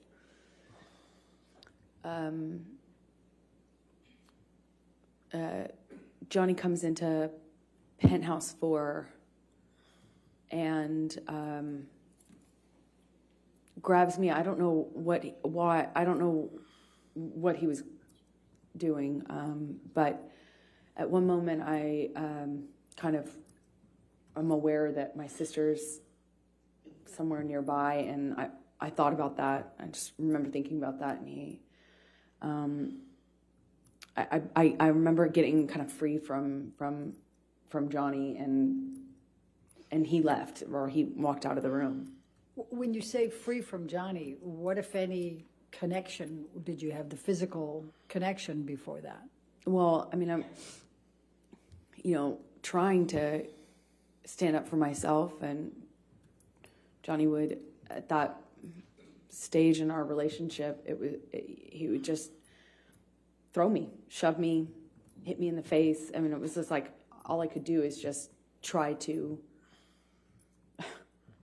fight back, or try to not get more hurt than not doing anything would have certainly left me. I don't really recall specifics. I remember at one point he had his uncasted hand in my hair, and I was looking at the carpet. I don't know what happened immediately after that, but I remember he left. He was out of the room for a while. I don't know how we got into, I think I heard him in P5. Again, this is the neighboring apartment of that. So there's P4 in between, and P5 is the corner. And that apartment was empty, basically. And so I used it, the top bedrooms, the bedrooms on the top floor as my closet. And I had all these clothing racks and shoe racks and stuff like that in there. And then it had another level, the mezzanine, which is it hung over the rest of the bottom floor. And I use that as my office. And the bottom floor is, of course, the living room with just some sparsely decorated, just some big couches and a low table. And I I hear him in Penthouse 5. And on the lower level also is another painting studio, like painting area of mine. So I go in there because I hear him, and he's screaming, but I don't know why. I don't know who he's. My understanding was he was screaming at me, but I wasn't in that apartment. I could hear him, and when I heard him, I came into Penthouse 5, and I have to go down the stairs, and I went down the stairs to the mezzanine level where my office was, and I could see him and a security guard and Debbie, the nurse, and he was sitting on the sofa when I first walked into the room, and he kind of stood up, was drinking Red Bull and screaming at me, and Debbie came up the stairs because I'm screaming back at him. She came up the stairs, I think. And while she came up, I'm supposed to kind of comfort me. And while I was up on the mezzanine floor, Whitney came down, and he threw the Red Bull can up at me, certainly, but it kind of either hit or narrowly missed Debbie. And I said I called him a pussy, and said something about, I'm screaming at him angrily. I at least called him a fucking pussy.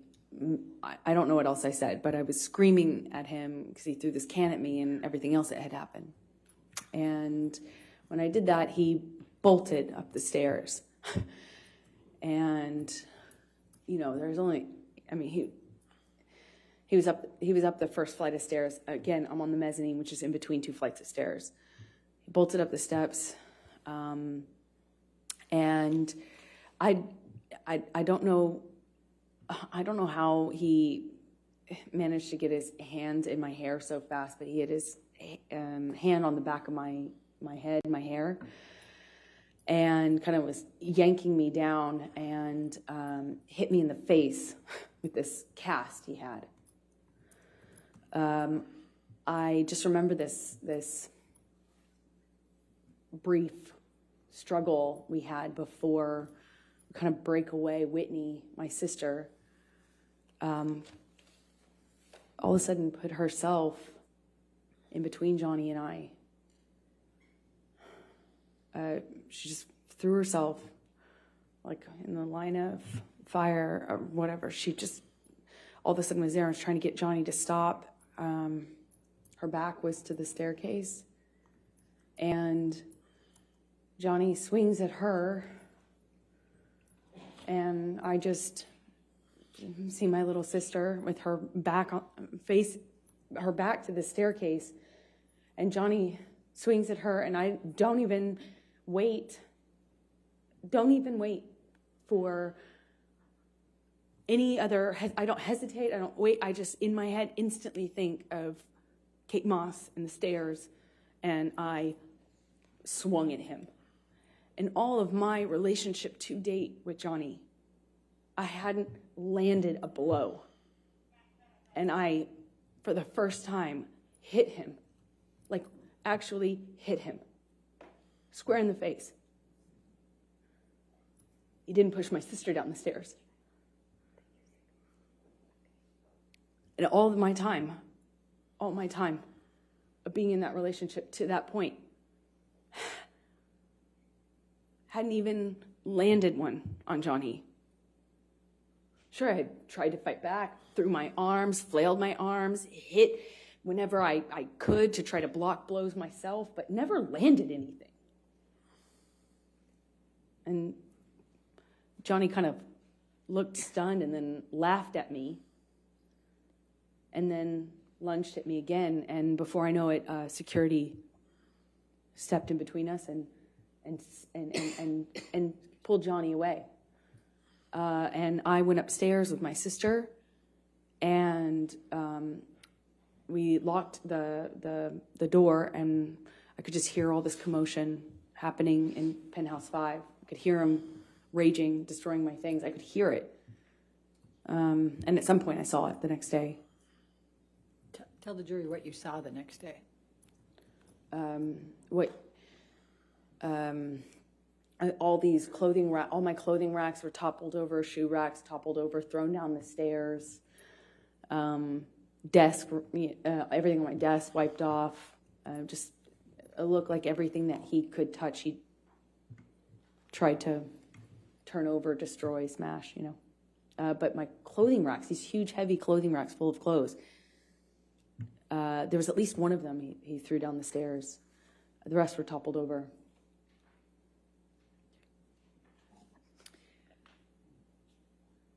Amber, I'm going to fast forward to December 15, 2015. Were you and Mr. Depp together at that time? Yes, we were. Did you have a fight that night? December 15th, yes, we did, but I don't recall what started the argument. we had had periods leading up to that were really beautiful and really good, and then periods that weren't. Well, let's talk about the December 15, 2015.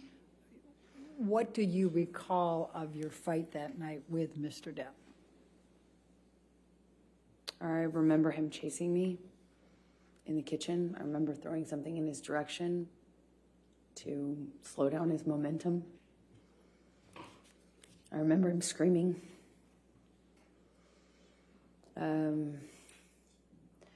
I remember him getting on top of me at some point, toppling me.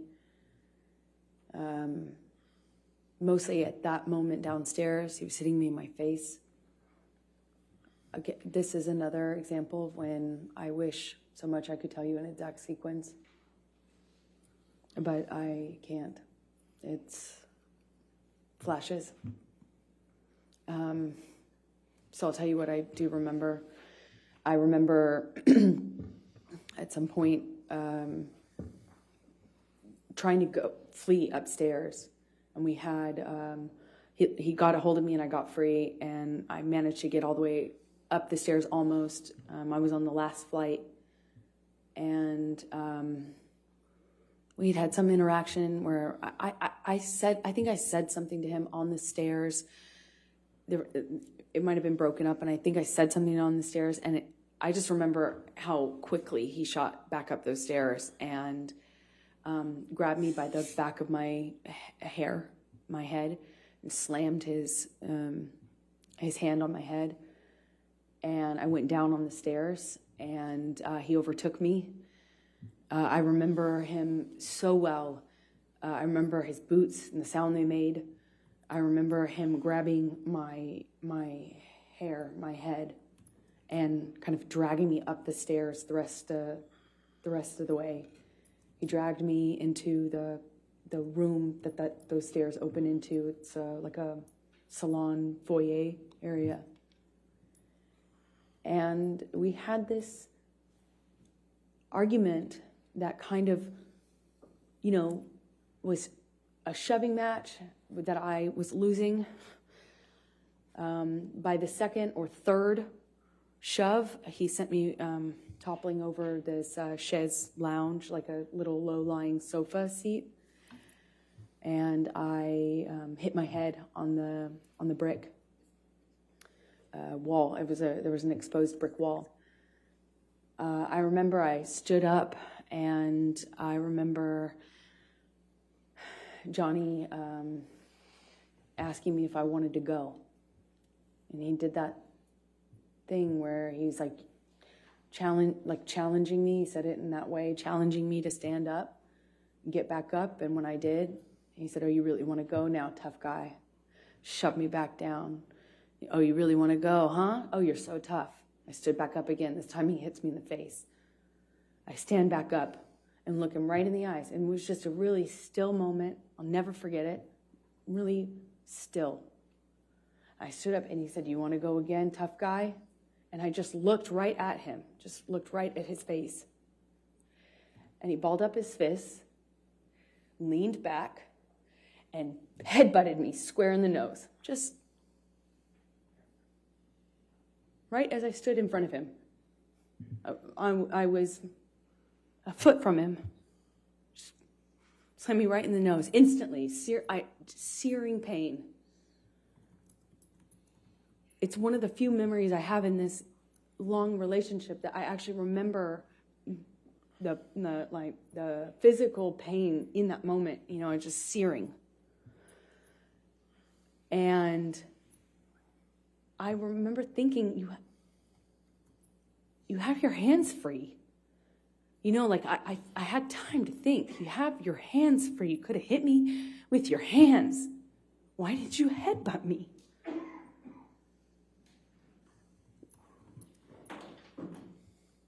I told him that night I was going to leave him. I went through his office to go into the other room where I kept all my stuff. We had another struggle. He overtook me. I was trying to hit him off me. I was trying to get him to trying to get his body off of me, and he was just pummeling me. I don't know how else to describe what I was. I went down to the floor. I remember being on top of me, and he's screaming and swinging at me while I was on the floor. He had me by the hair and dragged me the rest of the way from the office into the neighboring room, the neighboring apartment. I remember the door that connected these two these two rooms had a metal grate, not a grate, but a metal bottom, metal floor that separated it. It's a big, heavy bank door. And I remember he was dragging me, and I removed my hands from my head and kind of tried to grab onto the metal door to prevent him from dragging me into the room. But I couldn't stop him. He dragged me all the way from that carpet. I was trying to get free of his grasp. I was trying to stop him from pulling me. I remember feeling the carpet and the metal. And he drags me up to the bed, throws me down onto the bed. It kind of wrestles me down onto the bed. And he kneels on my back with one leg. And I was trying to fight him off me because I was face down on the bed top. And he wrestled me down, kind of trying to hold me down with his knee on my back. And he's punching me with a closed fist, punching me repeatedly. And I don't remember even feeling the pain. I just remember the sound of Johnny's voice. He got next to my ear and he was screaming over and over and over again. Each time it sounded louder and more desperate. I fucking hate you. I fucking hate you. I fucking hate you. Over and over. Fucking hate you. And then pounding the back of my head, pounding it with his fist. And I don't even remember feeling pain. I just could hear myself scream until I couldn't hear myself anymore. I could just hear him say that he was going to kill me. And that he sounded like an animal in pain when he was saying that he fucking hated me. He sounded like he was almost crying, or something in his voice was different. He sounded different, like he sounded like he was in agony. It was high-pitched and loud. And I don't know how many times he just hit me over and over and over again. And I got really still. And it felt in my body like quiet. And I thought, this is how I die. He's going to kill me now. And I'm not. He's going to kill me, and he won't even have realized it.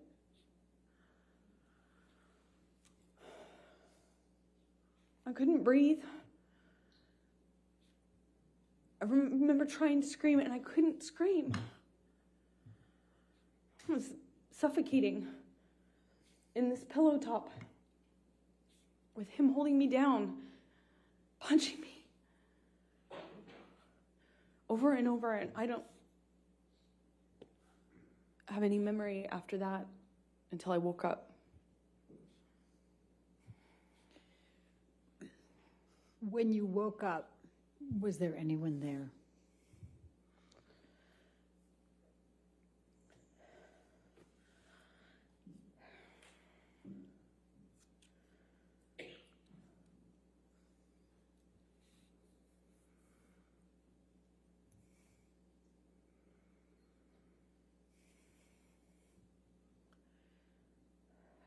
I remember hearing my best friend's voice. felt like it came, felt like it was like on a speakerphone, like it came from everywhere.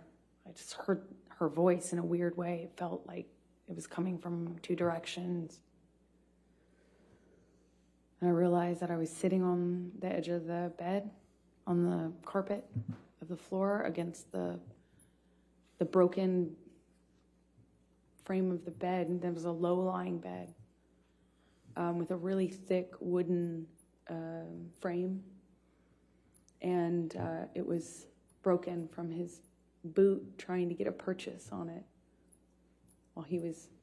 Objection, Your Honor, calls for speculation. I could feel it. Overruled. Thank you. Please continue. I was there for it. And while he was on top of me, I could feel that. I could feel him trying to get balance. I could feel him slipping. I could hear it. I don't know how I got off the bed. I don't know what happened to me from the time I stopped hearing myself scream. I don't know what happened to me.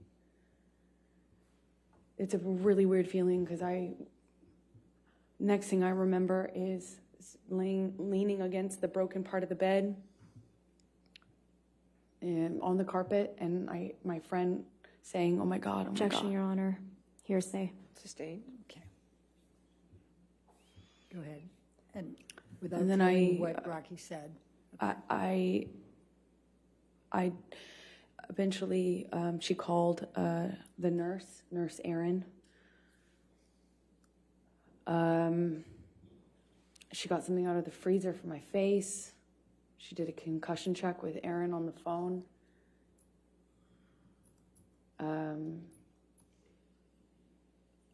I thought I probably had a concussion and certainly thought I had a broken nose. There was blood everywhere, blood all over those pillows. My head was bleeding from the ripped out hair, chunks of hair on the floor all over the place, actually. It was just all over the apartment. He after leaving me, had written on the countertops in Sharpies.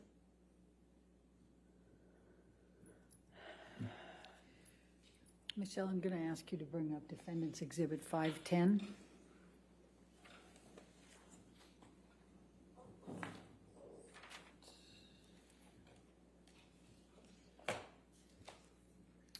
Do you recognize this photograph? Yes, I do. And does it accurately depict the scene portrayed? Yes, that's the next day, I think.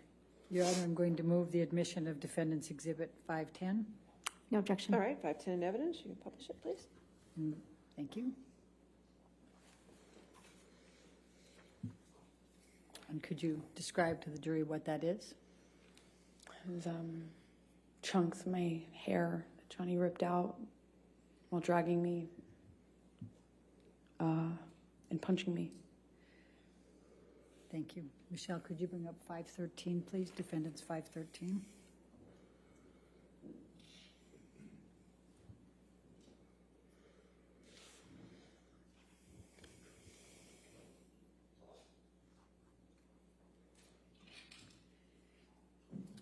Does this picture accurately depict you and the scene portrayed? I think this is a couple days later, but yeah. Okay. I'm going to move the admission of Defendants 513. No objection. All right, 513 in evidence.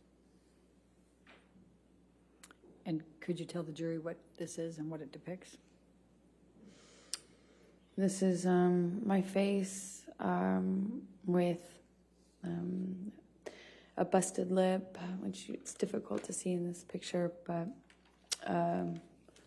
my two black eyes, one is worse than the other. Like I said, maybe a day or two later. And my broken nose. All right. Thank you. Michelle, can you bring up Defendants Exhibit 514?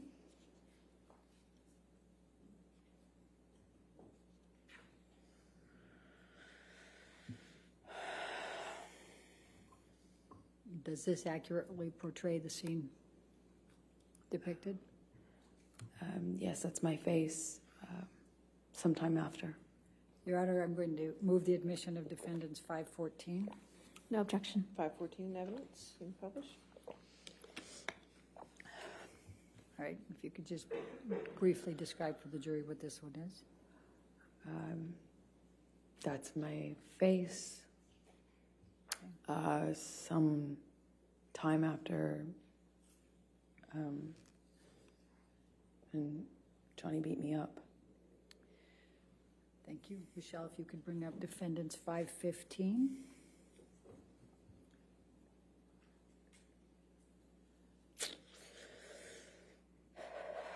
Does this accurately portray the scene depicted? Yes. Going to move the admission of Exhibit 516. No objection. 515 or 516? 516, I'm sorry if I misspoke. You said 515 Oh. before. It's 515? 515. No objection to 515? Okay. No, Your Honor. 515 in evidence, you can publish. And what does this depict, Amber? Could you tell the jury? This is my face sometime after. All right. Let's look at defendants 516, please.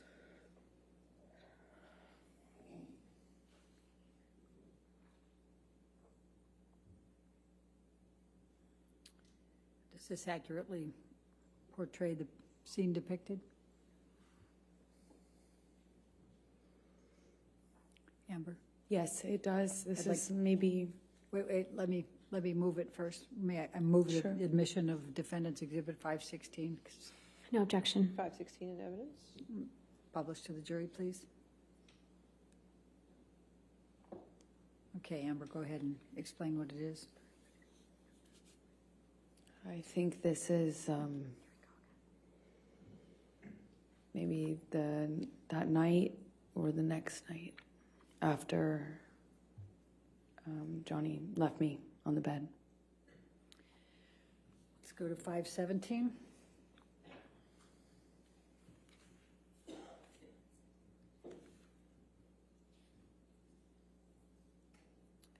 Does this accurately portray the scene depicted?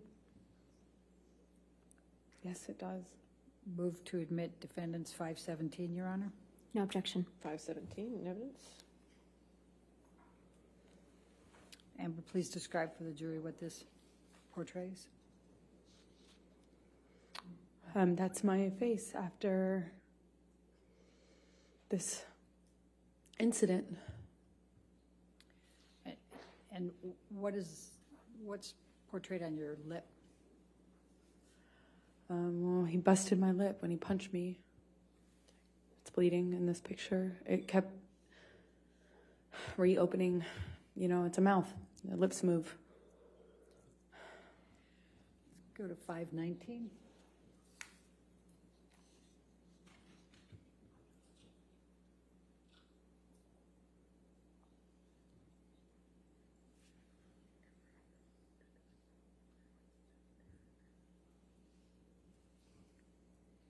Does this accurately portray the scene depicted? Yes. Move the Yes. admission of 519. No objection, Your Honor. 519 in evidence? And tell the jury what this shows. This is my lip a few days later. Let's go to defendants 520, please.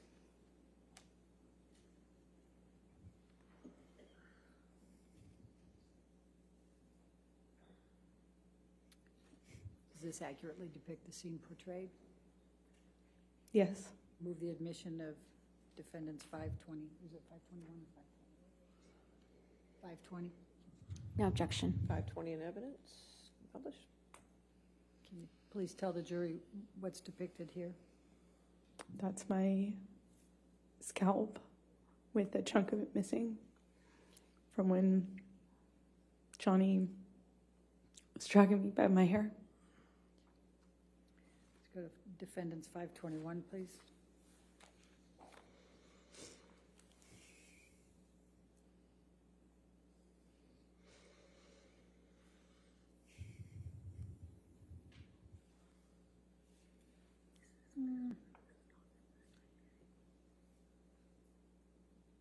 don't think that's the same. Let's take that one down. Let's go to 522.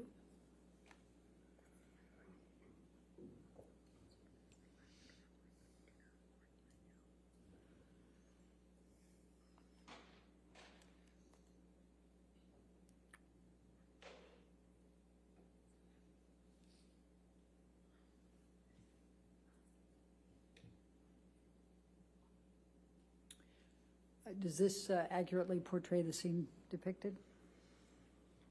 Well, it's a few days later. Okay.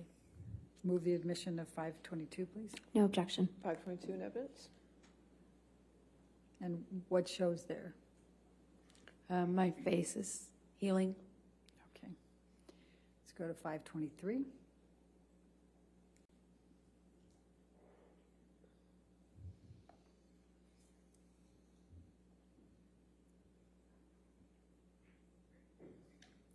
Does this accurately portray the scene depicted?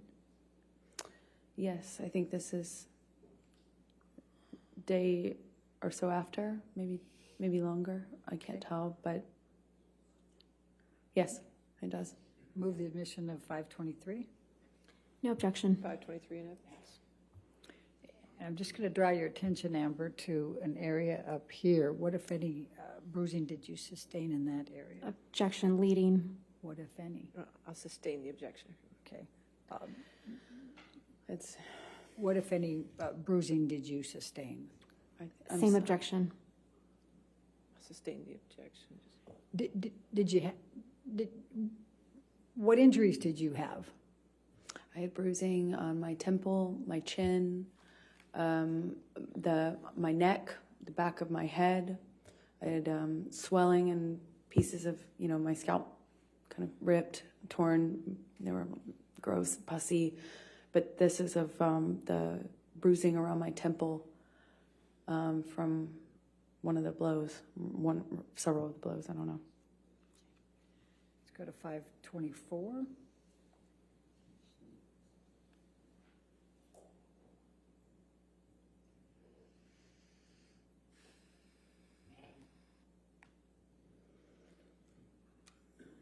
Does this accurately portray the scene shown? Yes. Okay. Move the admission of 524. No objection. 524 in evidence? And what does this show? It's, I had a pretty, can I touch the screen? Yes. Yes. Yes, ma'am, you can. Yes. And I had a pretty gross bruise right there in my head, on my temple. It's difficult to see it in this light, but I remember it was pretty ugly. Now let's go to Defendants 509.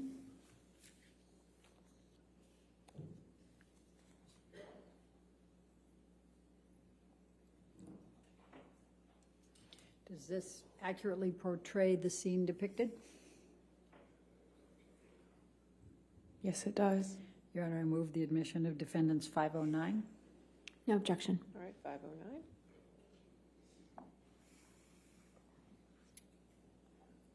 Will you please tell the jury what this is? That's the bed that Johnny broke while on top of me.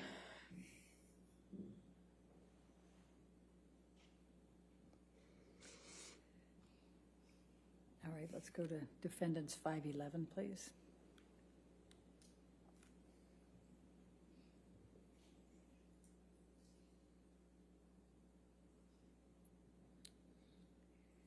Does this accurately portray the scene depicted?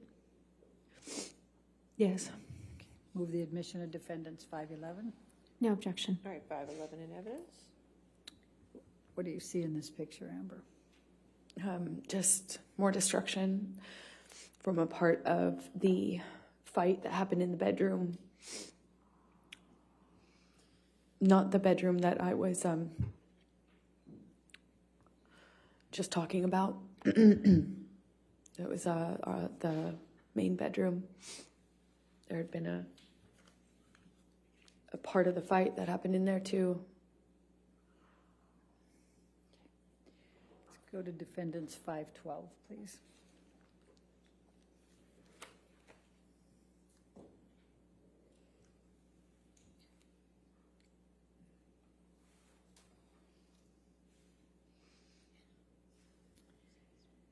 Does this accurately portray the scene depicted? Yes, that's downstairs in the main. Wait, let me move the admission of it. Move the admission of Defendants 512, please. No objection. 512 in evidence. Okay, now please tell the jury about it. It's downstairs in the main apartment. Okay. Let's go to Defendants 525.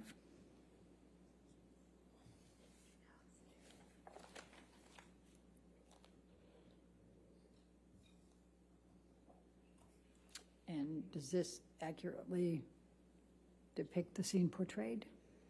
Yes. Move the admission of 525, please. No objection. All right, 525 in evidence. And please tell the jury what this is. This is Johnny's graffitiing on our kitchen counter that he left on his way out, I suppose. All right. And I think Defendants 526 is already into evidence. Could you just bring that up? Yes, 526 is in evidence. Right.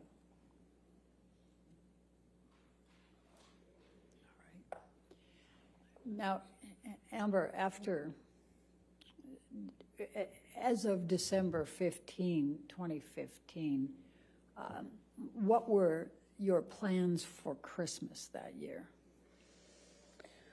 Well, up to this point, the plan was to have our families join us. We would go with the kids and celebrate Christmas together, as a married couple. And we would all go to Johnny's Island, and he had invited my best friend at the time, Rocky, and her family, meaning her mom and her fiance, and my parents, and my sister, and we were all going to go to this island I've told you about that Johnny has in the Bahamas and spend it together. And that was the plan leading up to this. And what, if anything, changed as a result of this night of December 15, 2015? After they saw my face, no one wanted to go to the island anymore with Johnny. They wanted me to leave him. Did you have to appear, were you scheduled to appear on the James Corden show on December 16? That's right. I was promoting The Danish Girl, the film I had done earlier in the year in London before going to see Johnny in Australia. So I was promoting that film that had been completed, and they asked me to make an appearance on a night show called The James Corden Show. After this happened, and I did the first concussion check with Aaron on the phone, I got worried that I wouldn't be able to hide the bruising and swelling. But I iced it all night, and the next day checked in the mirror to see if I could get away with it, meaning hiding it, so I could make an appearance. And I gambled and thought maybe I could pull it off. I had my hair and makeup team come, and they worked around it, meaning worked around the lesions on my head with the hairspray, because that stings, and worked around the bruising by covering it with heavier makeup than normal bruise covering makeup. And I remember my lip was still bleeding and swollen, so we did this like really thick, super heavy, matte red lipstick. I remember very well at the time that we had no choice in color, and that was a one of my favorite colors to wear, and this occasion we had no choice because nothing else would hide my busted lip.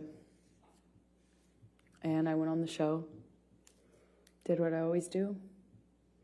I told people I had an accident. Objection, Your Honor, hearsay.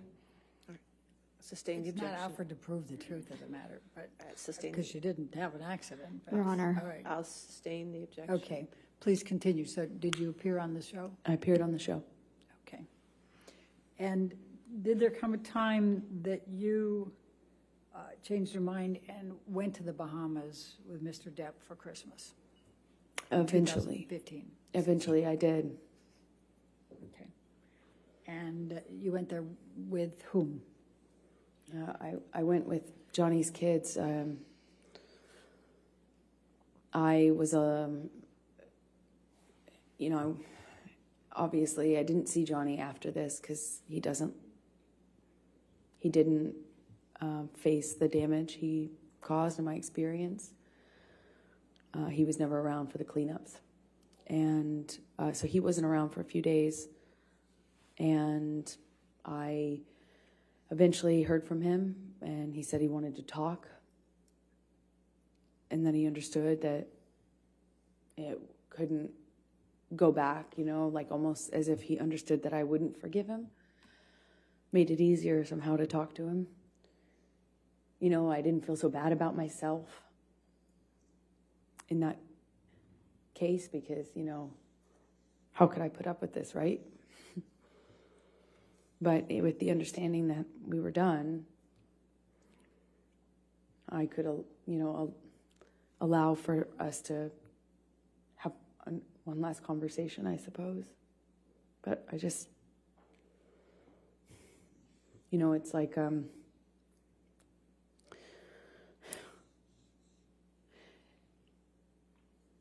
I was heartbroken by the idea that I would spend my first Christmas as a married couple with his kids and everything on the island.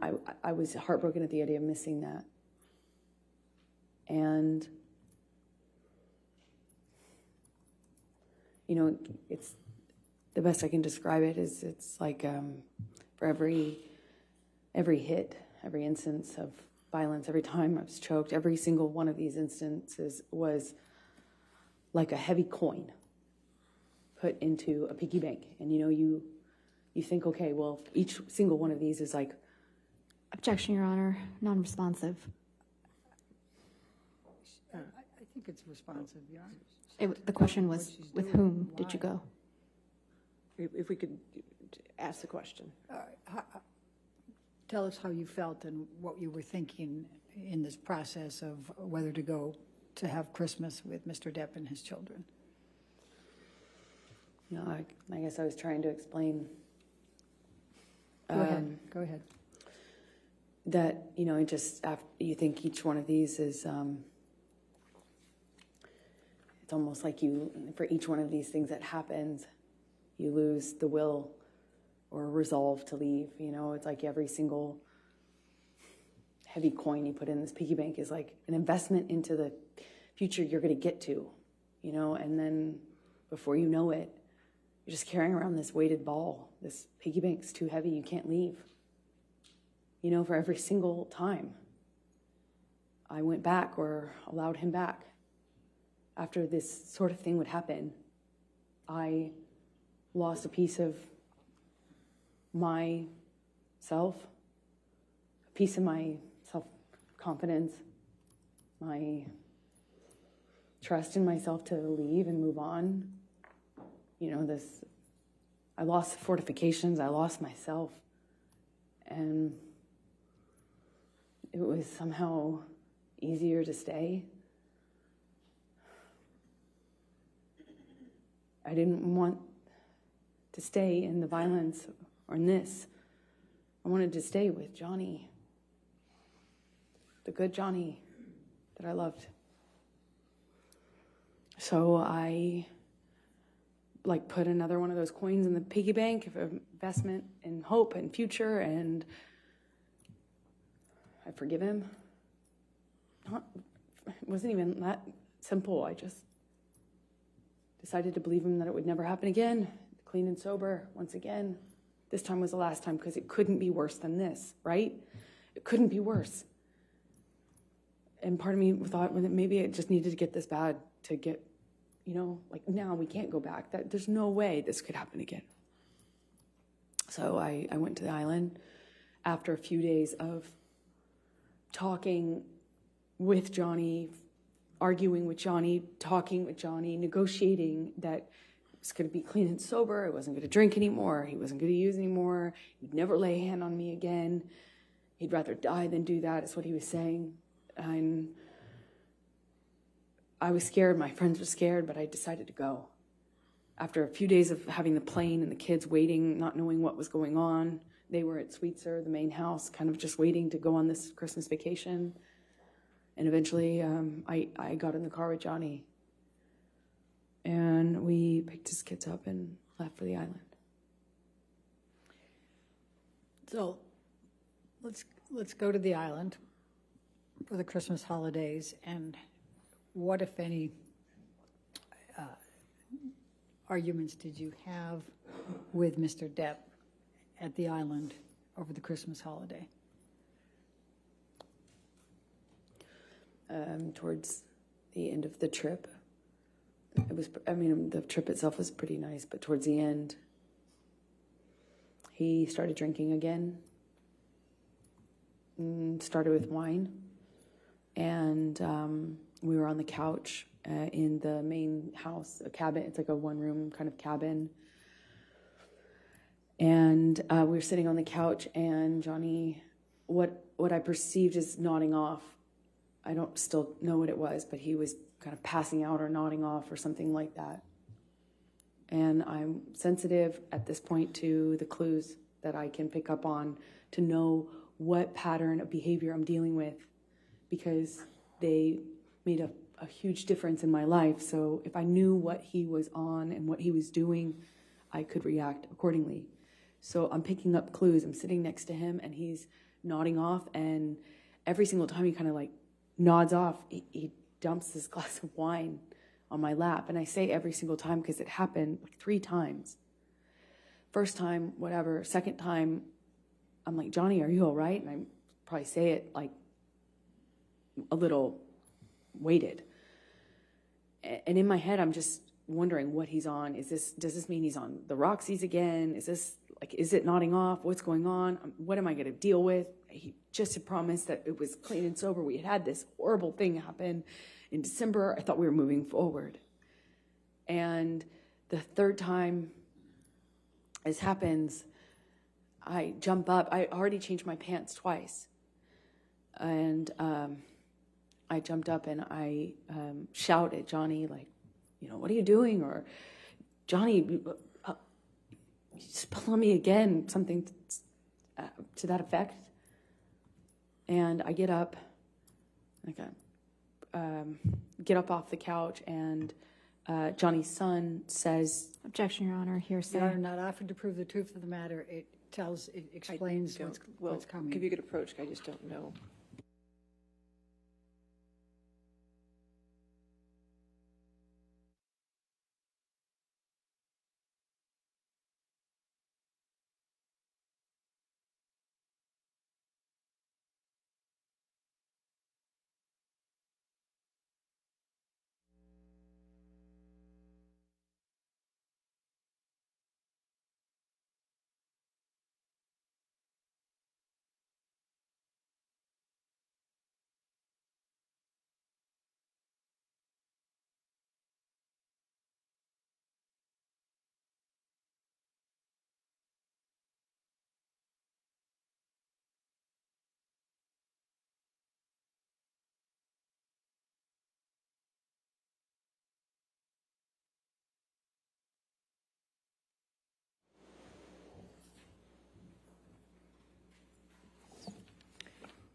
Amber, please continue. Jack said. It says, are you okay or can I help? Something to that effect. And I pointedly say to Jack, but really to Johnny, like, thank you, Jack. And to make a point of the fact that he hadn't offered to help me or even acknowledge that he'd been spilling wine. First, he's drinking wine. Second, he's spilling it all over me. And third, he's spilling it because he's nodding off, is what I assume. So I kind of say this in a pointed way at Jack, thanking him for offering. And I get up, go to the closet, take off the pants that have just been ruined, and Johnny comes into the closet right after me and slams me up against the side of the closet. And I mean, just with clarity, while holding my neck, he said he'd fucking kill me if I ever spoke to him like that in front of his kids again, if I ever embarrass him. And he just shoved me in embarrassed. If I ever embarrass you, if you ever embarrass me again in front of my kids, I'll fucking kill you.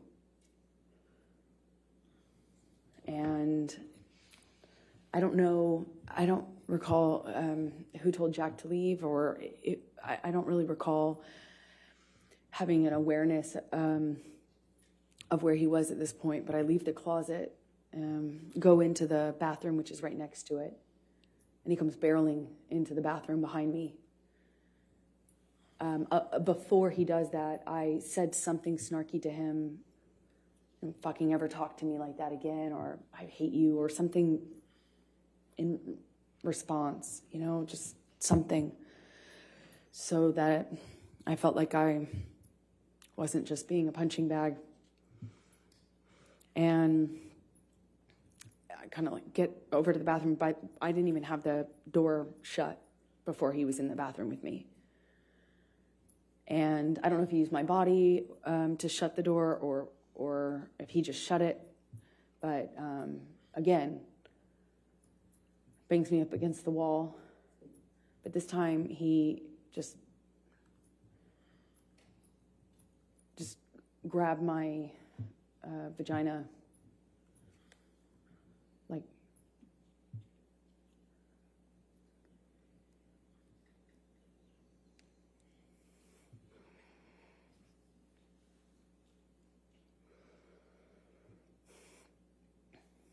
I was wearing this peach, kind of like netted kind of style swimming suit underneath.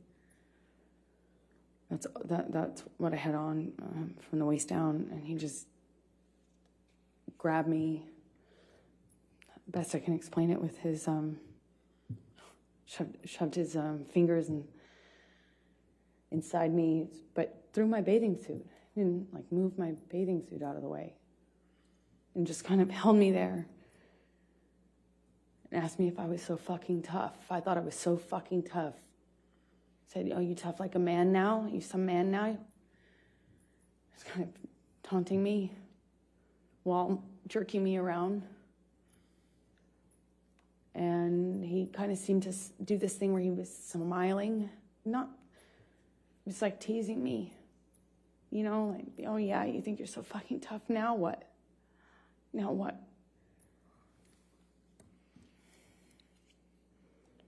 I don't know what happened after that. I went back into the room, or he went into the room. I don't know who went into the main room first.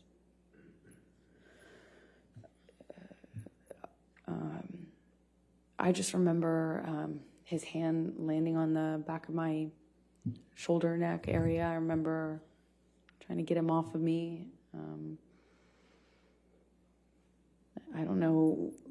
I don't know what the next thing that happened was, but I do remember I knew I needed to get away from him.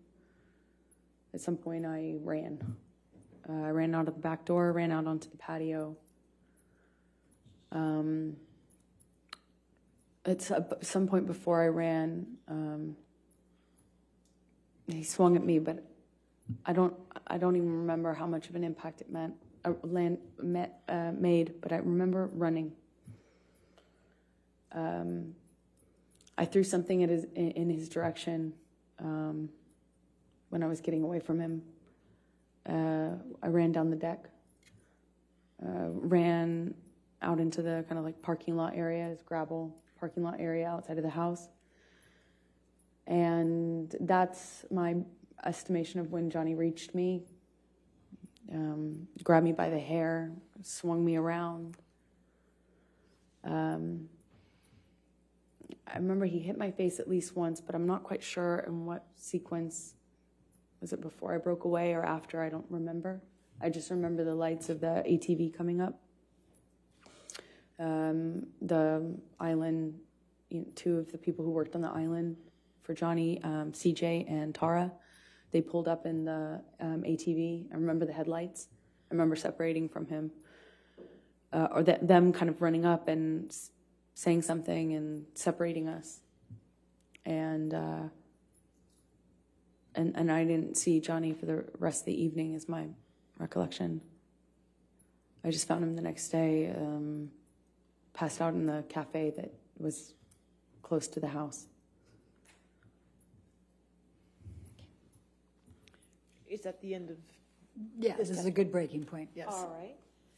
Okay, ladies and gentlemen, you can just stay there for a moment. All right, ladies and gentlemen, we're going to be breaking, again, this is the time that we break for a week, okay? So I won't be seeing you until May 16th. But I wanted to talk to you a little bit about how the remainder of the case will progress, okay? All right, so we promised to get the case to you by Memorial Day. So in order to keep that promise, there's going to be a few things I need from you, okay? One thing is, starting on May 16th, we're going to start having court at 9 a.m. So we'll be going 9 a.m. to 5 p.m. Some days we might have to go to 5:30, so I want to let you know ahead of time so you can plan accordingly, okay?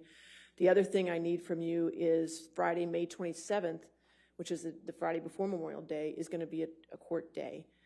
On that day, we're going to go ahead and have closing arguments, and the case is going to be turned over to you for deliberations on that day, okay? So again, I wanted to let you know ahead of time so you can plan accordingly so we can get this taken care of for you, okay? All right, so those are the announcements I want to make for you and make sure you had time to schedule what you needed to do. Now I also want to go over, as we always do on Thursdays, our responsibilities, the responsibilities you have as jurors, okay, in this case? All right, so you're not to read anything about this case. You're not to watch anything about this case. You're not to listen to anything about this case. This applies to television, newspapers, magazines, the internet, and any online sites. Further, you're not to read, watch, or listen to anything about this case on any social networking sites such as Twitter, Facebook, Instagram, Snapchat, etc., or any similar sites.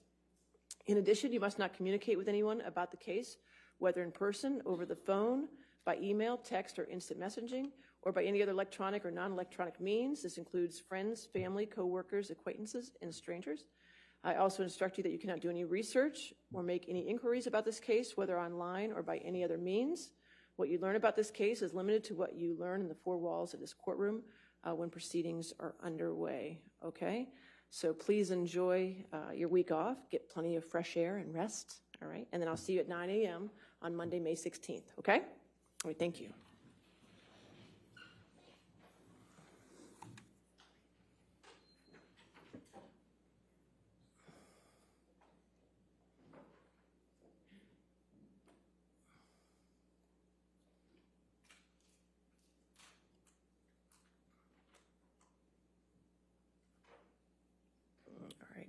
And again, ma'am, since you're still in the middle of your testimony, you can't discuss your testimony with anybody to include your attorneys, okay? You can step down, though, and have a seat with your attorneys. I have a few housekeeping matters I want to take care of before we finish.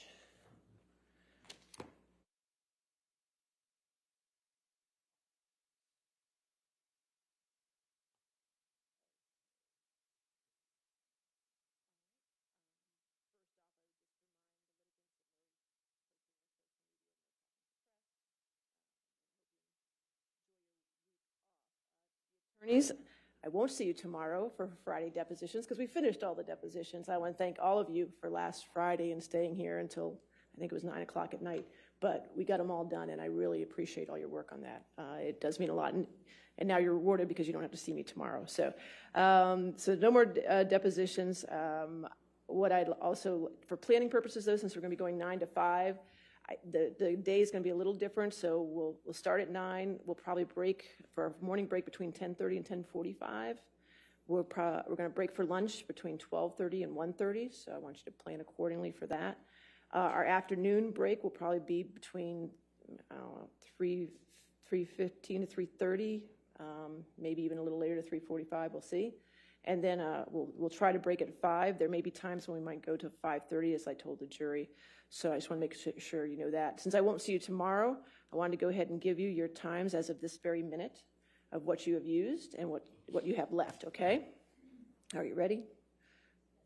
Okay, Mr. Chu's going to try to use it with a highlighter. Let's wait. That's There why we we're go. here. There we go. That's right. Okay. There we go. All right. So plaintiff has used 35 hours and 6 minutes. Defendants have used 36 hours and 31 minutes, which means the plaintiff has 26 hours and 9 minutes left, and the defendant has 24 hours and 44 minutes left, okay? And just a reminder, as we said from the very beginning, once time is up, once your time is up, your time is up. If it's in the middle of a witness, I'm going to stop you, okay? So make sure, the 9 to 5 schedule, when we start back on May 16th, will give us a little buffer, but not much. So I will be keeping everyone on task for those last 2 weeks, so keep that in mind as well. Enjoy the next week. I don't anticipate I will hear from you for this next week. If there's an emergency, I understand that, but just remember what my definition of an emergency is. Okay, we all remember that? All right, great. So other than that, does anybody have anything else for me? Yes, sir. It's just a math question. I'm thinking we have 25, 24. Sammy says 24. If you add 36 hours and 31 minutes and 24 hours and 44 minutes, you get what? 60 and 75. What is our allotment? 61. Well, you can get with Sammy when we're done, okay? Is it right or wrong? What's the total? What's that? 61 hours and 15 minutes. Does that add up then? That is right. Mr. Ronenberg says I'm right. Okay, so that's the right time. Sammy did it 3 times over, so I thought that was right. You made him very nervous. Okay, so that's good. Everything else? Anything else? Yes, Your ma'am. Honor, we do have our updated exhibit Okay. page that you requested. Oh, perfect. From plaintiff. All right. May All I right. approach? That's fine. I think that's something Jamie needed. Okay. All right, we'll get that. All right, anything else? No, Your Honor. We're good? All right, we'll see you Monday, May 16th, 9 a.m., right? All right, thank you.